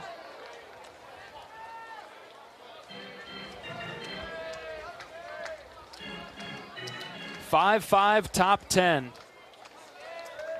Hawks could use this one. Looks like Archer and Walker tossing in the bullpen for the Hawks. There's a strike from Chaz. 2 balls and 2 strikes. Yes, that is correct. Nobody in the Beaver bullpen.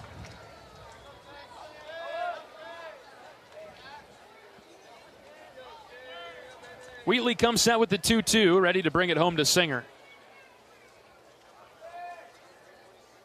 Chaz kicks and fires.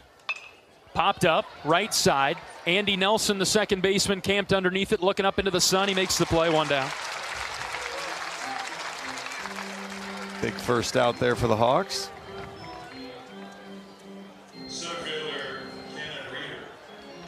Iowa just 2-3 when trailing after, or I'm sorry, when tied after 8 innings.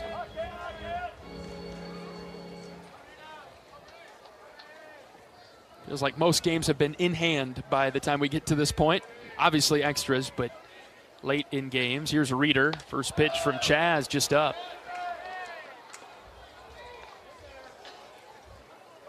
And Iowa 1-9 when trailing after 7. So trying to buck that trend a bit. We're in extras in the finale. 5-5 in the 10th. 1-0 pitch from Chaz. Lined into left field for a base hit. A 1-out single for Reeder. He had that timed up perfectly. He did, and he was fist pumping on his way to first base, looking at his dugout. I think we're going to get a pinch hitter here based on what I saw in the dugout in the on-deck circle. Levi Jones, possibly for Oregon State. Left-handed hitter from Portland. 261 on the season, 6 for 23. 7 walks to just 3 strikeouts, so good plate discipline in his limited at-bats, plus he's left-handed. 1 out in the 10th for Oregon State. Iowa shifting over to the right. First pitch from Chaz sails far wide.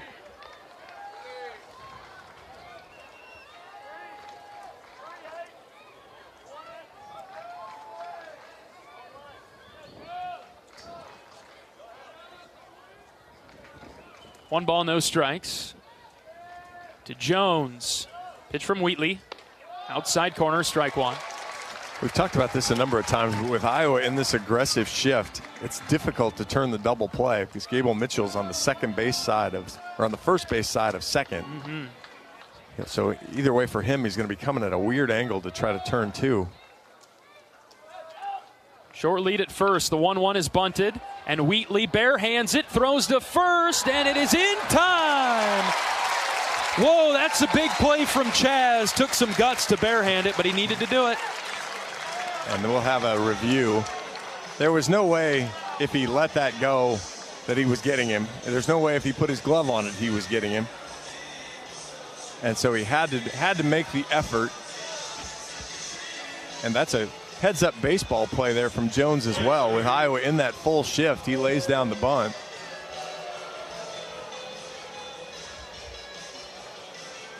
In-house not giving us the replay. See if I can get it on Big Ten Plus. Chaz, big backhand fires. I think he got him. Okay. But I am terrible at this game, as we well know. Replay review.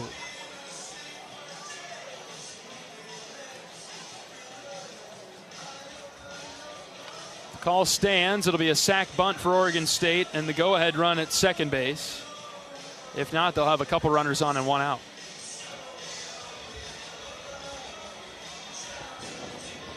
I mean, that was, again, a really good bunt. Really smart play from Jones.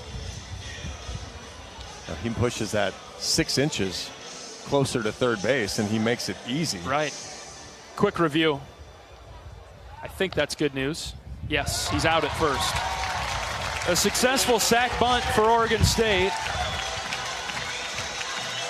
And Craig will come up with the go-ahead run at second.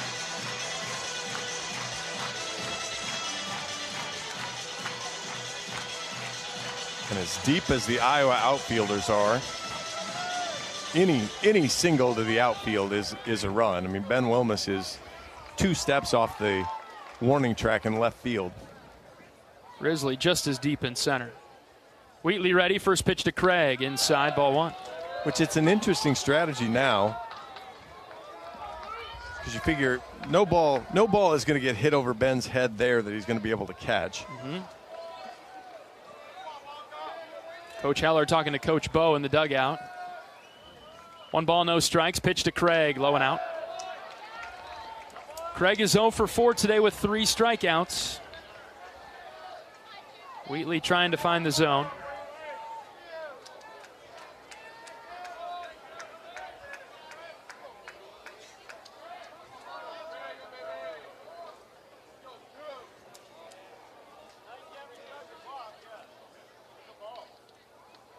Chaz gets his warning. It seemed like he was having a hard time getting the pitch in. Iowa is going to intentionally walk Craig to get a force at every bag. I suppose after falling behind 2-0? Yeah. I mean, Tate's a regular hitter. And Coach Heller's headed to the mound.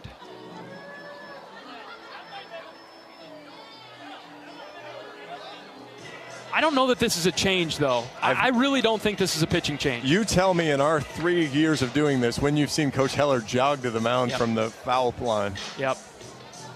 This is a settle down. How do you feel? Here's how we're going to play this. Get it done. Pep talk. Yep. No change. Interesting that the pep talk comes from Coach Heller. Again, that's not something we see very often. About once a year, we see Coach Heller take the Wander to the mound without his hook. And Chaz will get to face the left-hander. First and second, 2 outs. Top of the 10th, tied at 5. The batter is Easton Talt, left-handed hitter. He's pretty much an everyday player. Wheatley's first pitch to him, upstairs. For some reason, Talt has only started once this weekend. He's played in all 3, but he's hitting off the left-handers. You know, they didn't start him against Ben or Obi. The 1-0. That's across for a strike. 1 ball and 1 strike. And I'm sure that's probably part of what Coach Heller was thinking with Bryson Walker in the bullpen. Do you want to go lefty on lefty here and chase him out of the game and go deeper into the Beaver bench? But you trust Chaz here to get it done. 1-1. Just low and out. Kind of tied Rogers up as he went to catch it. 2 balls and a strike.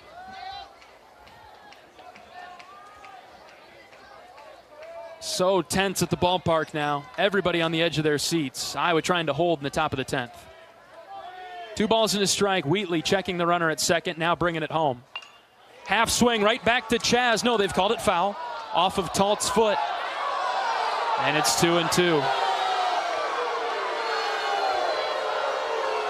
Coach Heller wants the home plate umpire to be sure that he fouled that off his foot. I don't know. It did have some funny spin. I don't think it's, I don't know. I don't even know how even if you were right at this point, I don't know what your remedy is. You can't call him out when he didn't run and the umpire told him to stop because it was foul. Yeah. I think we just got to move on as quick as possible here. Yeah, I think it got his front foot. Umpires are going to come together. Again, I'd rather us just move on here and because I don't think you're going to get the out.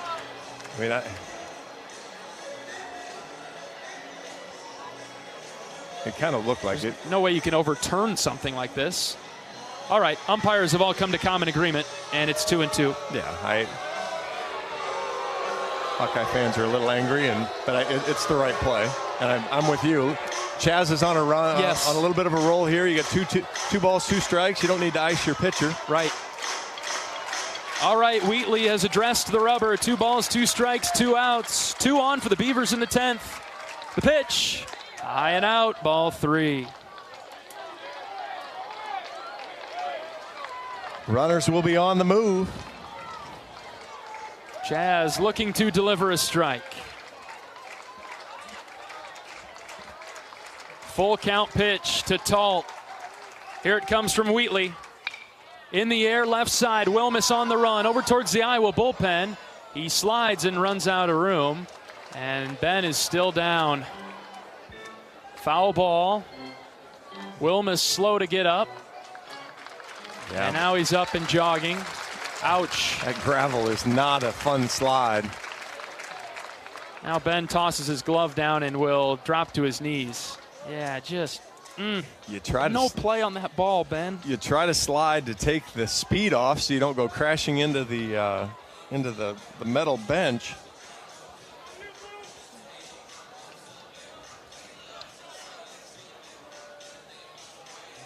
Yeah, Ben was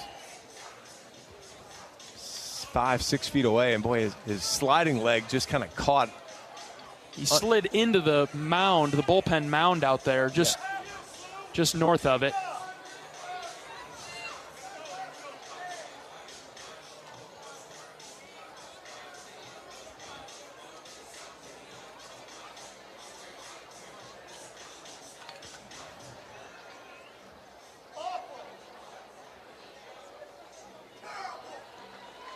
AT Jake Feldman out there to check on Ben. Coach Heller's made his way too. Ben jogging around.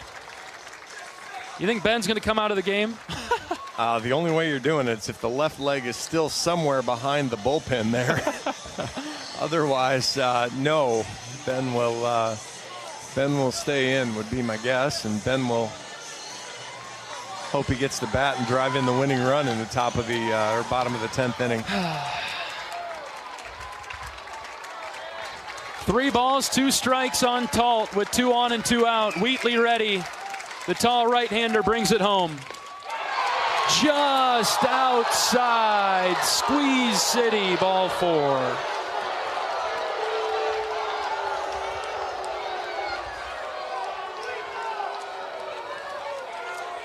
Talt walks, and the bases are loaded for the Beavers.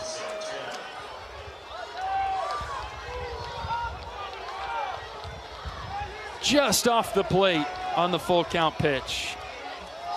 Santana is 2 for 13 on the year. He is not a guy that swings the bat regularly. Tied at 5 in the 10th, bases loaded. Wheatley pitching to Santana. Upstairs, ball 1. He's also a relatively small target. So Chaz will have to lock in here. Santana stands at 5'6". That's the listed number. Yep. 1-0 from Wheatley. That's down the heart of the plate, 1-1. Can Iowa somehow get out of this?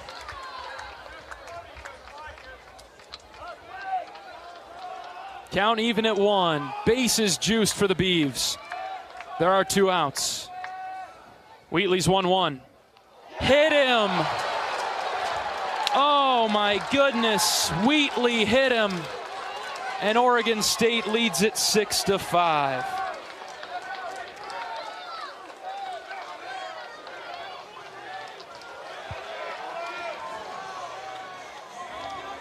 The free base is just destroying Iowa this weekend. An intentional walk, a walk, and now a hit batter.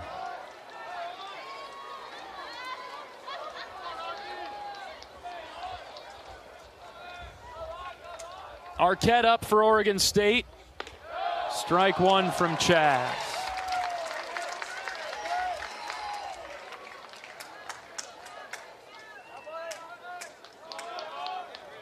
Huge at bat here. You've got to get through. You've got to leave it right here if you're Iowa. Wheatley's 0-1. Hit well to right. Strohmeyer backpedaling in front of the wall. Kellen is there, and he caught it for the 3rd out. But a hit by pitch with the bases loaded gives Oregon State the lead in the 10th. 6-5 Beavers. We're back for the bottom half after this. This is Hawkeye Baseball from Learfield.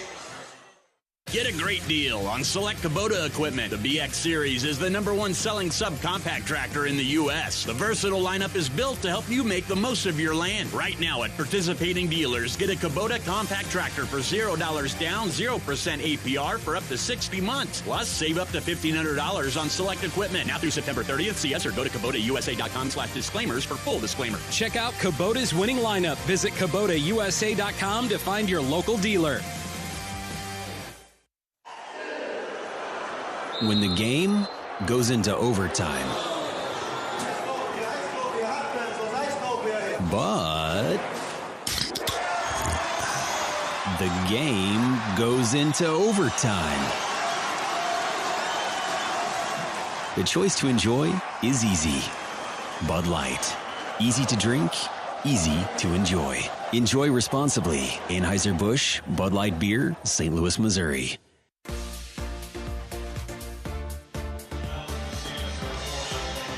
Bottom of the 10th inning in Des Moines. Iowa trails 6-5. And the Hawkeyes need 1 to keep it going, 2 to win it.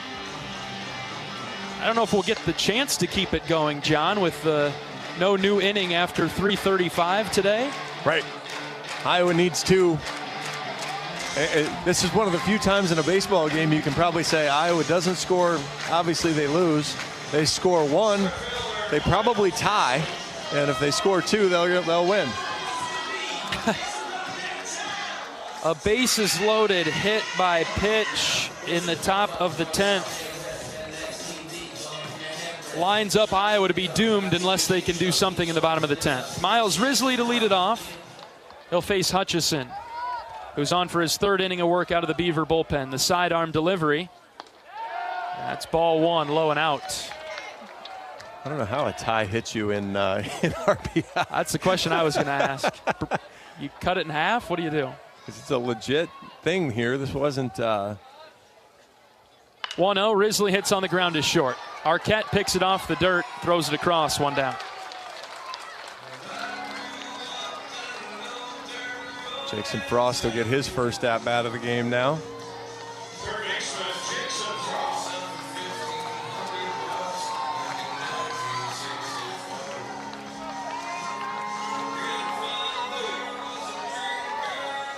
Here comes Jackson, batting from the right side. First pitch to Frost. It's a cross for strike one. Jackson batting .298 on the season. 25 hits and 84 at-bats. 7 doubles, 2 home runs. Hutchison ready with the 0-1. He drops down and brings it. Frost hits well to left. Left fielder going back. Get going, baby! It is gone! We're tied! 6-6 in the 10th! Ha-ha!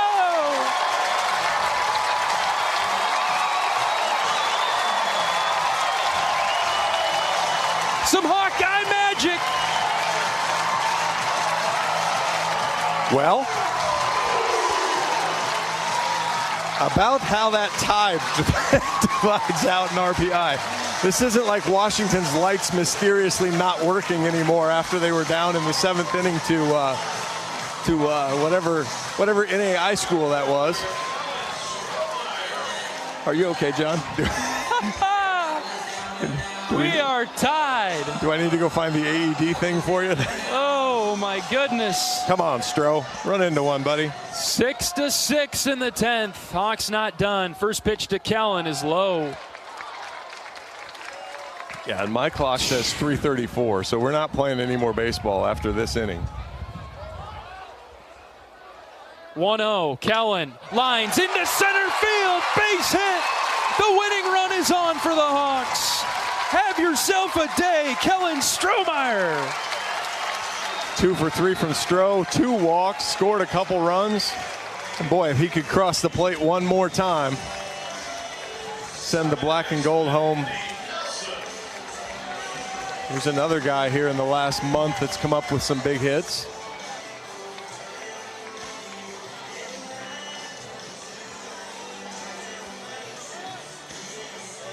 I mean, honestly, could you want anybody different than you got Andy, Ben Wilmus, and then Gable Mitchell coming up if you can string it along long enough for the Hawks? Well, we talked to Wilmus on Friday, and he said that he and Andy are soaking in every moment down the stretch here, and this is a moment for sure. Winning run at first. First pitch to Andy. Popped it up right side over the Oregon State dugout and foul.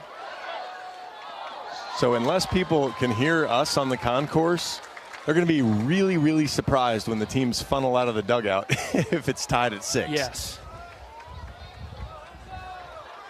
No balls and a strike with 1 out for Andy Nelson. Bottom of the 10th, we're tied at 6. Next pitch from Hutchison. Andy hits on the ground weakly to the right side. First baseman spins it to second for 1. Back to first, not in time. Strohmeyer out at second base. And Nelson reaches on the fielder's choice. Craig with a great play. Yeah, really strong turn to prevent Iowa from at least getting the runner to second. And Ben Wilmus is up. And it is tough to steal bases against Oregon State. Not a gimme, so. Can he find a gapper? First pitch to Ben. Good cut, fouled it back. Wilmus with 3 hits today.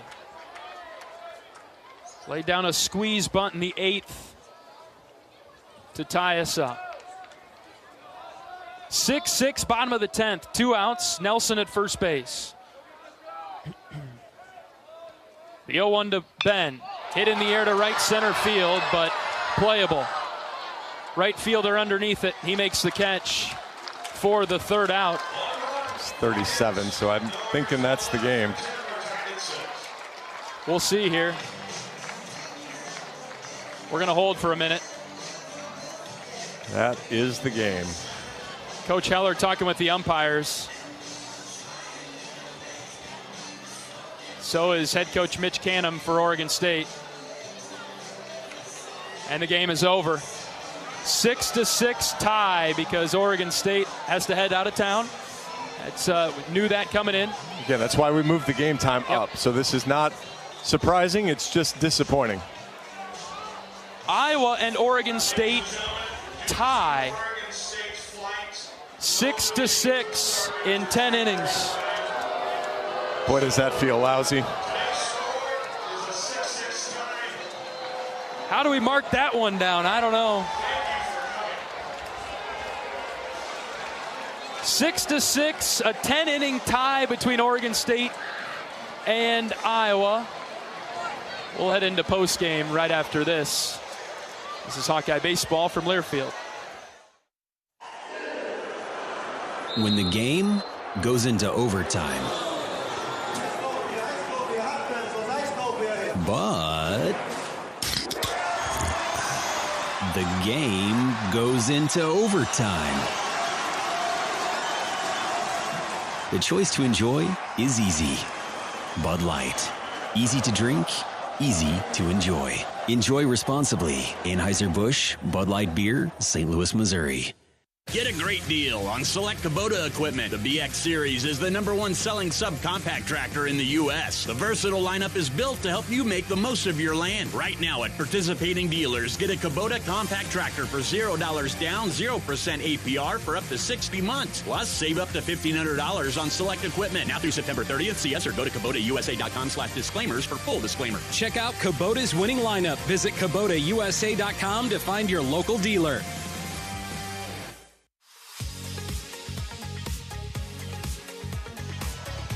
Well, a 6-6 tie. That's our final in 10 innings. I did not expect to come back to a tie. I'm going to tell you that right now. John, you get the first word on this one. Let's start with Ben Dete. I mean, that's absolutely the I guess we'll call it the pitching highlight of the day. He was probably not his all-time best in the zone, but man, was he a battler. 5 innings pitched, no hits, 2 runs, one of which ended up earned, 4 walks, 7 strikeouts. Deserves so much better than that. I mean, the error that started that inning, and then the 4-pitch walk that kind of started to build the snowball, and Oregon State, full credit to them for taking advantage of it. But just a really competitive battle from him. And then give some credit to Kellen Strohmeyer, 2 for 3 with a couple of walks. Scored a couple runs, and boy, to make sure Iowa didn't go home with the loss, Jackson Frost there in the bottom of the 10th inning with his first at bat. He gets the home run just over that left field wall, the big tall wall too. So it wasn't even into the suites where the wall's a little shorter. He got it over the top of the big wall there. So, but overall, I guess that to finish, Iowa pitching. If we're going to get into next week, got to clean up the free bases. If you're going to try to take 2 or 3 from Oregon, you can't walk 12 guys. Just can't. Yep. Free bases certainly killed Iowa all weekend, Friday, and you could argue today. I think Iowa wins the game. If the free bases are cut down by even 2 or 3, the bases loaded hit by pitch in the top of the 10th. And funny enough, that's the one. When you look at the. I rattled off the scores earlier, but Oregon State, their base runners that scored, an error on Swales, a walk, and the home run. That was the 5 innings. And then, yes, Reeder singled there with 1 out in the 10th, but then it was a walk, and a hit by pitch that kept progressing him around the bases. And so, if Iowa pitchers clean it up, Iowa wins this game probably win it 3 or whatever to 1 or nothing and do just fine. And when you look back at how Friday played out, it was a walk, it was an error. In the 4th inning, then it was a bunch of singles, but then in the 3-run 8th inning, it was a walk and a hit by pitch and a walk. So Iowa pitching has been really good this year in not giving up free bases. And the last couple weekends, as the competition levels ramped up and maybe the tension has ramped up a little bit, they've got to just go back to being who they are and execute. Iowa fought so hard in all 3 games this weekend. And strange to say they didn't come away with a win, 2 losses and a tie. And now we shift our attention to Oregon, the series now for Iowa down the stretch. Yeah, Iowa has gotten no help from anybody. UCLA finished up Illinois 8-4. Oregon's going to beat Washington. I mean, it's 5-0 in the bottom of the 6th inning. So, you're a 3-team race. The good news for Iowa, you're a top 4 seed. So you're guaranteed some leeway in the conference tournament, but with Iowa having been on top of the conference nearly all season long, I hate to say it, almost anything less than a share of the conference title will feel disappointing at this point. Iowa will need 2 against Oregon to get a share without paying attention to anybody else. Yeah, if you don't want a scoreboard watch, you win 2 games, you get a share. Obviously you can talk about sweeping Oregon, but realistically you win the series and you're guaranteed a share of the Big Ten regular season title. All right, we'll wrap things up with highlights when we come back from this 6-6 10-inning tie at Principal Park. We're back in a moment. This is Hawkeye Baseball from Learfield. Play ball! It's college baseball season, and we're here to talk about it. Every week, join Kyle Schassberger and me, David Kahn, as we deliver the best of college baseball. We've got all the diamond talk you can imagine, with interviews from coaches, players, broadcasters, and more. Plus, we'll give you our weekly rankings, hot takes, and a whole lot of fun. Step into the batter's box, so let us deliver our best fastball. Wherever you podcast by searching College Sports Now. Every day, you're out there, up before the sun, and pushing forward before the chaos of the day settles in. At Great Southern, we're right there with you because we understand the need for trusted support. Having a team that is seasoned, agile, ready, an award-winning team that knows their customers personally and is behind them at every step. There to assist you, inspire you, and echo your inner dialogue in those quiet moments. Keep going. Whether you're getting ready to meet the day or working on something big, we're your team. Great Southern Bank, understanding what really matters. Member FDIC. Iowa and Oregon State tie 6-6 in 10 innings this afternoon. Plenty of highlights to relive from this exciting game. Let's hear them now. Turley with a half swing, sends it back to Dete. He throws it to second for 1, back to first, double play, you bet! Yesterday, as Wilmus drives the 2-1 deep to right, angling towards the foul pole, right fielder over, it is fair ball, off the wall, Wilmus around first, headed for second, he's gonna try for third, here comes the throw, it's cut off at second base, leadoff triple for Wilmus. Kleinschmidt, the left-hander, is ready. He pitches the 0-1. Gable lines into left center field, and it is down for a base hit. Here comes Wilmus. Iowa on the board. It's 1-0. That's assuming that UCLA and Oregon win today. Wilmus lines one into center field. Center fielder coming on. He can't make the play. It bounces in front of him. Schulte around third. Here's the throw. Cut off at the mound. Ben Wilmus comes through. 3-0 Hawks. 2 balls, 2 strikes, 2 outs. Dete will throw it over to first. They've got the runner caught in a rundown. Throw to second. He's tagged out. Caraway picked off. He was going on first move, and Dete got it started with the throw to first. Wolf threw it to second. Caraway out at the bag. Another payoff pitch. Here it comes. Right down the middle. Dete takes care of business himself. Ball and a strike on Weber. Brandt's pitch is lined right side. Andy Nelson with the diving grab, and that saved a run. 0-1 to Wilmus. Ben shows the bunt, pushes it right side. Here comes Strohmeyer. He scores. Wilmus drops down the bunt to tie us up. It's 5-5. Ben is out at first base, but he does his job. Another 0-2 pitch from Chaz. He comes set, checks the runner at second, pitches. Popped up on the infield. Wolf, Nelson. It is Wolf who makes the play. We stay tied at 5. Hutchison ready with the 0-1. He drops down and brings it. Frost hits well to left. Left fielder going back. Get going, baby. It is gone. We're tied. 6-6 in the 10th. Ha-ha.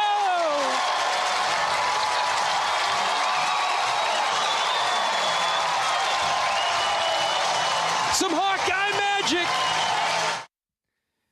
And that's how the game would end. A 6-6 tie from Principal Park in Des Moines. All right, that'll do it for our coverage of Hawkeye baseball this weekend. We'll get set for a big series at home at Banks. 3 games against the Oregon Ducks to decide the Big Ten regular season champion. We'll be on the air Thursday night in Iowa City at 5:30, 6 o'clock, first pitch against the Ducks. John and I will be there. We hope that you join us at Banks as well. Otherwise, we'll be live on the Hawkeye Radio Network at 5:30. All right, for my great board op down the line, Morgan. Nice job today, Morgan. Thanks for covering. John Evans, glad to have him back in the broadcast booth. We'll take you down the stretch here in the next couple of weeks. I'm John Leo saying so long from Principal Park in Des Moines.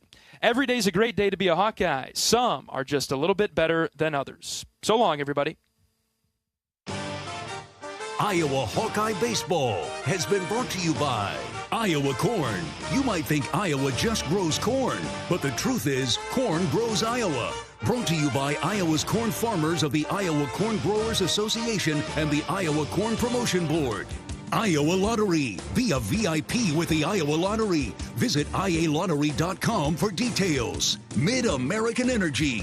Call 811 before you dig. It's the law. Visit midamericanenergy.com for natural gas safety tips. U.S. Cellular, the official wireless partner of the Iowa Hawkeyes. U.S. Cellular, built for us. Also brought to you by Wellmark, here for every member, every moment. Learn more at wellmark.com. U.S. Bank, proud to sponsor the Iowa Hawkeyes. Equal housing lender, member FDIC. The preceding has been a Learfield presentation on the Hawkeye Sports Network.